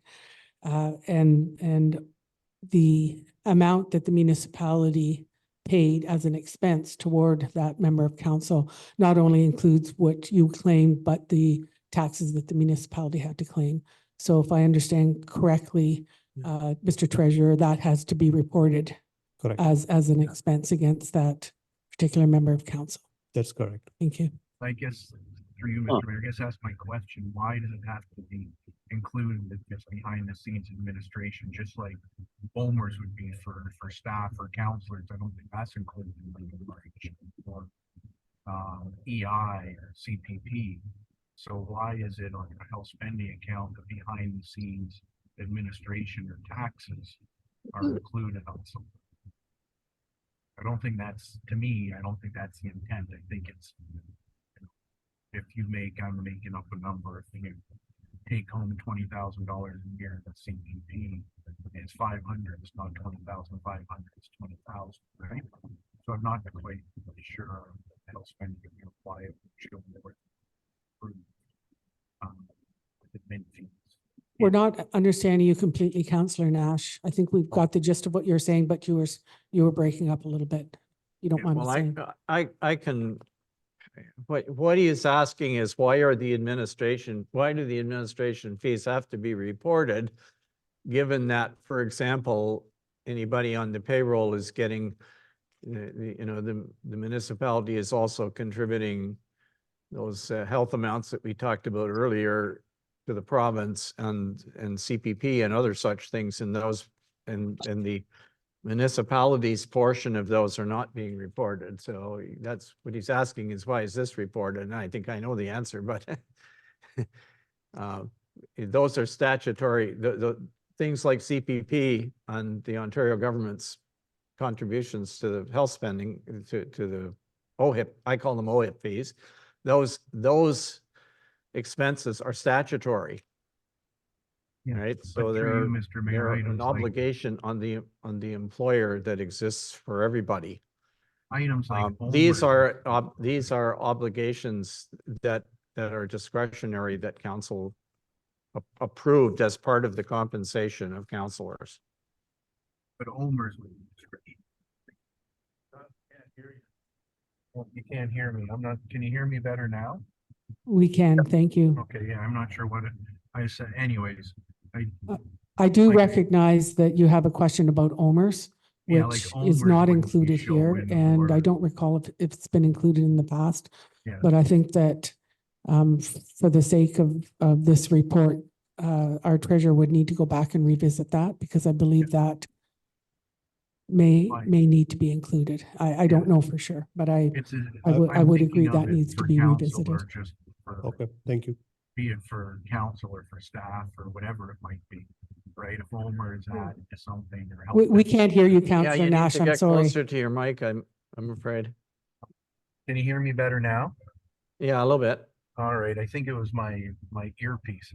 I just saying, I think it works not just for counselors, but it's for everybody when adding up remuneration for everybody. If we're saying this is what counselors made and we're adding some of these things, you have to do it for all staff if you're gonna do it for counselors as well, right? That's all. So, you know, if there's taxes on Sun Life expenses or stuff, hopefully that would all be included on taxable income for staff as well, right? That's all. I don't think behind the scenes stuff should be included, but I'll leave it at that. And if you don't attend a meeting and you're not reimbursed for it, I don't know why that's a counselor expense to attend a meeting on behalf of the municipality. But anyways, that's just my take on it. That's all. It's a very small thing in the big scheme of things. It was just a question overall or a comment. Okay, thank you. Are there any other questions about this report? Councillor Lamb.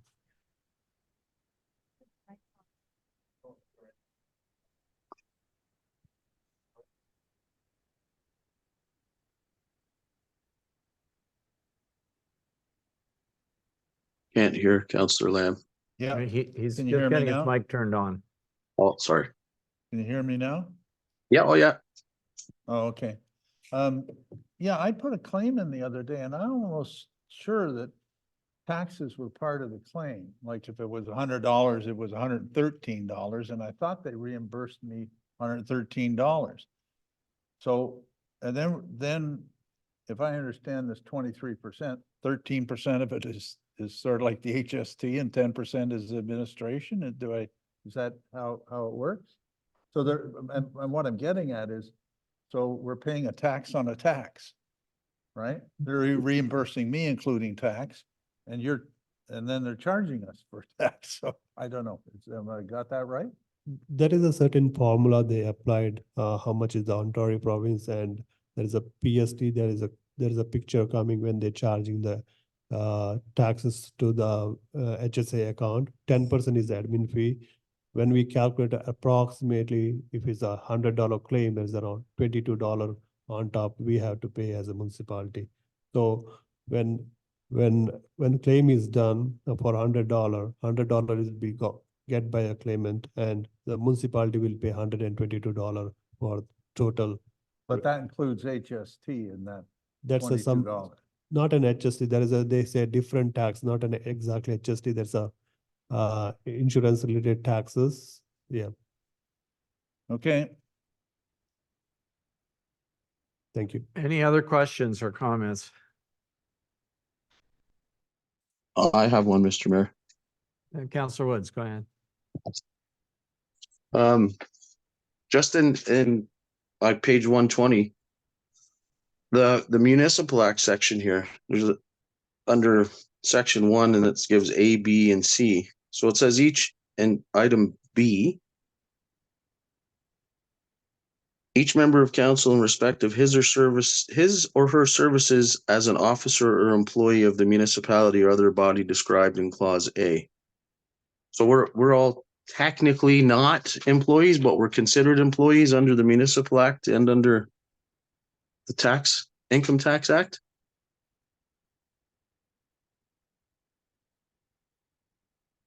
Yes, we're employees under the Income Tax Act, absolutely.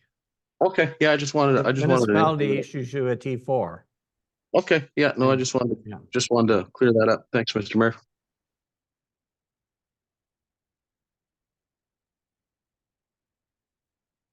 Well, maybe Manish can be around when it gets to councillor items, because I still don't have a proper explanation, I think in my mind anyway, of this T2200 or T2200. What's the name of the form? Yep, that's the form. Yeah, I mean, I'm in a situation, and maybe I guess it can defer, but since Manish is here, that I do most of my work from my office at the cottage or my office in Burlington. Certainly not sitting in this meeting. I wish it was. Because then I'd make less than minimum wage. I spend hours and hours and hours and hours, I'm sure as most counselors do, not in meetings, but on, solving problems, getting telephone calls. And I just fail to see how if I'm working from home and doing that I don't get a form that allows me to write off part of my expenses in that office. And to me, it makes no common sense to me, right? And it's simply true. I'm sure most counselors, if it was just one day a month for a meeting and then the odd committee would be different, but I can't believe and I know, Manish, I guess you've got an interpretation and that sort of stuff, but I'd like to see the interpretation because I don't get it. So I don't know whether other counselors feel this way on this issue, but I certainly do. And, I'd like the ability to write off some things, right? I get anyway, there's expenses that I have and, anyway, I don't know. Can someone answer that for me? Manish, I guess, or Michelle, or? Through you, Mayor. Well, okay, I guess we can answer it now since we've opened the. Well, the only reason I brought it up was I can bring it up under council items, but Manish may not be here. That's my point. Yeah, okay. You want to come back when we get to council items? I'll bring it up then. No, carry on. We've started, we might as well. I don't know if you want to respond or not. Through you, Mayor. On this, I have reached the CRA, I have reached out our auditor, I have reached out Municipal Finance Officer Association regarding issuing a T200 for council member. And recently in 2023 tax year, there is an amendment has been done by CRA. The eligibility criteria has been changed from 2022 and the prior year. So all these three, which when I reached them, they said if council member are not eligible to because of the new criteria. And if the council need, I can go to CRA and get an opinion on that. But the opinion may take 1 year time. I don't know the timeline with the CRA, with a written letter from the CRA with explanation. Thank you. Well, through you, Mr. Mayor, what about all the years before 2023 when we were working in COVID, not having meetings or just having Zoom meetings? And I was still doing all the work, and I'm sure other councilors were, from their homes. We never got T2200s or anything for that. Can we get that for the past years before 2023? I don't have an answer for that. I can get back to you on that for the previous years for T2200 on that. Where I have confusion, and maybe I'm dumb, I don't know. If I was working for any employer and the employer said, 70% of your work is done from your home, you can bet they're getting a form and they're writing some of their costs off for their home office, right? I see no difference here. Our work is not just contained to this, sitting here. I see people nodding their head. Most of their work's done outside here on the phone, on the computer, on all kinds of things, right? Sometimes I spend 6 hours a day on council meetings or council issues, right? And not just one day a month, by the way, many. So that's what I just don't, there's a disconnect here somewhere, right? So anyway, that's what I would like to find more information out of. I mean, I agree that there is a disconnect and that there's some problem around this.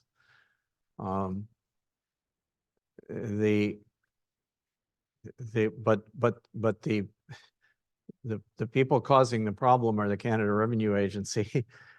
If you go back to the years of the pandemic, it started in the 2019 taxation year to the 2022 taxation year.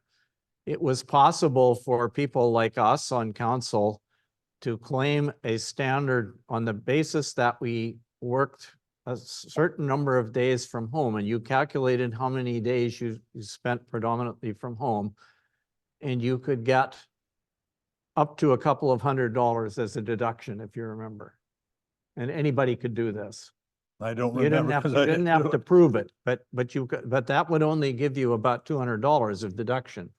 If you wanted more than that, you had to get from your employer a T2200, which they would issue to people, just people who would normally work in an office and be displaced.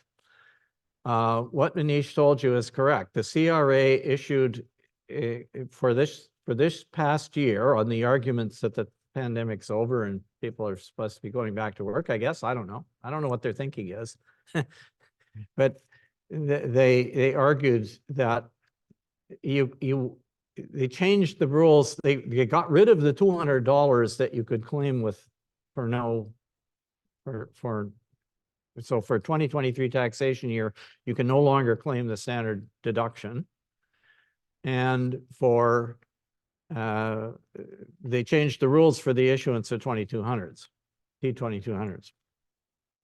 Through you, Mr. And Mayor. some employers have gone and got opinions about this. And I'll give you one example, which I think is public information. The government of Ontario issued a directive not long ago to all Ontario public servants, which basically said, nobody gets a T2200, I'm paraphrasing, but nobody gets a T2200 unless the Human Resources Department for the Ontario Public Service, unless they agree that your only place of work is your home.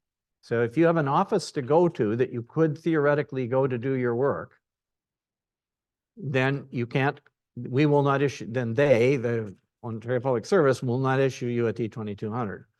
And there are lots of other employers like banks and so on who are doing the same thing. And some of them have policies that say you have to come into the office 2 days a week or whatever. So, but that means that there's a place for you to meet. Doesn't have to be a dedicated office with your name on the door and your favorite chair or anything. It can be just as long as there's some place to work. So I don't know what's going to happen as a result of this. I think one of the Ontario public unions is actually grieving it, this decision. But that's kind of where they're caught. They changed this rule. So I don't know. I mean, I guess we could always request an opinion. I think it's a legitimate, I mean, to my way of thinking, it's probably a legitimate argument. We counselors, speaking of just as counselors, don't actually have an office here that we can go to. So I don't know why all of our work isn't deemed to be done from our residence, but other than the fact that we come to one meeting a month in this, but it ain't up to me. Through you, Mr. Mayor, Sorry. I think That's all I can tell you other than so I mean, if you wish, I guess, through you, Mr. Mayor, I have. I don't know what you would do to get a resolution in a timely manner, but my suggestion would be that you probably can't do anything about filing your 2023 taxes between now and April 30th. It's there's no way you can claim it without that T2200. They'll But if we bound got to. a positive result 6 months from now, you can always go back and adjust your 2023. You could, you could apply for reassessment. Mr. Mayor, I'm a little, I got cut off for a little bit there. I had a connection issue, but I know we're still talking about the T2200. And yes, I know that it was updated, but there is a couple main differences. For the Ontario government, it's because they do have, you touched on it, they do have an office they can go to. They have an office space where they can go to.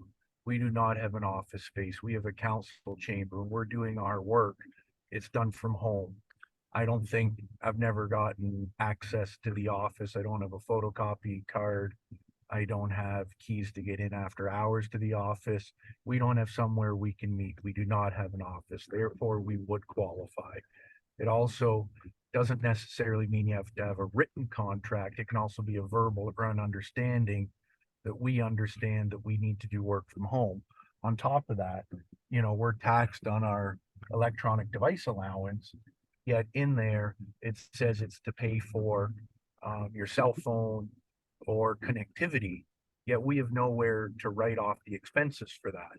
Where you write the expenses off for things like that is on your T2200. Yes, I got paid $1,200 or $1,300 for a device allowance, but it cost me X dollars. It cost me $1,000 this year to have the internet and to have a Word subscription. That's where you write off those expenses, or I had to do photocopying from home or put ink in my computer. Those are all the things, and you can still qualify for all those things on the new T2200. The old one was simply a simplified version that everybody could get because of the pandemic. The new one doesn't exclude us. It's just been that it's been deemed to exclude us from an interpretation from our HR department. It's not an interpretation. The Ontario government is saying that there is an office. Again, if I'm working from home from a bank, there is an office you can go to. So it's not a requirement that you work from home. We're required to work out of the office because there is no office for us. We're required to do a lot of our work. If we have a Zoom call and it's only a Zoom call, we can't have it in the office. We can't have it in the community center. It's an only online Zoom call. So I do think there's many articles out there. There's even some from Hicks Morley that says that they're issued. Other municipalities do issue them. So I think if more research was done on it, I think that it would be found that we can get them. And there is a way that if your employer will not sign it, that you can file a form with Revenue Canada and they'll do a review of it and grant it to you if you can provide information you've requested it and have been denied it, right? So there is ways around it. But I do think we're entitled to it, is my take on it. But I did leave it when I was asked about it. It was said it was no. But I clearly think we are employed as we're given T4s. Speak up. Okay, anyways, well, I'll leave it at the thing is, our treasurer has got opinions from the people that he can get opinions from, and their answer was, no, you cannot issue a 2200. So I think without some further issue, But there's not, I think we cannot as council direct him to do something that he believes is not well, he's not allowed to do. Again, it's like a legal opinion or anything else. What information was supplied to CRA, right? It's only as good as and again, don't everybody get all uptight about I'm criticizing employees. I'm not.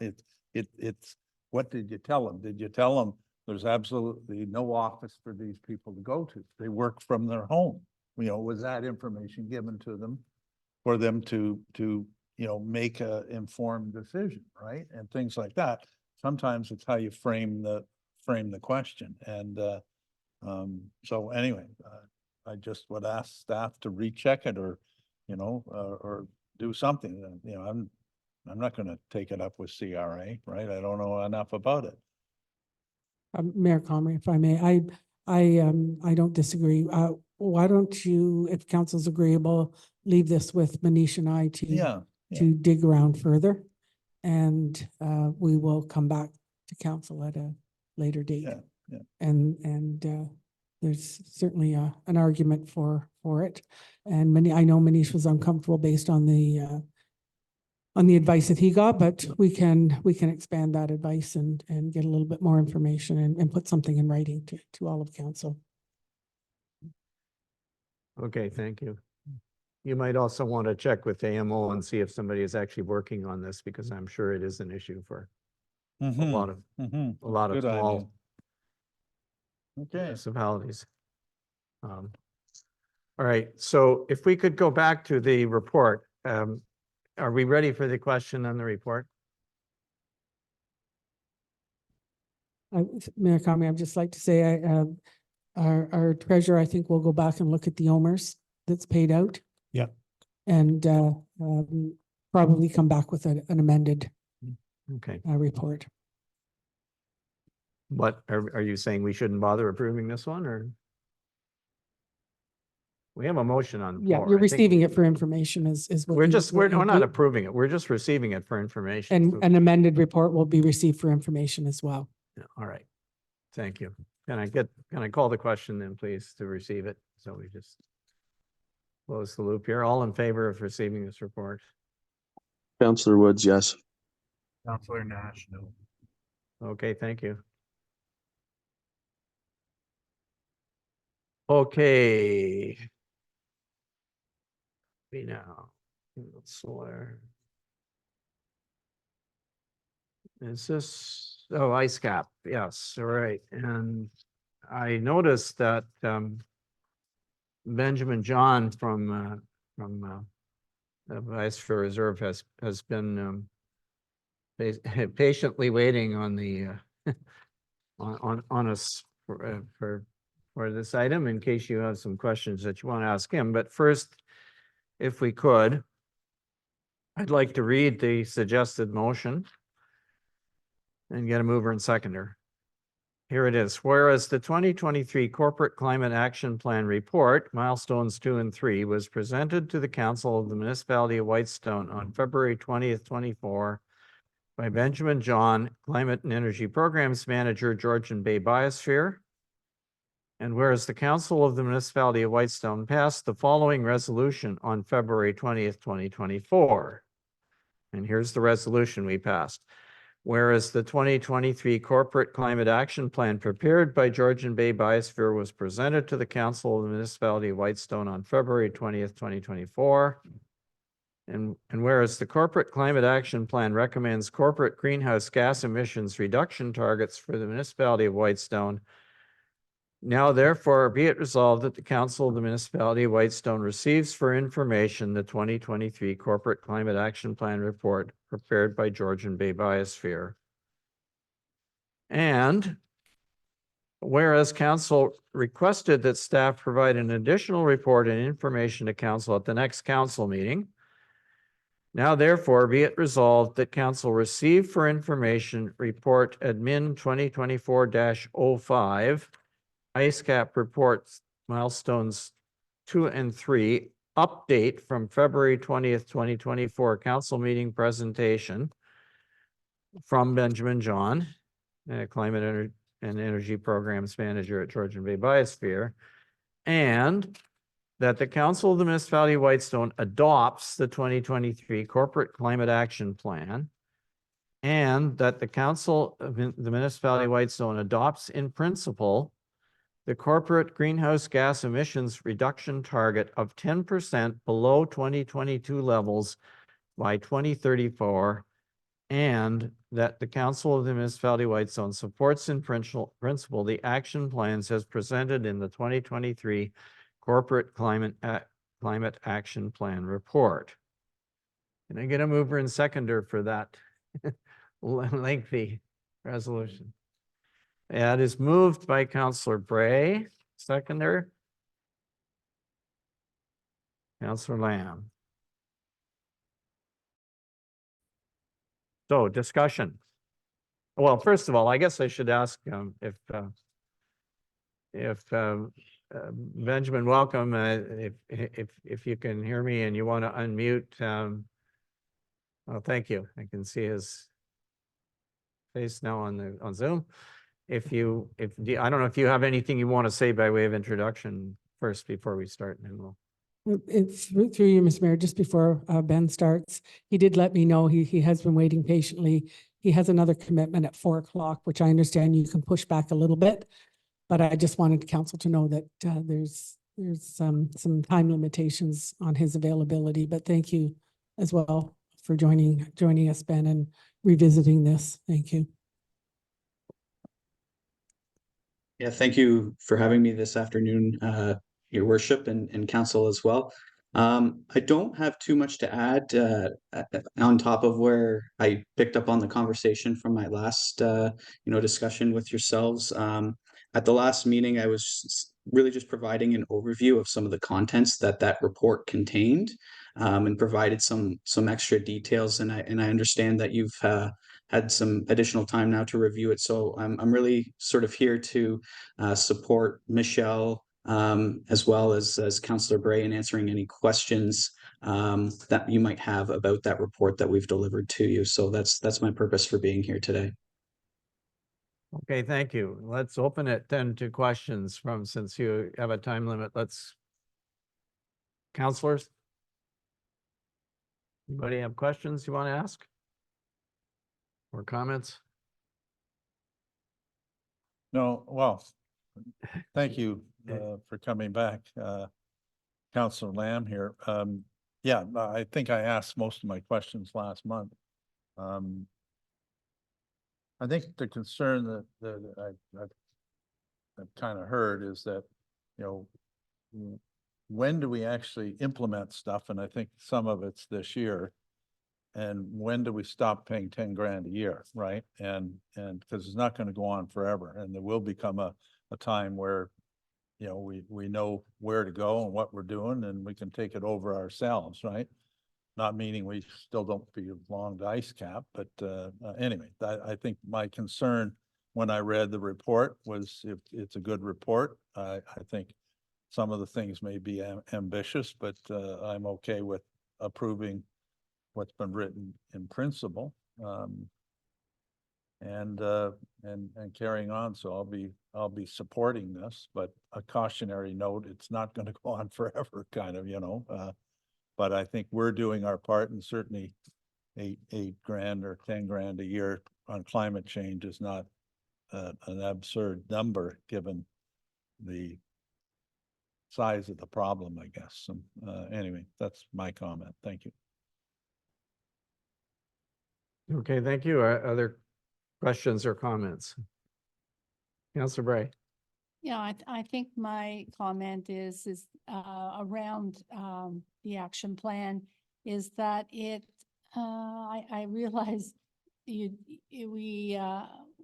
there are parts that we can take over and we will be doing, but we also, one of the things that we gain with being part of IceCap and being part of this plan is that we have the opportunity to be in the know of information coming out.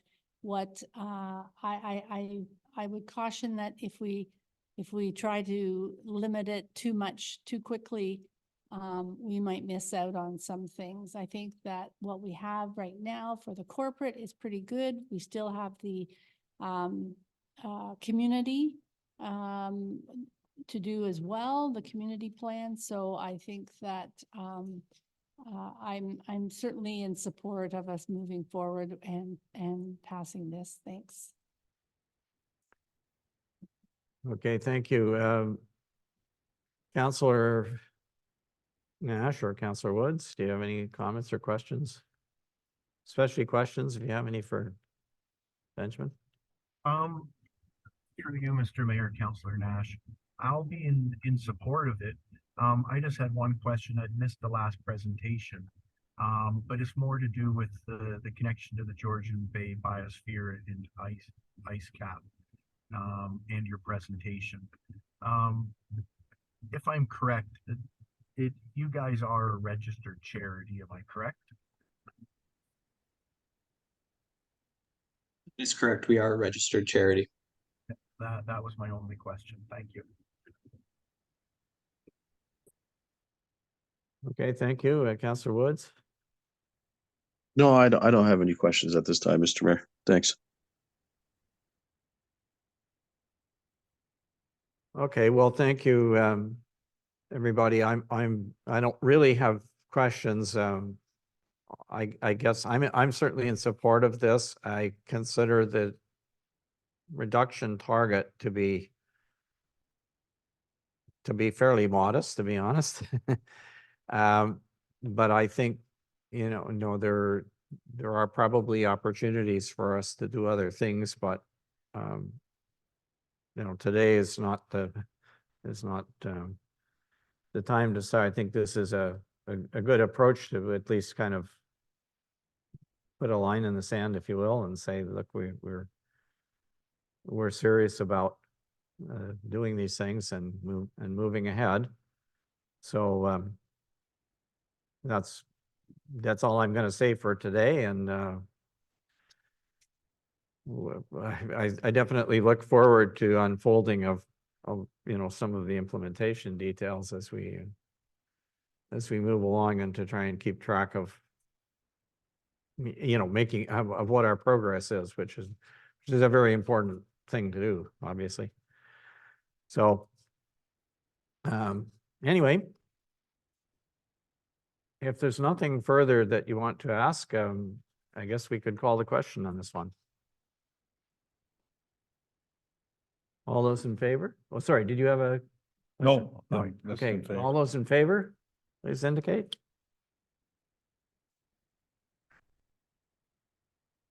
On the phone, councilors. Counselor Nash, yes. Councillor Woods, yes. Okay, thank you very much. That's carried. And thank you, Benjamin, for joining us and for your patience, for waiting so patiently.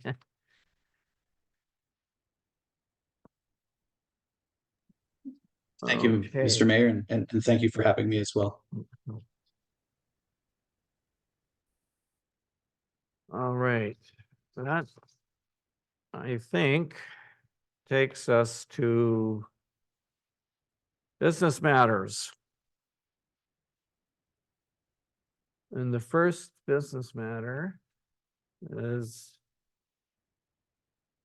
the Roma conference. Okay, 11.1. Need a resolution, or need a mover and seconder, please, that the Council of the Municipality of Whitestone receive for information the verbal reports from Councillor Woods and CAO Hendry regarding the Roma conference, which was held on January 21st to 23rd, 2024. Who would like to move that? No, nobody wants to move it. Sorry, Councillor Bray. Seconded by Councillor Lamb. All right, thank you. I don't know if we should call the question now or wait until after we've heard what they have to say. Maybe we'll wait till after we hear what they've had to say. Who's going to go first? Councillor Woods, can you go first? I'll go first, Mr. Mayor. Thank you. So the Roma conference, Michelle and I both went down there. I would like to point out that's the first kind of conference I've ever been to like that. It was a real eye opener to see how many different people attended. The theme was closer to home. Bunch of different, sit in and learning experiences for people. I was kind of overwhelmed by the amount of information that they were throwing at you, right? That's just a me kind of thing. In talking to people there, different counselors from all over, they share a lot of the same issues that we have, right? The same things that we're hearing about and we're dealing with in our little municipality. Attainable housing was a real big hot topic with people, and the municipalities getting fees downloaded to them from the province and whatnot, and tax hikes, and economic development was always a good one. I had a couple of really good conversations with people. There was one lady that I spoke to. There's the RED program, the Rural Economic Development Program. They were starting a new stream for that. That'd be coming out soon for people to be able to apply for grants and funding. And I had a couple of good conversations about primary care to doctors and like nurse practitioner led clinics like the one that we have here. I was really taken back to learn how many people in rural communities don't have access to primary care. There's over 500,000 people in the rural municipalities in Ontario that have no access to primary care. at the rate actually that we've been losing doctors and medical professionals and how long it's going to take to try and bring those numbers back up for Ontario. I mean, we got a huge job in front of all of us, right? Just for primary care, addictions, mental health services. And there's things that, you know, our rural tax bases were never intended to pay for, right? And high-speed internet, everybody that I spoke to, I mean, just like us here, everybody needs access to the internet now. One of the real big pushes, I guess I would say, or themes I got from people was collaboration and working together with our Indigenous communities and trying to unlock partnerships with municipalities and our Indigenous communities. The OCIF funding, I guess they're handing out a lot of money for roads and bridges and water and wastewater, and you know, some of the things other communities it would suit, but doesn't really suit us. So when it comes to like wastewater management and that type of thing, yeah, it was quite the experience. I'm glad that I went. I'm glad that everyone said that I could go. But to be completely honest with everybody, I don't think, for me personally, I mean, I really appreciate the experience, but I would not be in favor of me going again. Our district association, I thought was fantastic. I went to the one with Councillor Lamb, and then we hosted the other one. And to me, that's more of my kind of style, I would say. We get to talk to people a lot closer to home and collaborate with people that, you know, are within the driving distance to us kind of idea. Where going down to Toronto, as much as I liked it, I don't feel that I would be the best person to go, maybe. Others might like going to them, but I don't know. It was just, it's not my kind of thing. I do have a bunch of booklets and pamphlets and things that I picked up at the trade show. I did see the one display and talk to the people with the food cycler program. I know there was some interest. I think it was Councillor Bray that spoke about the food cycler program before. That might be something that we could maybe look into at some point again. Who else was there? I talked to some OMAFRA representatives and the Ontario Federation of Agricultural representatives about different things that people could do in different communities and funding sources. There is a lot of money being promised, and we were told that, you know, we're not going to forget about you small little rural municipalities. I think that we would benefit greatly if we could have someone on staff or a couple people on staff just constantly checking for grant opportunities for us, right? I think that could help us out. The attainable housing one, I know, Mr. Mayor, I spoke to you a little bit about a couple of things. But there's money there. They're going to give whoever money as long as we got programs set up and ideas for how to get the grants. So I'll leave it at that. I'm sure Michelle's presentation is going to be a little bit better than mine. She's most definitely better at this type of thing. But yeah, no, I appreciate the fact that I had the opportunity to go down there. But I think maybe it would be more suited to somebody else for future. Okay, thank you, Councillor Woods. Thank you, Mayor Michelle. Conley. That was a good presentation, Councillor Woods. I think we may have gone to different plenary programs, but that's how it should be. And I think we may have gone to some of the same. I agree that the networking is invaluable. I spoke to mayors and members of council and CAOs and clerks and all sorts of people, and you really get the perspective that you're not alone, firstly, that the challenges that each municipality have are somewhat similar at times, and sometimes they're different. But we're all northern communities and all trying to do the best for the community that we represent.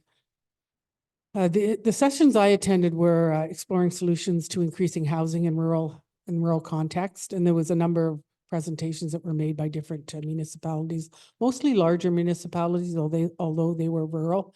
But I was thinking of council's consideration of the Twist property. Could that be rural housing? Maybe not. Maybe that's what council envisions or not, but in that context, I attended. It was really interesting. Some municipalities are working very hard, and there's grants out there if in fact that's where you want to spend your time and money.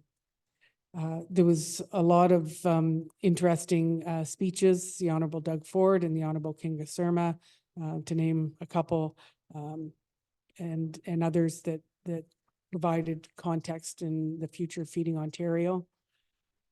Were all very interesting. One of the sessions I went to was addressing municipal staff retention and recruitment challenges. And it's really interesting. There's a real shift in thinking in terms of, some of the senior managers in municipalities are aging out, and how do you get interested young people joining the municipal sector and wanting to be there and wanting to make it a career. And there's a real shift in thinking, and I mean, our municipality has done some of that as well. We talk about flex hours with our employees. We talk about work from home opportunities. Some municipalities, at a greater speed than I actually expected, are moving to 4-day work weeks. That doesn't mean the municipality only is available 4 days a week, but it means there's shift work. So the municipal office may be open 10 hours a day, and different people work Monday to Thursday. Some people work Tuesday to Friday. It's really tough when you have a small municipality like Whitestone, but municipalities are moving in that direction. And it helps to recruit staff. It helps staff be interested when you can't necessarily offer them a lot more money in terms of salary, but you can offer benefits and you can make the working environment interesting for them. And that's what young people are looking for. So that was really interesting. Lots of examples from municipalities. I attended the Indigenous Partners Unlocking the Power of Collaboration, which has always interested me. And that was a very unique and inspiring session. I'm just trying to think what else I did. Oh, one of the best sessions I attended. It was a breakfast session. So I got a free breakfast in terms of learning, and it was called Risky Business: Reducing Cyber Threats, sponsored by LAS. And LAS is part of the arm of AMO companies. Very, very interesting. And I'm following up with a couple of people on that. And, we as in the community, and I'm sure council has heard about cyber threats throughout Ontario, and sometimes they try to underplay them, but we know their municipalities have been hit. And that's something that we think we're in good shape, but we maybe could do better. So that's something I'm following up on with LAS. The number of vendors was, counted them here, I think there was just over 82, all interesting, a lot of representation from the Ontario government. But I also talked to the gentleman at the food recycler program, very interested in hoping to get Whitestone interested at some point, but he understands that he needs to be patient. And various other organizations. There's some kind of link to Public Works, which is, my first career, and others, like the Canoe Procurement Group and Canadian Corps of Commissionaires, and Canada Post. Really interesting people. The Ombudsman's Office was there, OMERS, and ORFA, which is the Recreation Facilities Association. They all have something interesting to say. They're very welcoming to the candidates of or to the folks attending. So I'll end it there. I also have some information that I can share with members of council that are links to some of the speeches and some of the things that were handed out. So I thought it was very worthwhile. Whitestone is one of the smaller of the rural municipalities that I saw there, but I think it's important for staff and council to understand really what other municipalities are doing and know that we're part of the greater rural community of Ontario. Thank you, Mr. Mayor. Okay, thank you very much. Are there any questions for our presenters? If not, I will entertain well, not entertain. We can call the question on the motion that's in front of it, which was to receive their reports. All those in favor? Counselors on the phone? Mission. Counselor Woods, yes. Counselor Nash, yes. Okay, thank you very much. That's helpful.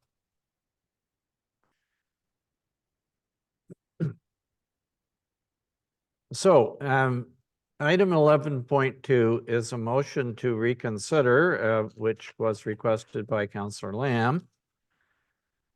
And to get it on the floor, I will read this suggested motion. Got to read the whole thing. Yeah, I'd kind of do, I guess we got to read it into the record, you know.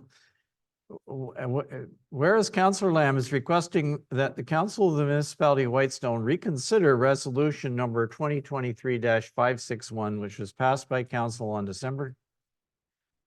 Yeah, it doesn't say whereas Council Lamb, I don't think, does it? No. Well, why do you have a different one than I do? Oh.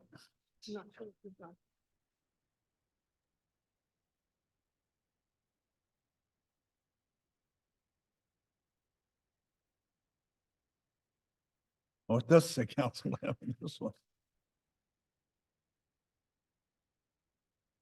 Okay, sorry, folks. I have a different resolution in the order papers than or something that the clerk does not feel is right, but it might be an earlier version of one. No, my apologies. Okay, I'll do an explanation. Apologies. So the resolution that you see is the motion to reconsider that will come back on April 16th. 11.2, the document that says proposed motion to reconsider is what is actually going to be reconsidered on April 16th. Yeah. Sorry about that. First time at this. So you were correct, Mayor It's Conley. like a notice of motion. That's right? a notice Yeah, of motion okay. is really what it is. Yes.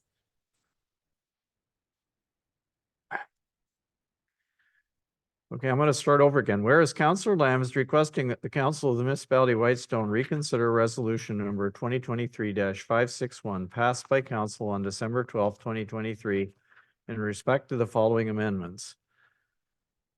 That the letters to be sent to the Wawashkish property owners are to be sent by regular mail. And that item 3 of resolution number 2023-561 be revised as follows. And the revisions are in italics and bold in the copy that I have, but anyway, so the part that's what we're changing is that it be confirmed that no trailers are allowed to be parked or stored at any public landing within the municipally owned lands. And here's what's added. And lands where the municipality of Whitestone holds a land use permit with the Ministry of Natural Resources and Forestry. Unless, that's the part that's being added, ending with the word forestry, unless attached to a vehicle, and that if attached to a vehicle, that the trailer can remain no more than 14 days as of August 6, 2024. And that the following be added to the resolution: that appropriate signage in respect to trailers storage / parking at public landings be installed as soon as practical. And whereas bylaw 80/2023, which is the procedure bylaw, section 3.22 voting reconsideration states, a member who voted in the majority will move for the motion to reconsider to be added to the agenda. And whereas resolution number 2023-561 was passed by a recorded vote whereby Councillor Lamb voted in the majority, now therefore be it resolved that the Council of the Municipality of Whitestone hereby moves to reconsider resolution number 2023-561 at the regular council meeting of April 16th, 2024. And I'm assuming from that preamble that Councillor Lamb is going to move this. Is that correct? Yeah. Okay. Is there a seconder?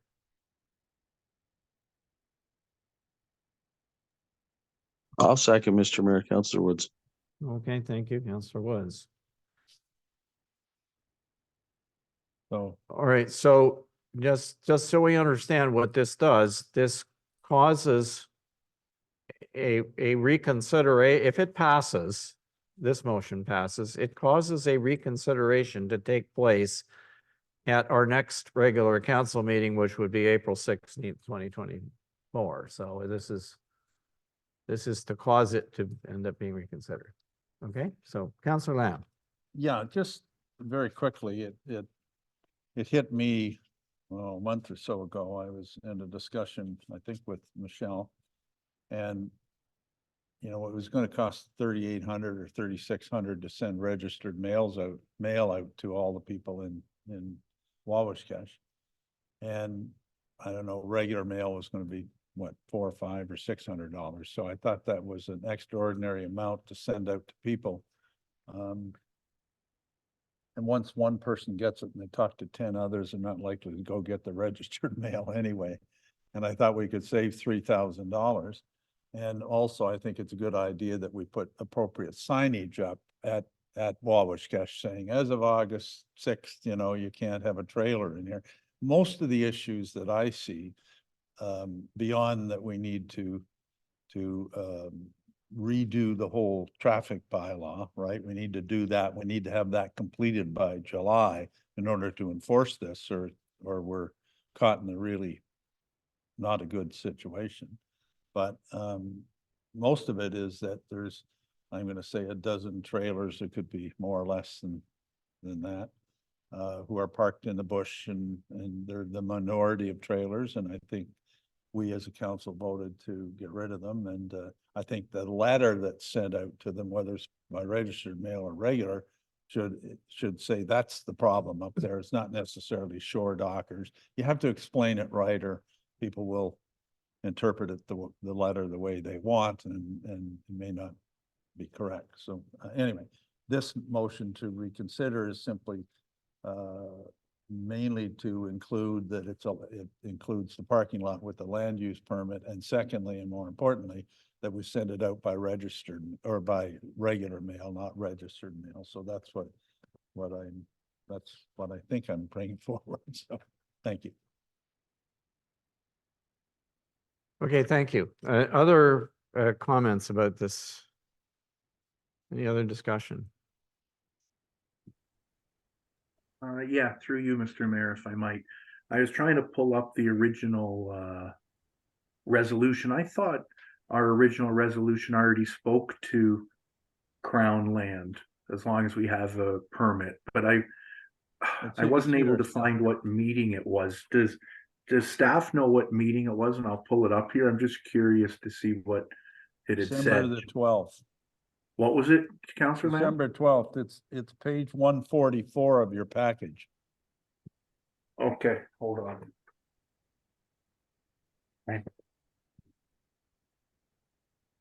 Okay. Oh yeah, it does say it here in the first paragraph. Yeah. Yeah, so that was kind of my question. I was wondering what was changing, because I thought it already spoke to. Yeah, it does say it here. Yeah. Sorry, it does say what? Owned or in which the municipality has a land use permit. We changed it in the motion to reconsider, and it's already in there in 0.4.2 in the first paragraph of the original resolution on page 144. Yes, you are correct. Yes. That's So right. good catch, Councilor Nash. Yeah. So if you wanted to, you could remove that. The second that says that item 3 of resolution and be revised as follows could be removed, I guess, right? I guess we could reinforce it if it was still in there, right? But Well, to change the motion now that it's read, you have to do an amendment. But I think, am I not correct that all we're doing right now is just voting on a motion to reconsider? Is not what the new motion will be. I think that's the way the bylaw would read, right? All we're doing today is voting to see if we're okay with adding a motion to reconsider to the next meeting, and the wording can be done over the next month, right? If I'm correct. Well, the motion to reconsider speaks to that item. Sorry, speaks to what I, Speaks to that item, the item 3 of resolution be revised as follows. Yeah, no, but sorry, I'm not sure. I thought all we're doing today is, right, is doing to vote to make sure that we want to reconsider, right? It says a member, we ought to find out who voted in favor. The chair will ask the member to affirm that they voted in the majority. The chair will hold a vote whereby the member will vote on whether to allow the motion to reconsider to be added to the future agenda. I don't think it's the wording, it's just to reconsider the motion, right? Don't think we have to talk about the wording today. Well, the motion- wording is in the motion that the mayor read. So it's appropriate. It doesn't hurt. It's mentioned in the first whereas on the December 12th, but it's not mentioned under item 3 that confirmed. So the motion to reconsider that the mayor read speaks to that item. So you can't make a change when you get to April 16th. If you simply said, we're going to approve a motion to reconsider a resolution, it's appropriate that the public understand what you're actually reconsidering. And that's what was stated in this motion that the mayor read. So the motion as read stands. If you want that removed, you have to do an amendment to the motion to reconsider to remove that, or simply leave it in. Okay, sorry, just when I read A through I see it's just asking if we want to bring it to another meeting for reconsideration, but I'm probably incorrect on that. So if you look at page 144, which is labeled 11.2, right at the bottom, there's items 1, 2, and 2. It should be 1, 2, and 3. Not sure why that 3 didn't show up. And 3 says that it be confirmed that no trailers are allowed to be parked or stored at a public landing within the municipal owned lands. It doesn't hurt to add in what the mayor read, and then council and the public know what's going forward on April 16th for reconsideration. It's important that if you're going to reconsider something, that council understand what's being reconsidered, and that's what the mayor read. So my opinion is it doesn't hurt to have it repeated, because it wasn't clear in item 3. It simply said municipal owned lands. Above it certainly speaks to a land use permit, but it doesn't hurt to have that clarified down in 3, and that is going to help you with the enforcement and the and with the bylaw that's And the letter. frankly ready to come to council. Okay, yeah, sorry, I think we're talking about two different things. I have no issue with speaking to it at another council meeting whatsoever, first of all. Right. It's just when we've never done this before as council, I think. So when I'm reading 3.22 of the new procedural bylaw, it says before a motion to reconsider is heard, which would be the one we're talking about now, the motion to reconsider must be added to the future agenda. The motion to reconsider will only be added to the agenda upon council's approval. And then it goes on what we have to do, which is what I was talking about, right? Today it's just saying, yes, we know we're going to reconsider that motion, not with the wording. That's the way it explains it on page 16 of our new procedural bylaw, 16 and 17, I think. But I have no problem discussing it and agreeing to some of the new items. I just think we're a council meeting ahead of ourselves talking about what it's going to be, and that we can't change it afterwards, because that's what we're supposed to do at the next meeting once we've agreed that we'll speak about it at the next meeting. Does that make sense? Through you, Mayor Comrie, I somewhat disagree. My thought process here is that if you're going to have a motion to reconsider, it's important that the rest of council and the public understand what you're actually reconsidering. If it was a simple motion that council was going to do such and such on such a date, and that whole motion was to be reconsidered and negated, that's fine. In this case, there's many parts to this particular motion, so you're not reconsidering the whole motion. So the intent was to identify what you're actually going to reconsider at the next meeting.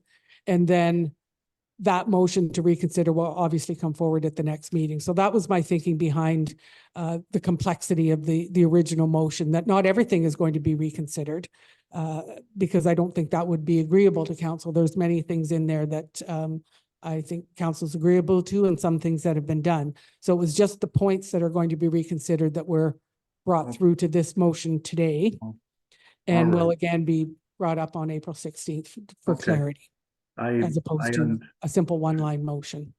Through you, Mr. Mayor, I understand that, but I guess that's the whole issue of voting to reconsider is an entire motion. You can't just take part of a motion back. You have to reconsider the motion, not part of a motion. So we'd have to take that entire motion back and redo it, right? So it doesn't say in our procedural bylaw taking part of a motion back. You have to reconsider the motion. And it also says, again, I have no problem with reconsidering it, Councillor Lamb. I'm just wanting to make sure we're doing it correctly. It also says a motion to reconsider any decided matter will not operate to stop or delay an action on the decided matter, right? Well, we spoke 4 months ago about sending out a letter, right? And it was sent to some of them already, but I have no problem about sending it probably via regular mail, but I think we have to take back the entire motion to reconsider. The problem is we've already started part of it by sending out registered mail. So it might need a bit more research on it. I'm not trying to get it tangled up, but I think we've never done this procedural bylaw for this item before. We just need to make sure to follow it correctly. That's all.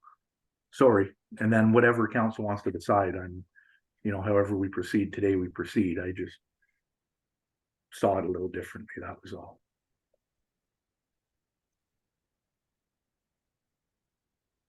Well, Definitely two different considerations. I agree. Sorry, I agree. I didn't know my mic was on or off. I agree. Whitestone hasn't done this before. I did speak to another clerk to see how they do it, and kind of followed their lead because it's to reconsider the motion in respect of the following amendments, which the 3 were listed. It's a little bit tricky adding something, but the experienced clerk which was the signage, the experienced clerk I talked to said it was acceptable. Well, through you, Mr. Mayor, Councillor Nash, what I don't want to get into, I don't care. I just don't want to pay $3,600 for registered mail, right? But what I don't want to do is somehow get slopped into negating the letters that were sent to Bolger. Right? Well, we're going to reconsider the whole thing and then we're going to repass it and just, I don't want to have to spend another, what was it? How many thousands to send it already to Bolger, right? All I want to do is change it to a register or to a regular mail, right? And that's, Councillor Lamb, that's what I'm agreeing with you. That's where I'm caught when I'm explaining it. I'm a person, I think everybody knows, of trying to do things to the way we have it written. So I agree, maybe changing it, that's the problem. But when I'm just reading this, it says when a motion has been decided, any member who voted with the majority may move to have the motion to be reconsidered, right? It's not part of the motion, it's the motion. So it becomes the whole thing. So if we're going to do this, we have to do the whole motion, I think. But anyways, and then I'd say to that, I'd say just send it out with registered mail, but because I don't think we need to reconsider it if we have to do the whole motion. But I'd love to save money. So I'll see how the rest of council sees it. I'm just reading the procedural bylaw now, 3.22. okay, well, Beyond my pay grade. there are a number of issues here, I guess. In my experience, and I don't have experience with our current bylaw right now, but I have done this many times in other contexts. What I can tell you is that, first of all, you can't reconsider something that has already been executed. Okay, so there is no way that we could go back and say, well, I shouldn't say that. I mean, there's no way that we could go back and say, we don't want to send letters to Bolger. Because the letters to the residents of Bolger and Kashkaba. Why? Because those letters have already gone out. That horse has left the barn, or whatever the expression is. So that's, you know, and if council passes a resolution and staff act on it or whatever, for people to come back and say, sorry, we made a mistake, we want to rescind this or undo it. A lot of cases you can't. Most cases you can't. Okay, so I don't think that's up for grabs. But normally speaking, if you want to reconsider, I'm sure this is why our clerk went down this road, is to say, well, we're not going to reconsider the whole resolution. But as far as the Wawashkish portion of the resolution is concerned, if it had been up to me, I don't suppose I would have got into the details of what we're doing.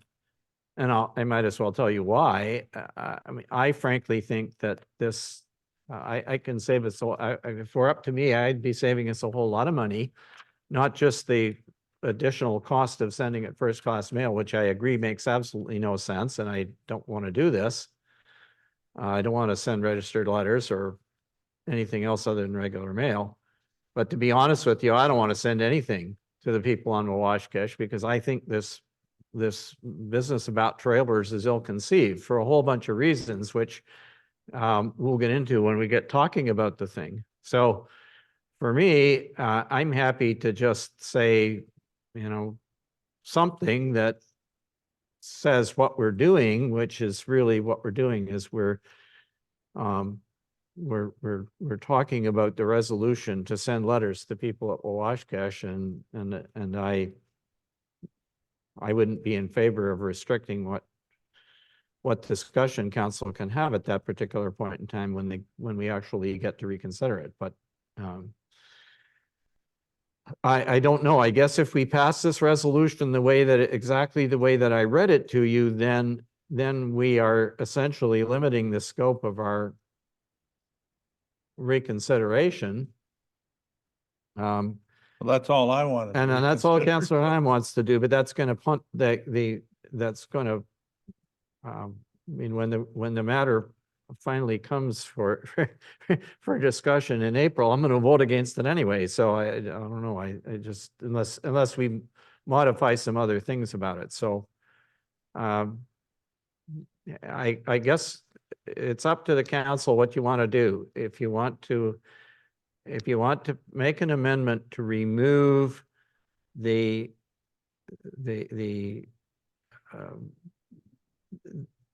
in respect of the following amendments part, which you could do.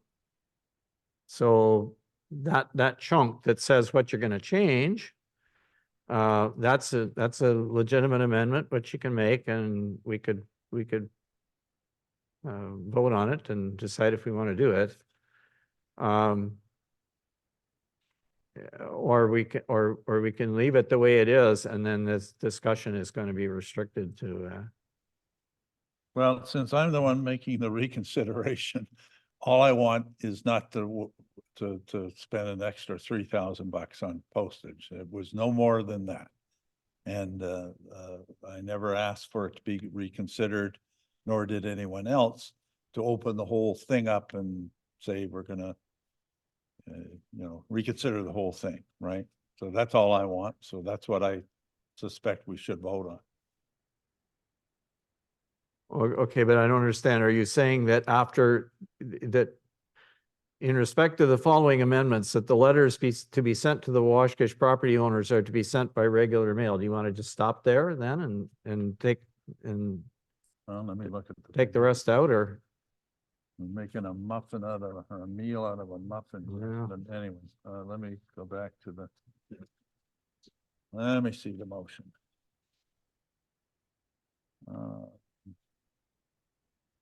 Where's Council Anderson requesting Yeah, you can see it on your orange sheets. You can I'm just reading it here. whatever that color that is, orange. So the original motion, item 3, which is what was in question about the land use permits, it says This is a motion from December 12th, that it be confirmed that no trailers are allowed to be parked or stored at any public landing within the within the municipal owned lands unless attached to a vehicle. And that if attached to a vehicle, that trailer can remain no more than 14 days as of August 6th. And I also want in about the signage, which is. Right. So notwithstanding that the whereas talks about MNRF properties, item 3, which is also part of the agenda, only speaks to municipal owned lands as it relates to the trailers attached to a vehicle for more than 14 days. And frankly, in writing the bylaw and parking bylaw, I'm struggling.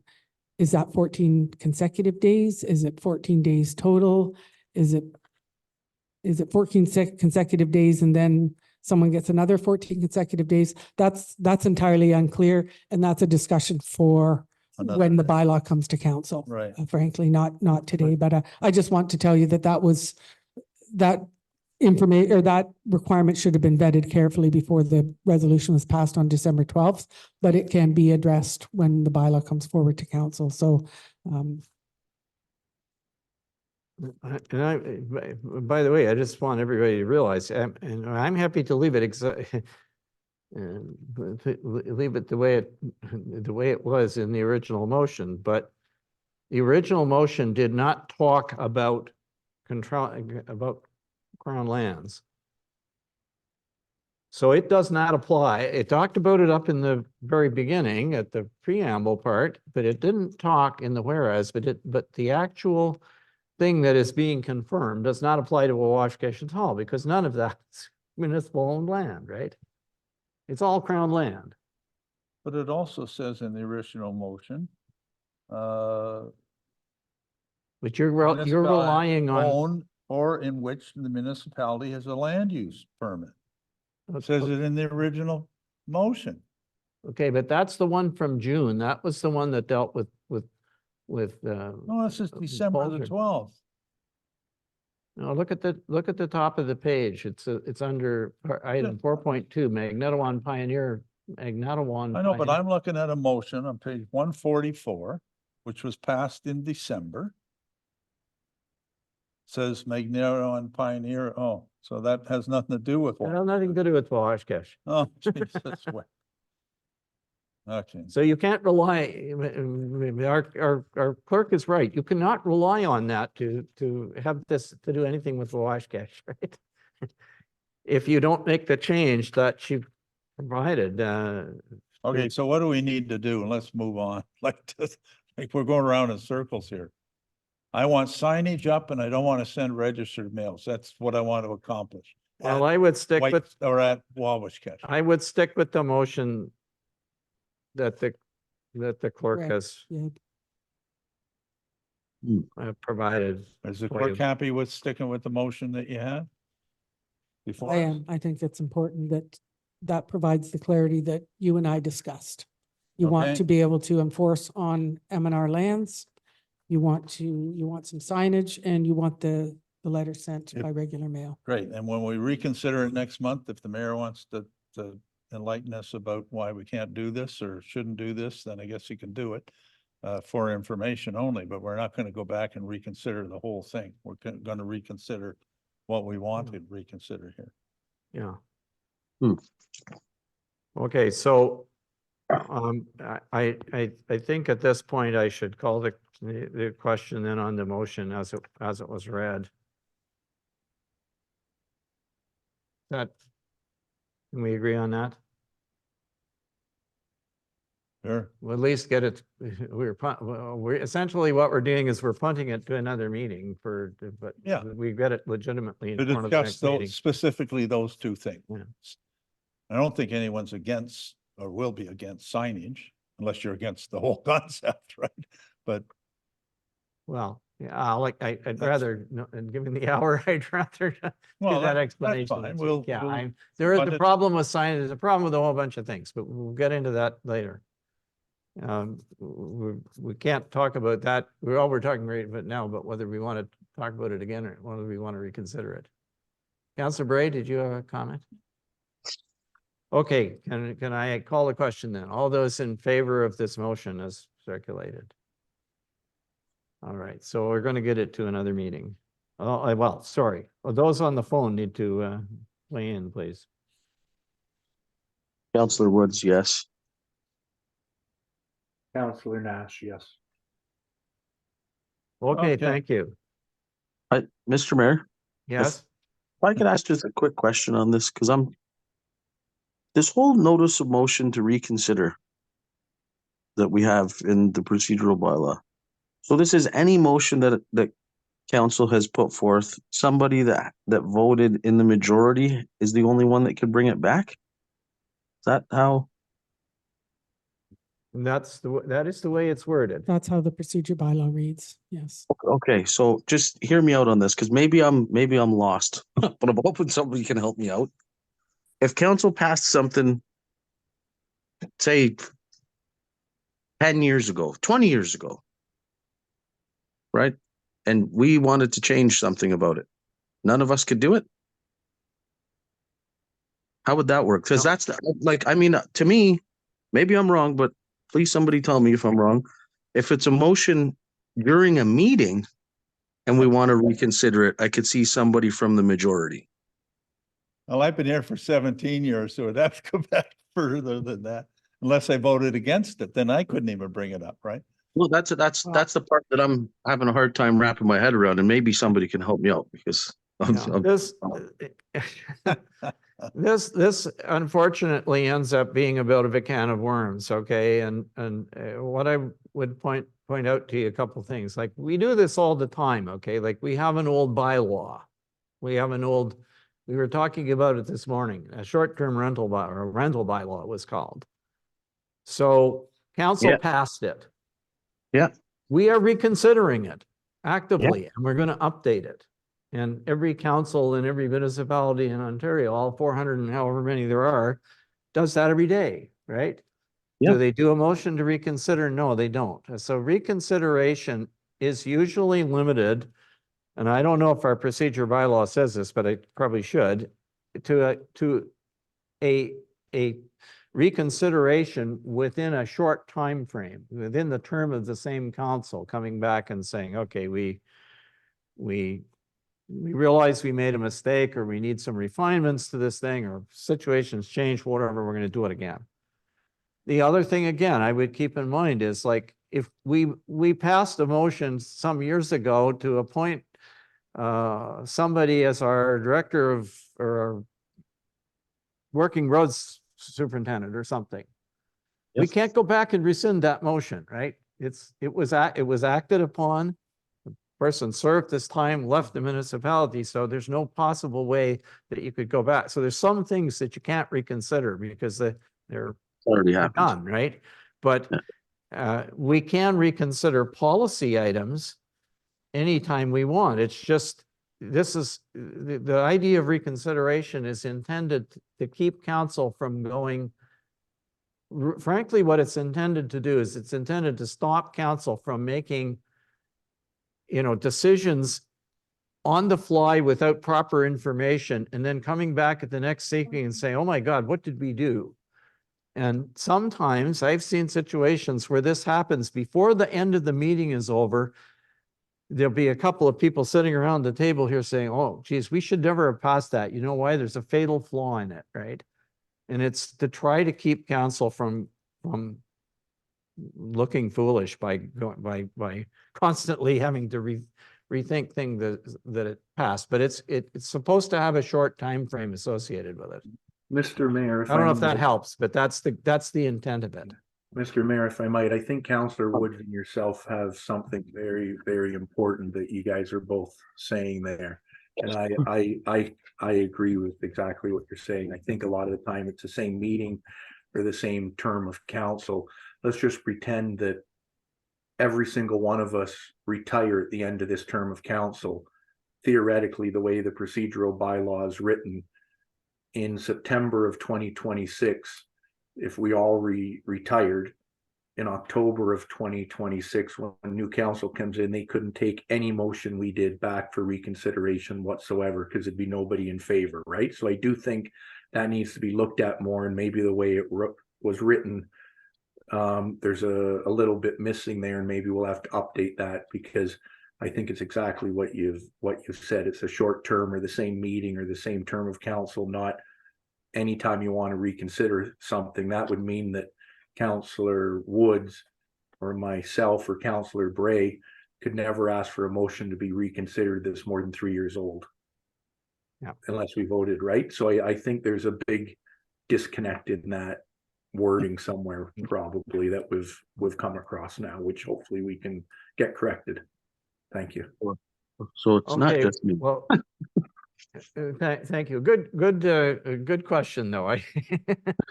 I respect the question very much. Okay, so let's move on, if we can, to 11.3.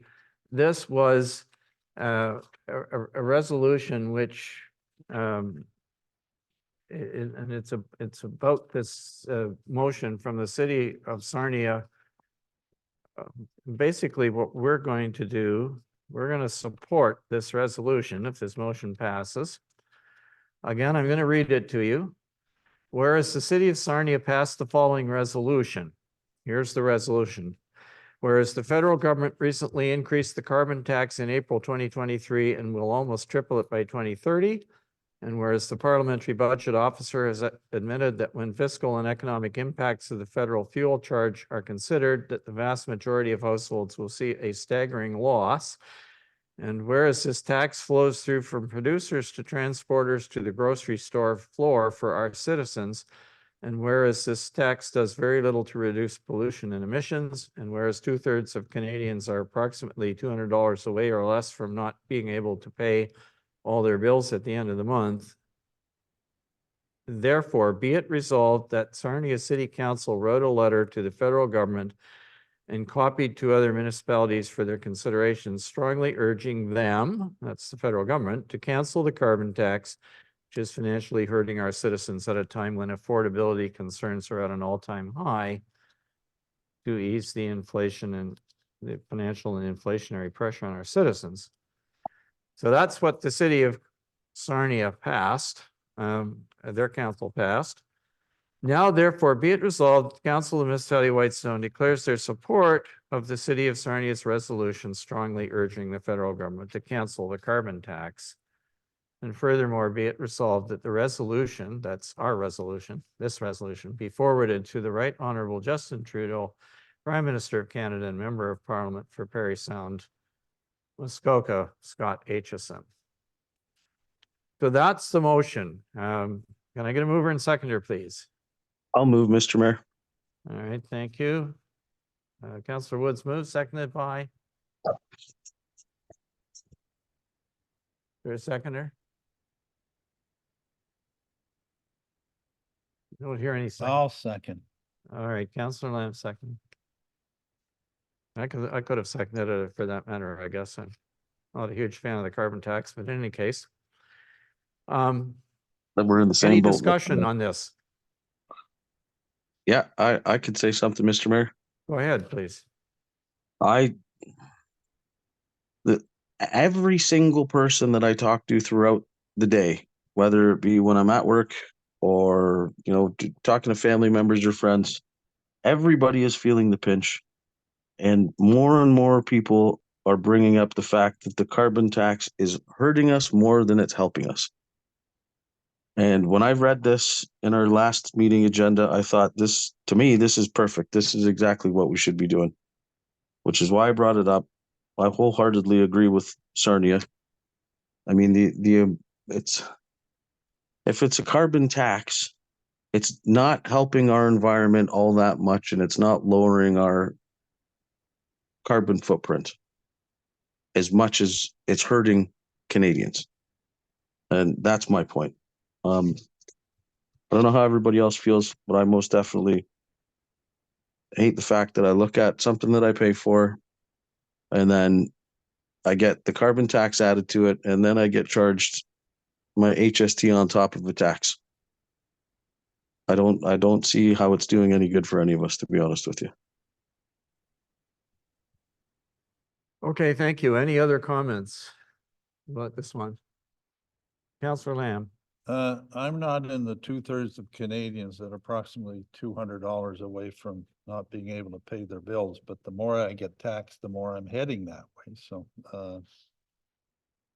I don't think people understand the carbon tax like they should. I think our motion, although well-meaning, and I'll vote for it, is not going to do anything. There's only one thing that can happen that will change the carbon tax, and it comes to the next election period, right? So, Yeah. but anyway, that's all I'll say. Yep. Counselor Bray. Yeah, I agree that, you know, a lot of people do not understand the carbon tax, and I can't tell you that I understand it really well. But I guess I wonder about the rebate that that people receive. Is that, are we then saying, okay, well, we'll cancel that? The grocery rebate that's supposed to start, are we gonna cancel that? I realize that these things are intermingled and that the carbon tax is not, is meant to change industry's mindset. And I'm not sure I understand it very well either, but I just understand that there's also money coming back to people in our communities through the rebates. And are we saying that we don't want those to happen? And does that mean that people understand that those things may not happen? I don't know. I don't have enough information to vote yes or no on this one because I don't know, I don't understand the carbon tax well enough. Through you, Mr. Mayor, I'll be brief if I might. Go ahead. Thank you. Yeah, I agree with this carbon tax, that it's kind of like a hidden tax. I think it's charged on so many things that we don't see, right? You know, it's charged for the producing of, we'll call it for the oil extraction, but you know, everything in our world might not be natural gas or motor fuel or engine fuel, but everything has to do with plastics, right? So almost everything we touched has a hidden carbon tax to it now. And yes, there might be a rebate that comes back, but that's because we're paying more out in taxes and getting a slight rebate back. That's the way I look at it. So I think it's just a hidden tax that really, you know, you get a couple $100 back if you're in certain tax brackets, I think every so often, but you've probably paid, my guess would be more than the $200 they're giving you back. So I think it's just a hidden tax, taxing everything. And people don't think of how many things are related to those types of, unfortunately, carbon producing fossil fuels like water pipes, cars, cell phones, everything we touch has plastic in it. Anyways, I'll be in support of it, but I agree that I don't think our motion will do anything, but I'll be in support of the motion to pass it along to others like Sarnia did. Okay, thank you. All I would say is, I guess, if I had been the drafter of the Sarnia motion, I would have suggested strongly that they limit the 2/3, the whereas it says 2/3 of Canadians are approximately $200 away, because I think that's a separate set of issues. I don't think it's necessarily true, but it's a separate set of issues. There are lots of people who are hurting. The question is the carbon tax, how much is it contributing to the hurt? It's obviously contributing something, and it seems to me that by the time you look at the cost of trying to rebate amounts of money to the public, it's not. It is what is coming back to people in those payments that we all receive periodically is not likely recovering the additional costs that it's adding. And it's one of these, you know, bureaucratic things that I don't think helps to solve the problem. So I'm in support of the motion simply because I think it's useful for people who don't support the carbon tax to say so publicly. But in any case, can we call the question on, if there's nothing further, can we call the question on this one? Yep. And move it along? All those in favor? Counselor Woods, yes. Counselor Nash, yes. Okay, thank you. That's carried.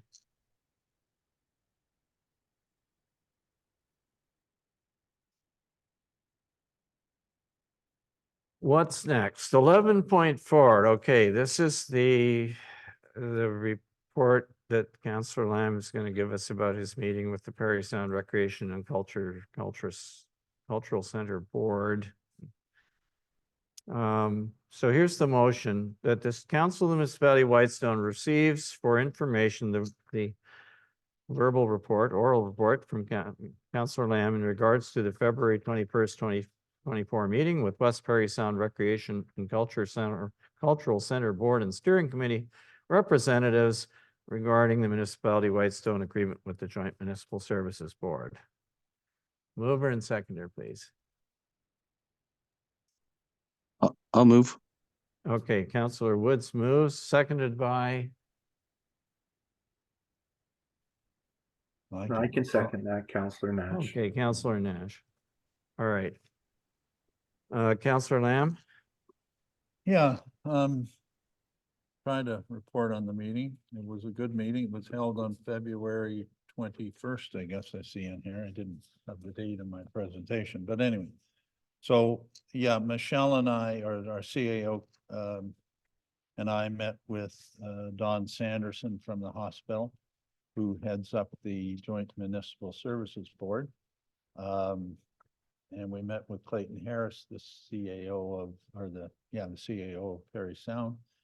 And we met with Dale Robinson, the mayor of McDougall. So since we had requested the meeting, I went first, and I'll tell you what I told them. I, of course, thanked them for the meeting and sitting down with us. And I said, first of all, I speak for council that we would like to state that Whitestone is not against the pool and recreation center, or cultural center, I guess, in Parry Sound, and we'd like to see the project be a success. That this whole idea of the pool was brought up 3 years ago in Whitestone, and many of us at that time saw the pool and recreation center as a want versus a need. And thought that properly planned economic development results in a pool, not vice versa. I pointed out that we did a survey and approximately 380 or so ratepayers responded, which was an enormous response from a small community like Whitestone. And Councillor Woods and I had gone over most of the responses, and it was somewhere in the area of 80%, in our opinion, that wanted Whitestone to make little or no contribution towards the project.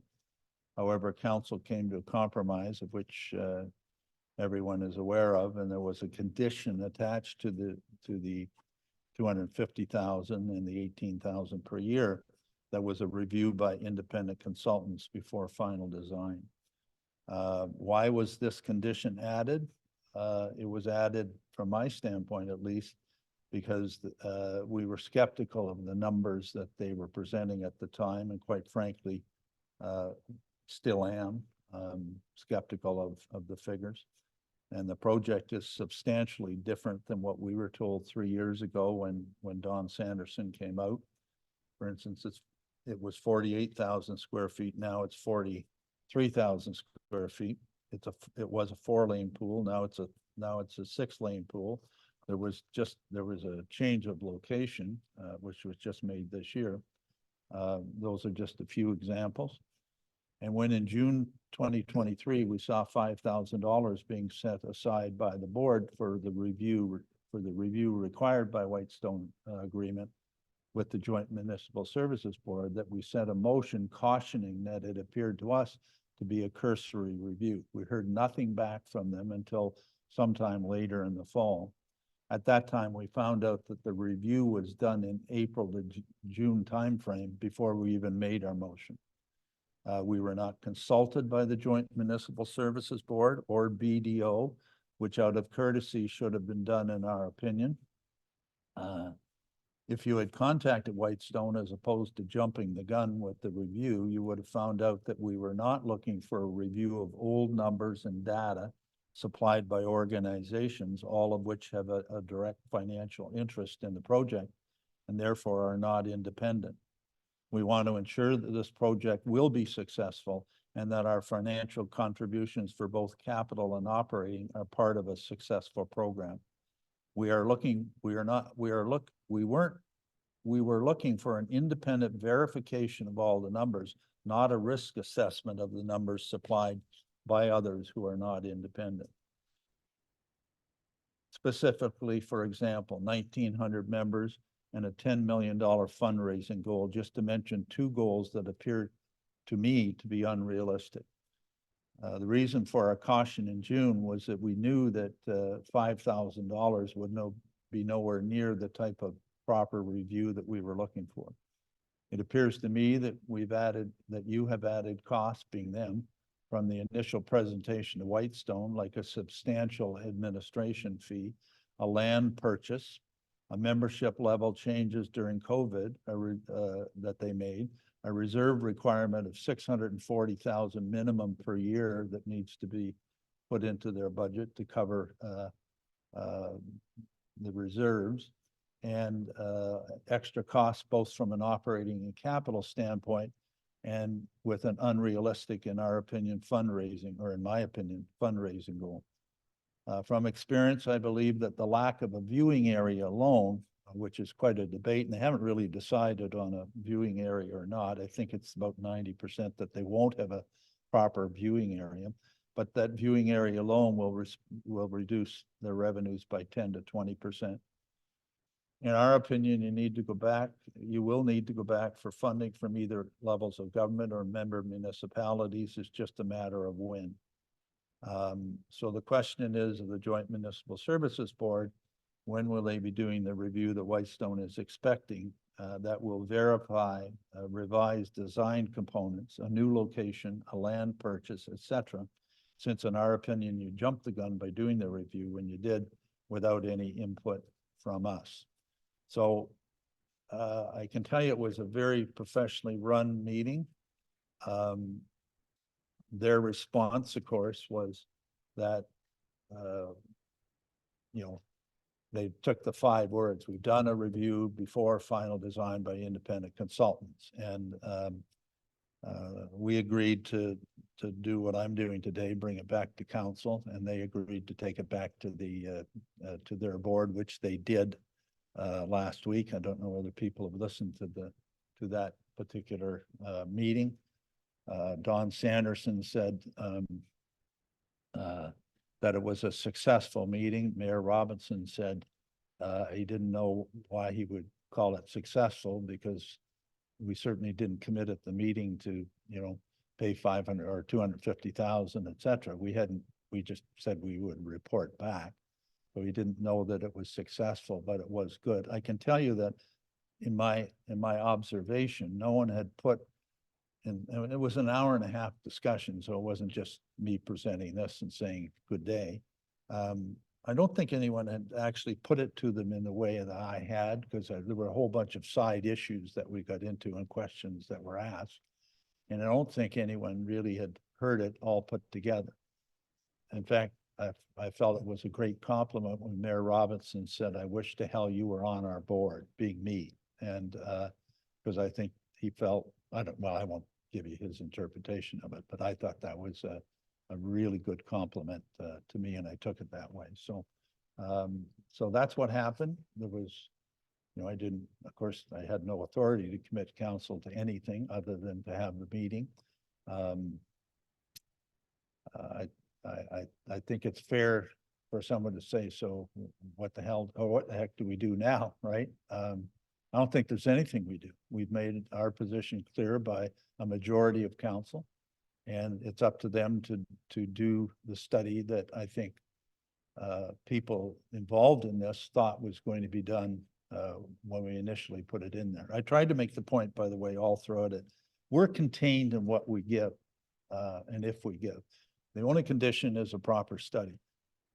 We're in a way not doing this for ourselves.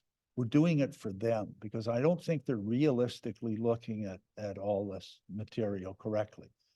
If anyone thinks they're gonna, they've got $9,000 in the bank, or 30 maybe now with fundraising. If anyone in the right mind thinks they're gonna raise $10 million in Perry Sound, they're dreaming in Technicolor, and that's all gonna go back on the communities. And membership, if it's 1,300, that's 10% of every single person in the whole Perry Sound area paying full bore for a membership. And that's simply not going to happen. But what happens is people get into meetings once a month. They don't, if you listen to the meetings, they don't ask any questions, and they're just simply following the advice of a bunch of people. So I'm not as optimistic as others. I think they'll build the pool.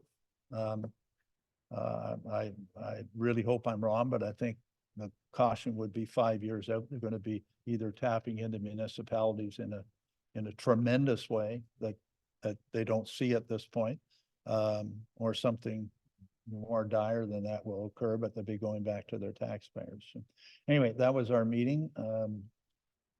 Michelle was there, obviously. I did most of the talking. They took copious notes of our meeting, and I don't know whether Michelle wants to say something or not. Through you, thank Mr. you. Mayor, I won't say a great deal. Councillor Lamb captured it all. I felt the same way Donald Sanderson did, in the fact that it was successful, in the fact that people were talking responsibly, and we're talking about their concerns with the pool, frankly, which were similar to Whitestone's, even though we don't, our skin in the game is the 250,000 plus the operating costs.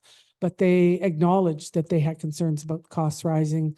They had concerns about their ability to actually fundraise that amount, even though they've been promised that. And they were struggling with moving the project forward, although they were certainly committed.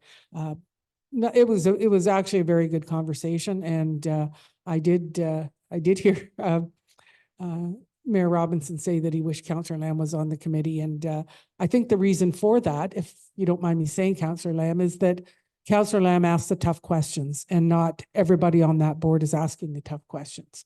And I think if anybody knows Mayor Robinson, he's a no-nonsense guy. He does ask tough questions, and he expects to get answers. So I felt it was a good meeting. It was successful in the sense that everybody was calm, and it was a good conversation. But basically, we separated ways and agreed to disagree on a couple of things. So that's I said I was going to be short and wasn't, but that was my take on the meeting.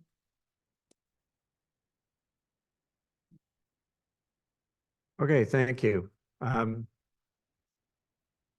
Is there anything else that this is a motion to receive the report? Is there anything anybody else needs to say at this point? If not, I'll call the question to receive the report then. Thank you. All in favor? Councillor Woods, yes. Councillor Nash, yes. Okay, thank you. So I am conscious of the hour, folks. We still have a couple more items to do, and then we do have what I believe will hopefully be brief in camera session, closed session. So then item 11.5 is a request to discuss bylaw enforcement officer contracted services. This was by Councillor Nash. Here's the motion. Whereas the current bylaw enforcement officer has been employed under contract with the municipality of Whitestone since 2005. And whereas the current 3-year employment contract with the municipality of Whitestone bylaw enforcement officer ends on December 31st of 2024. Now therefore be it resolved that the council of the municipality of Whitestone requests that staff discuss with the bylaw enforcement officer his interest in a contract renewal and report back to council at a future council meeting in respect of this matter. Is there a mover and seconder for that motion?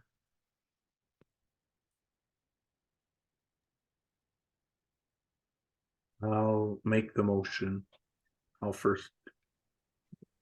Councillor Nash, seconded by? I'll second, Mr. Mayor. All right, thank you. Councillor Wood seconds.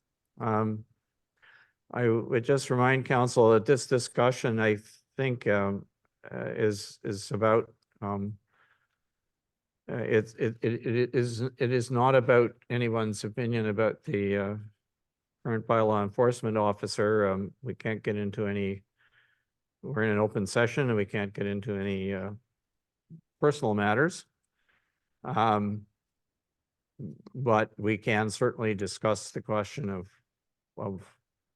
whether we have sufficient bylaw enforcement officer services, and I don't think we have all the information about what's going to happen after December. So that's why this suggestion is here, that we do get some information from our current bylaw officer as enforcement officer as to his intentions and so on. So anyway, I don't have any other comments to make about this, but I'll open it for questions or comments about the level of services and that sort of thing, and about the specific motion that's here. So yeah, through you, Mr. Mayor. Yeah, I'd asked for this to be on.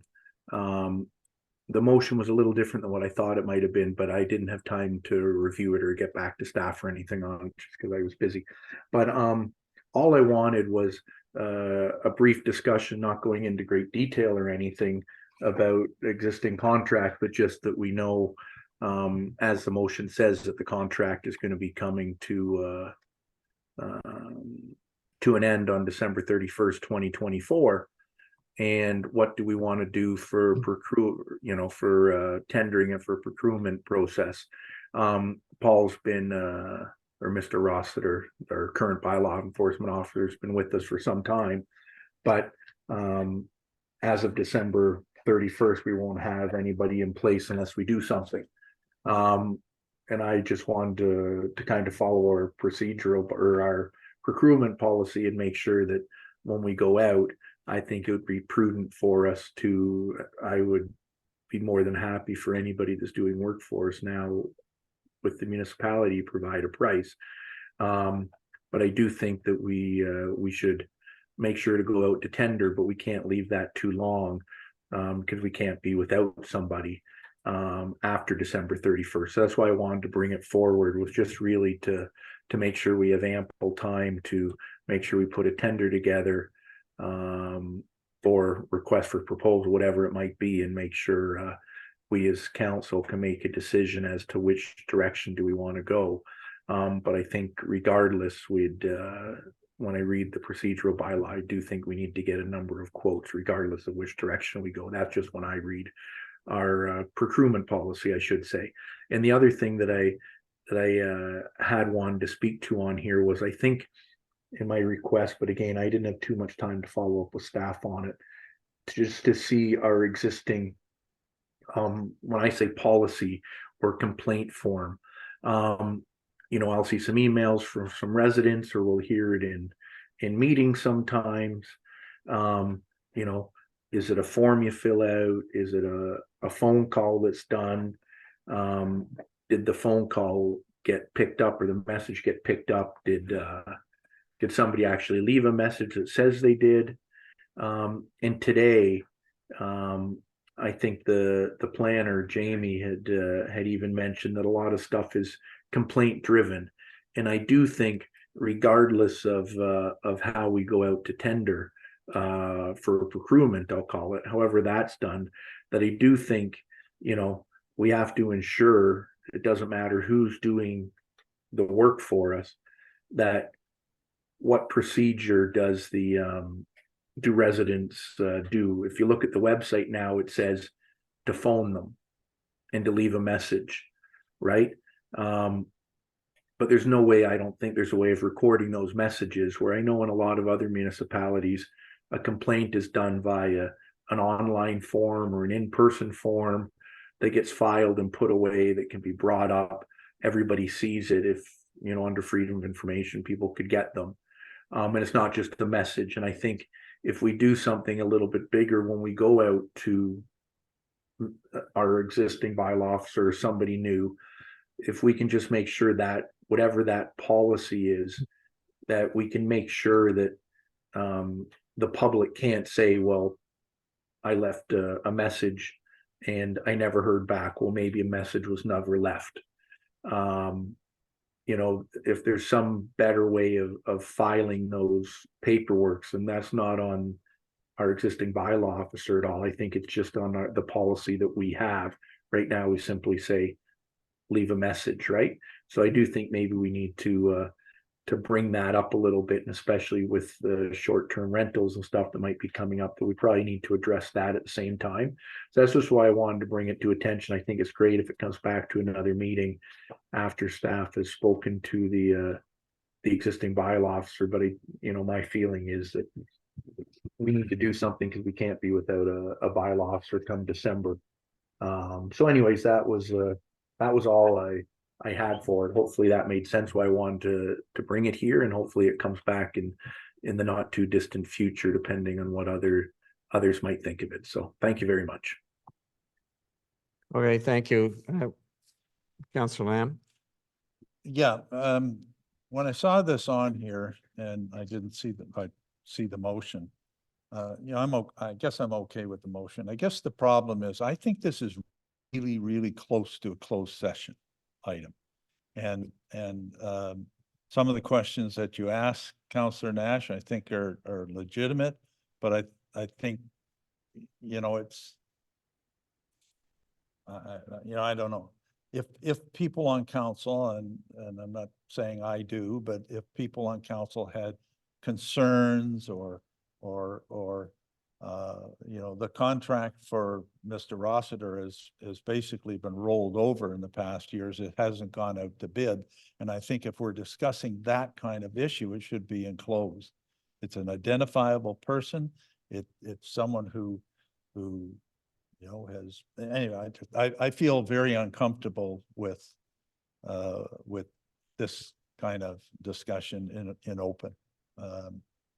And I think I expressed that at one point. It's really close to the line, in my opinion. And if you're just going to ask him, are you going to rebid? Is that the question? Or are you going to say, are you willing to, if he says rebid, he's probably going to say, well, I've never bid before. You just roll it over. So that's why we're real close. So that's my comment on it. And again, I'm not saying Councillor Nash's points aren't valid, but and where is, if council had a problem, if they did, where do you voice it? In open? You start talking about it in open? If I I'll may, let Mr. this, Mayor. I want to respond, but I'll let our CAO go first. Yeah. Thank you, Mr. Mayor. The written request I received from Councillor Nash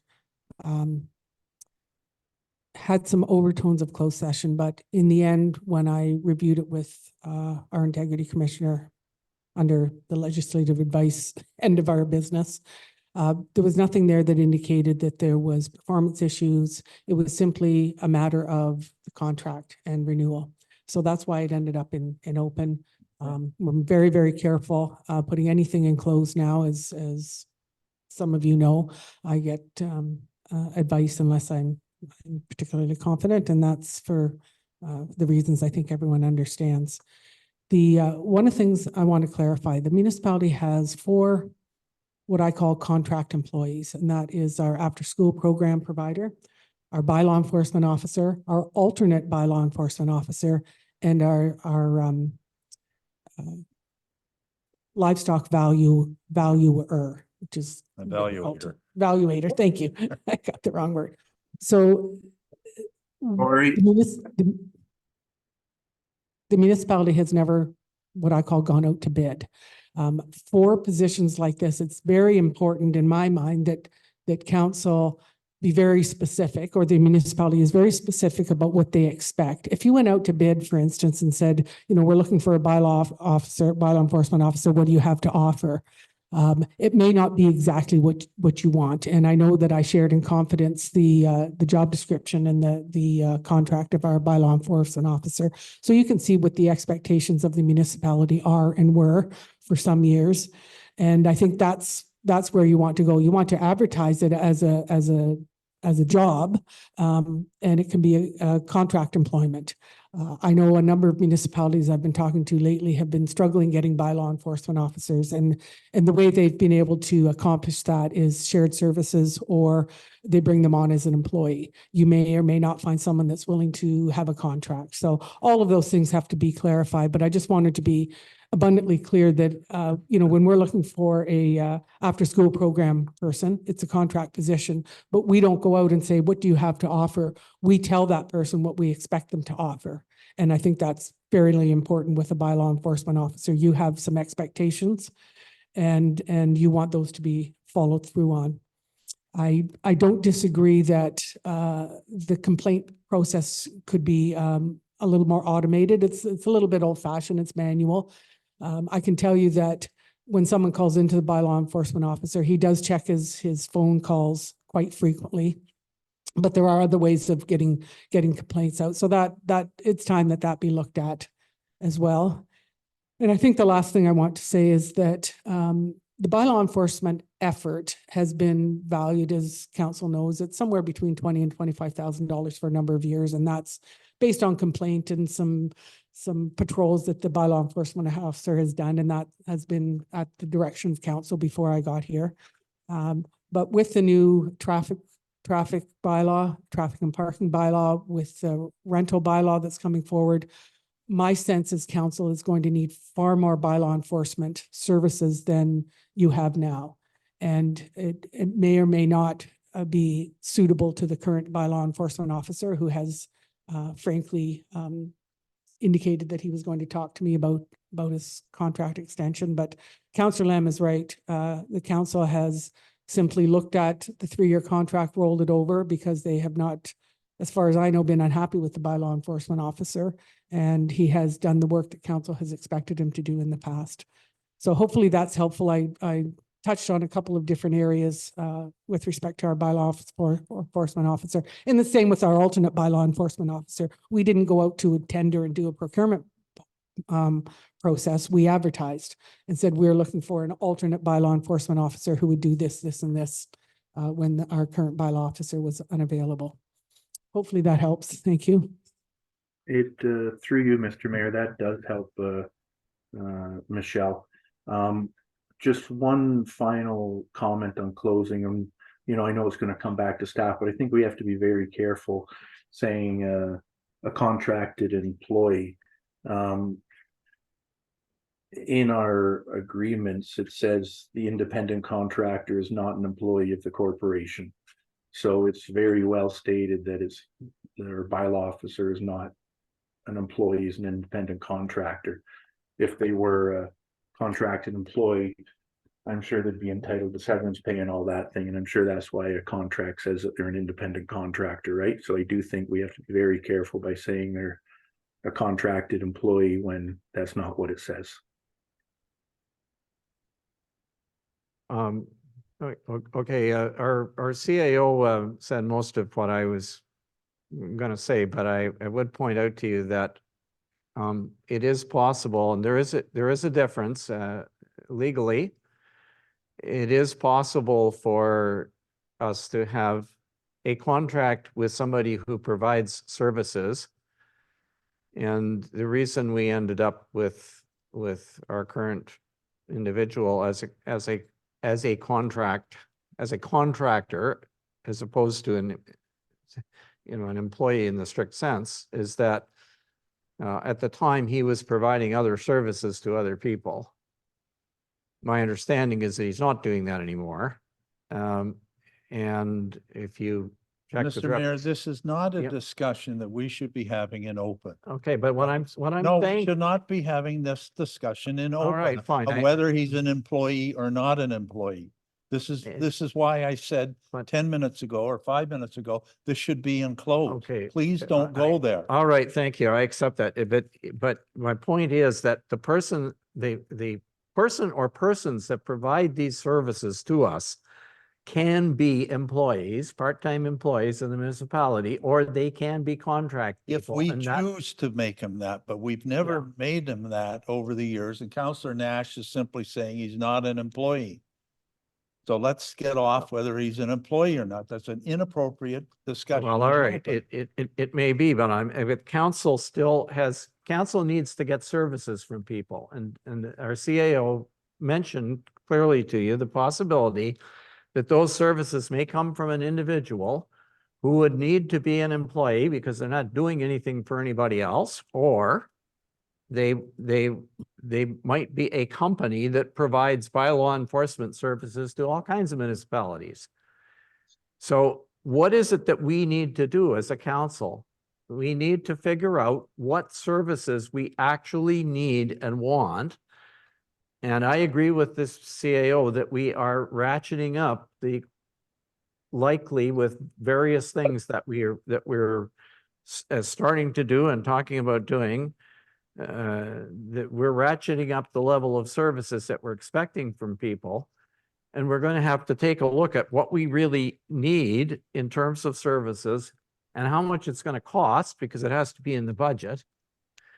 But it isn't necessarily a procurement in the context of our procurement policy. It is, in my opinion, more likely to be a situation where we will say, we need somebody to provide these services, and would be like we are recruiting a staff person. So I think we have to think about that, and we probably can't be choosy, unless we are willing to spend unlimited amounts of money.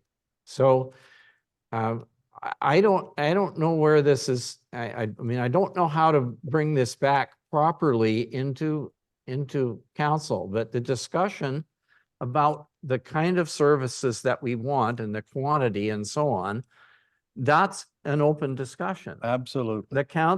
The discussion, that's the dilemma that we're talking about. The discussion about the individual who might provide those, whether it's a firm or an individual, that was probably a closed session matter. And so you have to start with what you want, and then you have to go from that to where do you get it and how do you get it?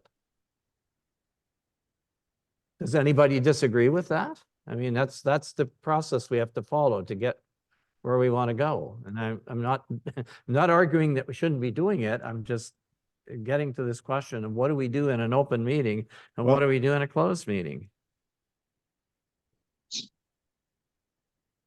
Councilor Bray. I'm just sort of thinking that we're getting off the motion that's on the floor, and that this is something for another discussion. And maybe we need to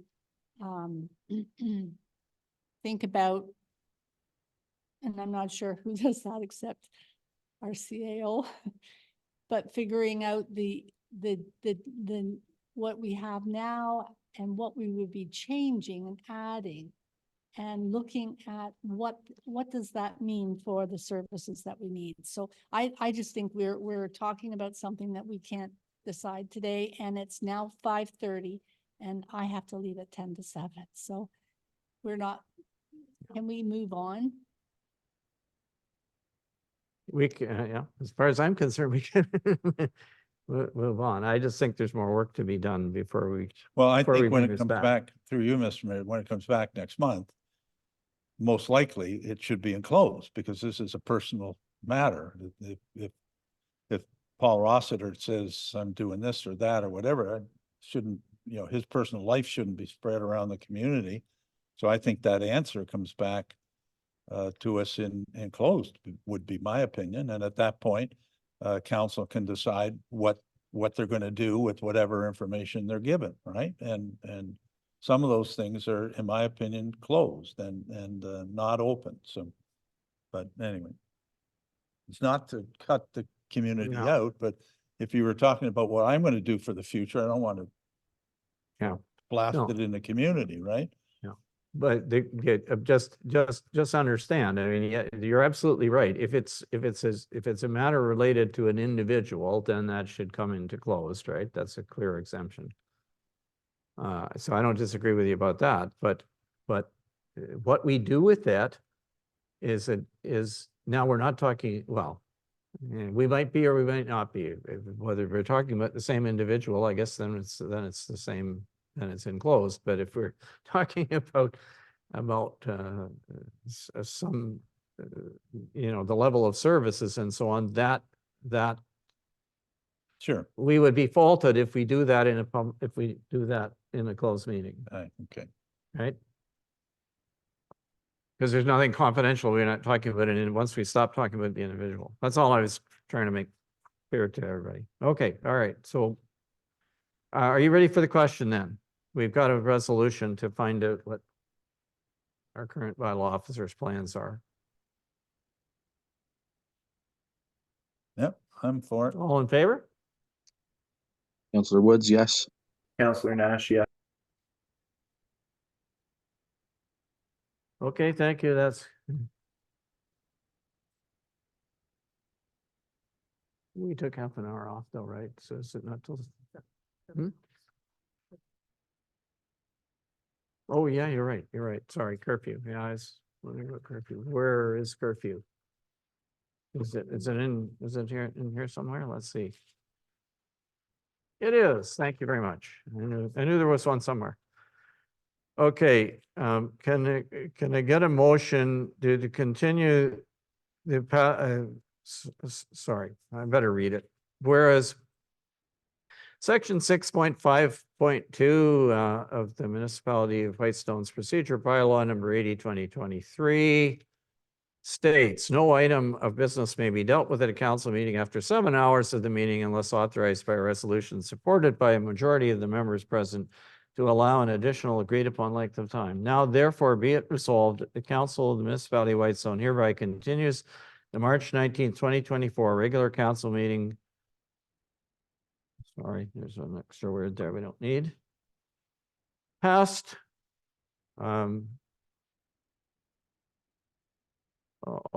past the allotted time of 7 hours and continues for an additional, well, 1 hour is the most. We shouldn't need an hour, to be honest, but what do you want? Half an hour, an hour? An hour, but I don't think we'll need it. All right. We'll put 1 hour. Who's going to move this? Councilor Lamb's going to move it. Seconded by Councilor Bray. All those in favor? Counselor Woods, yes. Counselor Nash, yes. Okay, that's carried. So we are extended. Now, the last item of this regular session, before correspondence, is the Phenom Conference, which is in for 2024, which is in Sudbury, May 6th to 8th, 2024. Need a resolution that the Council of the Municipality approve the following council members / staff to attend the Phenom Conference in the city of Greater Sudbury on May 6th to 8th, 2024. Mover and seconder. And then we'll populate the list. So Councilor Lamb moves. I'll second, Mr. Mayor. Okay, Councilor Woods moves. Or seconds. Okay, so it's open for discussion, and I suppose the question is who's, I would argue that we should have representation. At Phenom, it's not very far away, but, and I'm certainly happy to go if nobody else is, but if there are others who'd like to go, then. I have a question through you, Mr. Mayor. Yeah. Is it possible to get the full package, and then different counselors go to each day? So you have it today, I have it tomorrow, someone has it the next day? So we pay the 440 and one of us goes to each day? Or one person goes to everything or whatever, is that possible? All you do is put a badge over to this person, badge over to that person? Well, the registration is typically done by AMO folks, and their system, it has, what you said ever been done? Yes, it has. It's been done at AMO too. But the badge, you only get one badge and it's got somebody's name on it, right? So then you end up sticking, if you give the badge to somebody else, then you know, because they're those badges that have a pre-printed insert with your name and affiliation. So then you end up sticking sticky over it with a different, or putting a different thing in it with somebody else's name. Or you just become mayor for the day and say, "Yeah, I'm George Comrie." Well, people do that too. They walk around with other people's names and mean, I- and they get and they get accosted in a friendly manner by people who know that they're not the person whose badge is there. I agree that we should be there. It's just, I have no idea what sessions are on Monday and Tuesday and Wednesday and No, I don't either, to there's be no honest. We detail don't- here. So I We mean, don't have the package yet, do we? like No. I might wanna attend on or on Tuesday, but the last day is usually, I'm not so interested in their business meeting and all that. So I have no interest in that day, but I might have an interest in either Monday or Tuesday, depending on what the sessions are, right? And I'd like to know beforehand what I'm going to attend and all that kind of stuff, right? But So do you know when the deadline is that we need to settle this, Madam Clerk? it goes up on April 7th. Okay, that's why we're doing it today then, because we're, Well, it Well, says it's only 30 bucks registration then. ends April 19th, but yes, the cost goes up. At the time we published this, so I don't think we had the agenda. I'm just going to do a quick search, see if Yeah. the agenda is available online. One moment.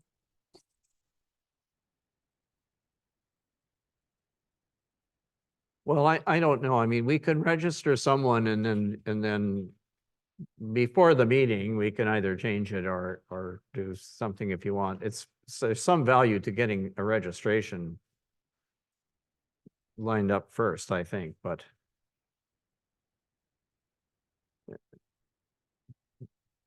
just it saves money for starters. So are I mean, I you, don't mind putting my name in for the registration, but again, I'm not telling you right now that I'm going to, I'll tell you one thing, I'm not probably attending on Wednesday to a business meeting.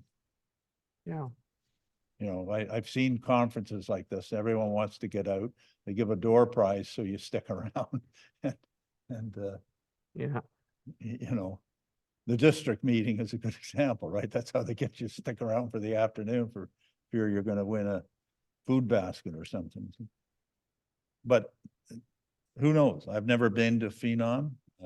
I didn't make it last year, unfortunately. So I don't mind putting my name in, but I would put it out to share to people who, or we can just delay it till we know what the sessions are, right? I don't you care. know, I don't want to delay anything. I'm trying to get the conference information up and I'm not getting much except, did you find it? Yeah, I found it, but I don't see anything about the actual speakers yet. no. No, it seems Yeah. a little early for that, to be honest. They're just trying to get, you know, the other thing they're doing is they're doing a hotel block, and I don't know whether, I guess people could drive to Sudbury in time for a meeting and leave it at the end of the day. and Well, if come you're gonna back. be there for 2 days, I'm not driving back. That's right. Yeah, Mr. Mayor, I'm also interested in going. Just want to put my name out. Thank you. Mr. Mayor, yeah, I could tell, I mean, Counselor Lamb, you said you haven't been to one. I went to the one last year. And it was good. It was another really good experience, closer to home. But I would take my name off of the list because I would be unavailable for any of those dates. And that would be the same for myself. So you can take my name off the list as well. I guess I better look at my calendar before I say something, right? It's May the 6th to 8th.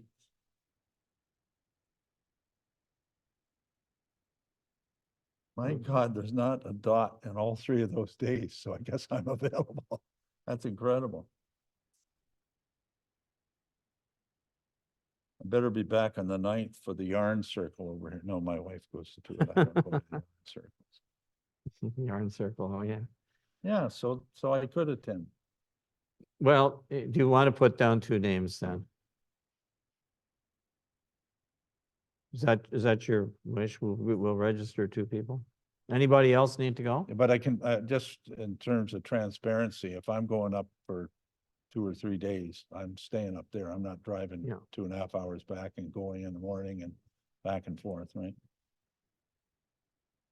Yeah, that makes sense to me too. Yeah. It's not like it's Perry Sound. It's, you gotta get to Perry Sound and then you gotta drive the 2 hours up or 2 hours something. that way. It's 2.5, 3 hours for me, the way I drive, so. So anyway, Well, okay, well. if 2 people are going up, they might go together or something, right, to save that, but then, anyway. Well, all right, I've got Counselor Brain, Counselor Lamb. Is that resolution then? All those in favor? Councillor Woods, yes. Counselor Nash, yes. All right, thank you. Okay, so now, that brings us to, where are we? Correspondence, I think, if I'm not mistaken. Yes, so you have the correspondence listed on page 9 of the agenda. There's items. Why does this say 11.3? Oh, okay, all right, sorry, I got the wrong page open here. We have items A through I.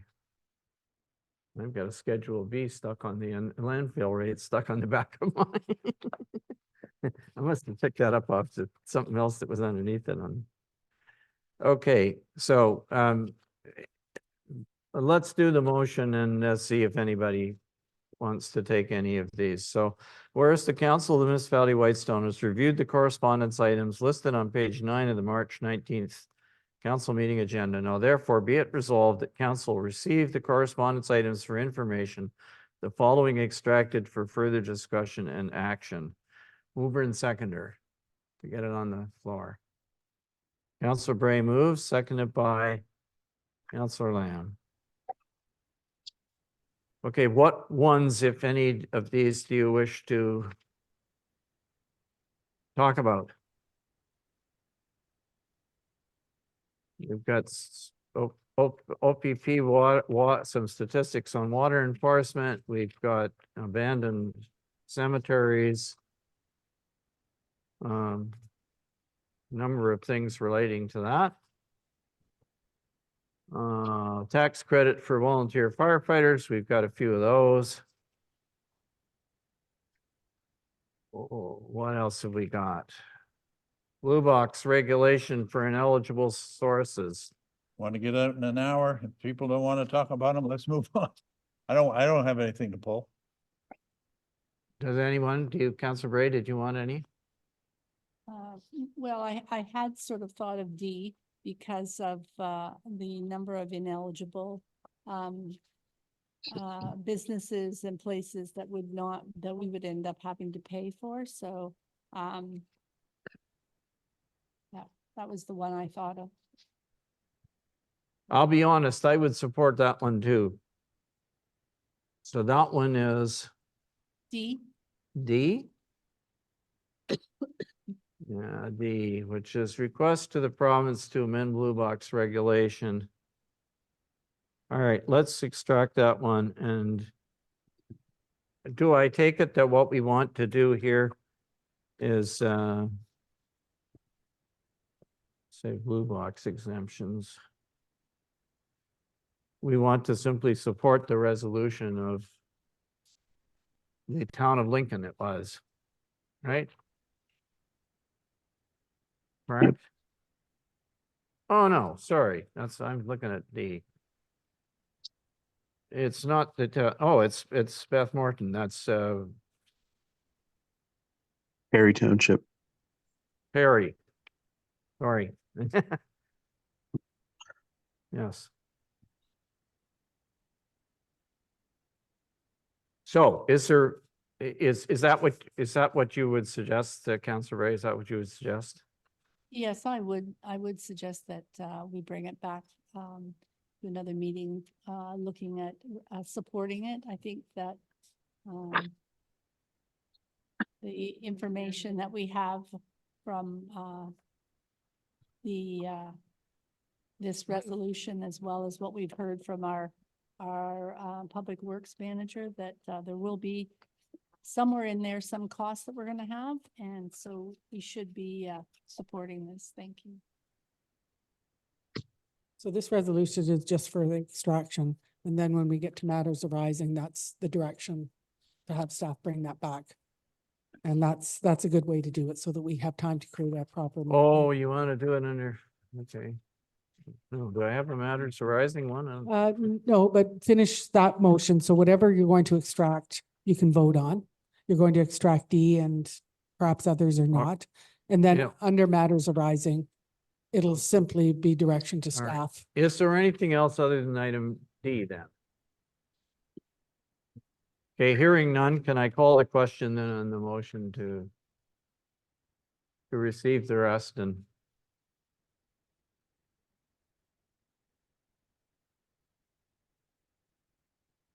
on the phone, councillors? Counselor Woods, yes. Counselor Nash, yes. Okay, thank you. So now we're talking about D.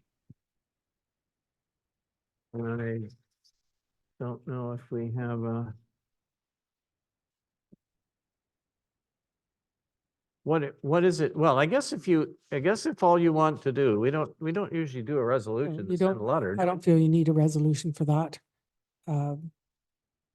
A resolution of support will come back to the next Yeah, council meeting. Yeah, And that will be noted in the minutes of that request. all right. Okay, thank you. So we've done with matters arising from correspondence. Councillor items, any councillor items? Oh, yeah, I had one. Councillor Lamb, go ahead. Yeah, I just thought when I was reading it, I put this down. I just don't want to lose sight of that I asked at the last time our building inspector came. I don't think it was at the meeting, but I wanted a list of the outstanding building permits by year. Because we had a Okay. list that went back 6 or 8 years, and I'd just like to see, how many are outstanding, right, by year.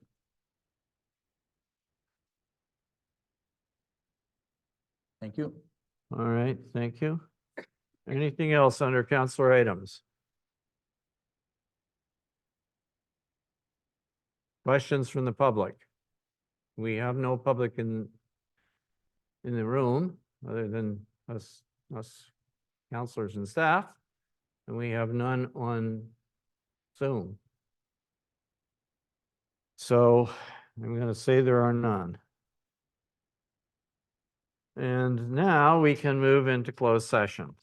So could I get a mover and seconder, please, that we move into closed session for the following matters, and they are the closed session minutes of the regular closed session council meeting on February 20th, the closed session minutes for the special council meeting of March 4th, 2024.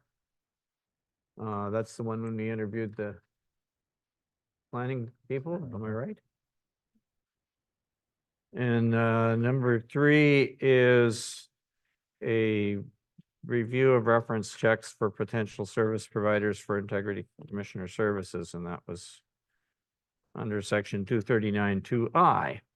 So, of the Municipal Act. So, mover and seconder that we move into closed. Councillor Lamb moves. Michelle, I'm gonna keep this. Need a seconder. Councillor Bray seconds. Thank you. So closed session meeting at 5:49 PM. We need to stop the recording, Madam Clerk. Then they have to. Oh, close. sorry, we'll call the question first, don't we? Let's call the question. All those who want to go into closed. On the phone, councillors? Counselor Woods, yes. Troy is muted, Counselor Nash, yeah. Okay, thank you. Oh, I forgot there is also an item, there is a legal opinion also to be discussed. It was on the second page, so I missed it, but anyway. Okay, thank you. It's 6:04 PM and we are now back in regular session. Matters arising from the closed session. Can I get a mover and seconder that the Council of the Municipality of Whitestone hereby approves the closed session meeting minutes for the regular closed session council meeting of February 20th, 2024. Mover and seconder. I'll move. Councilor Bray moves, and that was Councilor Woods seconded. Yes. Thank you. All those in favor, please indicate. Councillor Woods. Yes. Okay, I see. That's approved. Next one. Closed session minutes of the special council meeting of March 4th, 2024. Mover and seconder that the Council of the Municipality of Whitestone hereby approves the closed session meeting minutes for the regular closed session council meeting of March 4th, 2024. Yeah, you need a mover and seconder. I can move that, Counselor Nash. Councilor Nash moves, seconded by I'll second. Councilor Woods. Thank you. All those in favor, please indicate. Counselor Nash, yes. Councillor Woods, yes. All right, thank you. Could Done with that one. Could I ask one question, Mr. Mayor? I forgot to mention something under councillor items. It's just a really quick update regarding the stewardship committee. Would it be all right to mention it now or not? Well, or should I do it at the next? let's finish with the stuff from closed first. We have one more no problem item. And there is a suggestion that we are ready at this point to engage our new integrity commissioner.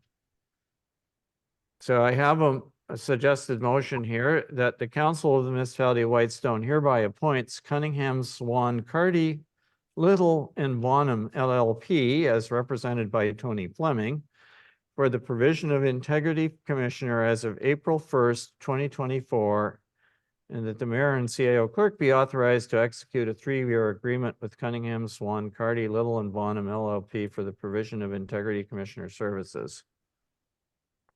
Does someone wish to move that? Councillor Lamb is moving. Is there a seconder?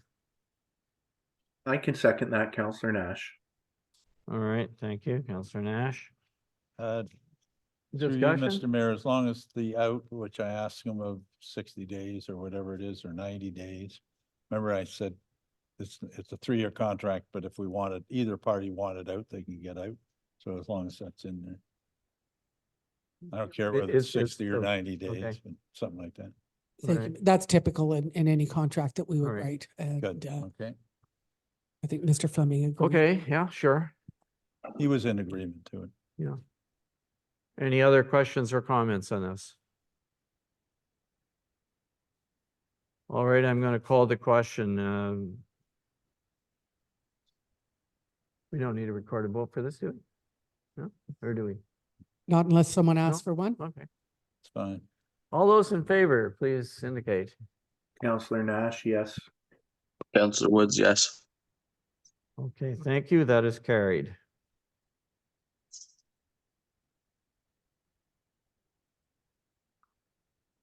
Oh, I'm sorry. There is another one.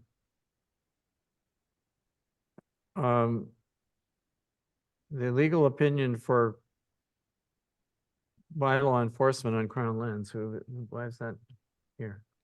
I just thought you wanted to you might want to receive it for information. It's good practice to, when you come out of a closed session, to make known any decisions that were made. And in this case, no decision was made, but you are receiving it for Well, information. we're not making it public. No, but it was publicly noted that this legal opinion was there. Oh, all right. So now you're just simply accepting the legal opinion. Okay, so For there is information. a motion I'm sorry, I hadn't noticed this one. There is a motion that the Council of the Municipality of Whitestone receives for information the legal opinion from Russell Christie LLP dated February 22nd regarding bylaw enforcement on Crown lands. Somebody want to move that? Councillor Lamb moves, seconded by Councillor Bray. All those in favor, please indicate. Counselor Nash, yes. Councillor Woods, yes. Okay, thank you very much.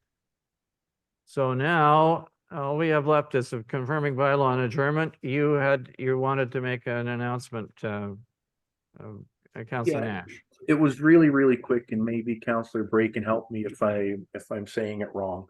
But it was just one of the topics that came up at the last environmental committee meeting was wanting to do some maintenance work on the trail systems, the Nesbitt Trail and the Whitestone Trail. So I think we'll just be probably seeking some staff advice as to what needs to be done if we want to have some, or if volunteers want to go out and do some cleaning. Do we need Crown approval, like M&R approval, or can it be done? And what kind of approvals need to be there? So just letting you know that had come up in a topic, and it's something that we'll try to be acting on. So just wanted to keep council aware of that. Is that correct, Councillor Bray? I think the way I've summarized it. Yeah, that's my recollection as well. So were you asking if there needs to be some permission from M&R? Is that what you were asking? Well, I guess, yeah, what we'll need to find out is, in order to do maintenance, clearing tree, like when I say clearing trees, fallen trees or cleaning it up, because it's on Crown land, do we as a committee or the volunteers do somehow we need to get Crown approval, but also do the volunteers need to get some type of form filled out or something like that? They wanted to start and go ahead with it. We said, hold on, we gotta let council know about this and see where it goes. So maybe on the next council, it can come to council if we're gonna have a further discussion on it. But it was just to give council an update that there is some interest in trying to maintain those trails. And there's a couple members that really want to work on it. So. Yeah, well, I think the answer is, sorry. Sorry, go ahead. The answer is pretty simple. We have never asked them for approval, but their position would be, I can tell you from experience, would be if you want to move the trail or do some major, cut down trees and move it to a different place or something, they would want to be advised of that. They probably would not require you to get a work permit, but there is a process for that if you want to do something major. If you just want to cut down fallen trees, put a little gravel in a hole or something that's filling up, or do routine kind of stuff, you don't need permission. And the second part of your question has to do with volunteers. The normal requirement is that volunteers should be registered with the municipality so that they are covered by your insurance. That's a standard thing for volunteers that are in. That's why we ask volunteers to even if you're not a member of the committee, if you're out there doing work on stuff on behalf of the committee, then that's exactly what our staff should have a list of the names of people who are working on. That's exactly what we thought. We just wanted to make sure. And yes, they were talking about just a fallen branch or a tree here or there. It's not cutting any major tree or rerouting anything. So perfect. So we'll follow up with that outside of the meeting then. Thank you. Shouldn't people cutting trees have a chainsaw course or something? Chainsaw safety? Yes. Yeah, I would think so, as long as that's covered. I don't want to. Chainsaw safety certificate. Yeah, I would think they'd have to have something like that in order to be out with a chainsaw cutting down trees. Either that or identify them, and our roads department could go out and cut the tree or something. I don't know. I don't know what. I will be. Something I'm scary about that. cognizant of the time. What I can tell you has happened in the past and it seemed to work. there was a couple of folks that were involved when it was just a trails committee. And they would go out every spring and do a bit of tidy up, move branches and I don't know for sure if they used a chainsaw possibly. But when there was anything big that happened, needed, our public works staff would go out and help them. If there was a particularly large tree across the trail, there was some help. Now, I don't think we sent staff out there for days at a time, but there was always that assistance. We do have a land use permit. I would have to look and see what it says, but I'm sure it includes regular standard maintenance to keep the trail safe and wide open. So I think this is an offline conversation. I'll have to look into it, but certainly there could be some assistance from the Public Works Department if there was anything major.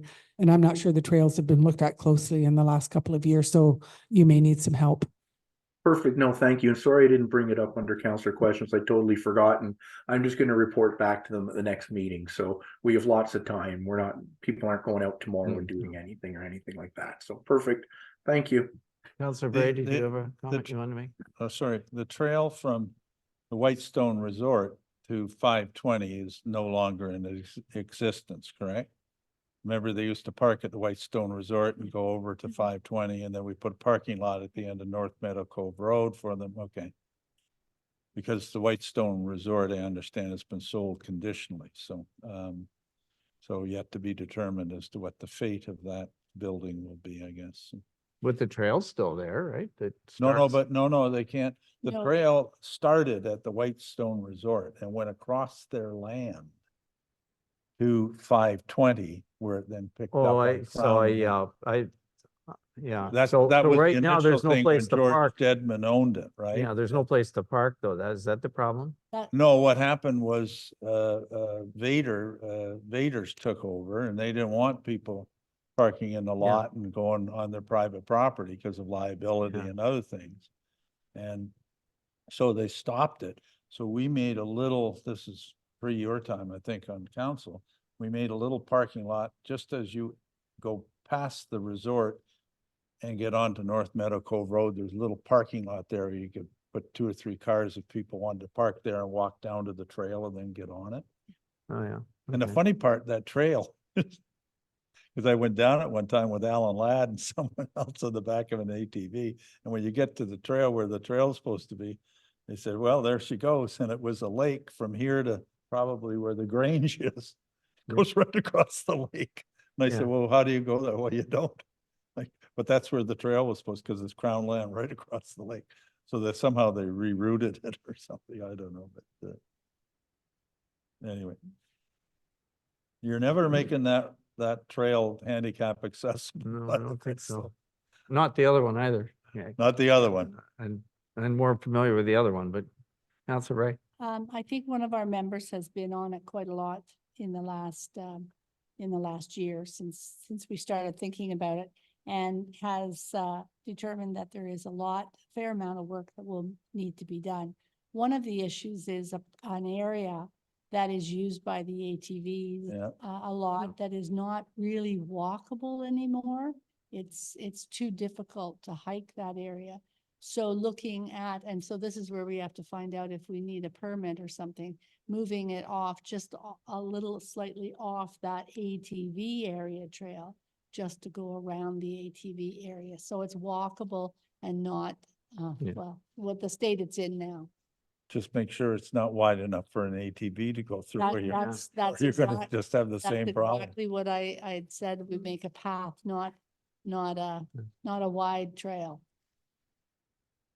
Okay, well, thank you. If we're, The Sorry? other item that they brought up was also signage and being able to use the system to make sure that people know they're on the trail. So that's another area. Yeah, that they we're get looking at. lost.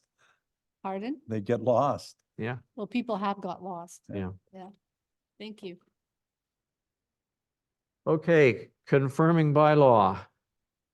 That bylaw number 13-2024 being the confirmatory bylaw for the council meeting on March 19th, 2024 is hereby enacted as passed this 19th day of March 2024. Mover and seconder, please. I'll move it. Councillor Lamb moves, Councillor Bray seconds. All those in favor, please indicate. Counselor Nash, yes. Counselor Woods, yes. Thank you. And finally, adjournment. Who would like to move that? I'll move. That was Counselor Woods, moved. Counselor adjournment, seconder. Boy, nobody wants to adjourn. Oh, Counselor Bray wants to adjourn. Okay. Now therefore be it resolved that this meeting be adjourned at, and we're at 6:19 PM. All those in favor, please indicate. Counselor Nash, Thank you. yes. Counselor Woods, yes. Thanks, everybody. Have a good evening. Good night, everyone. Good night. Good night.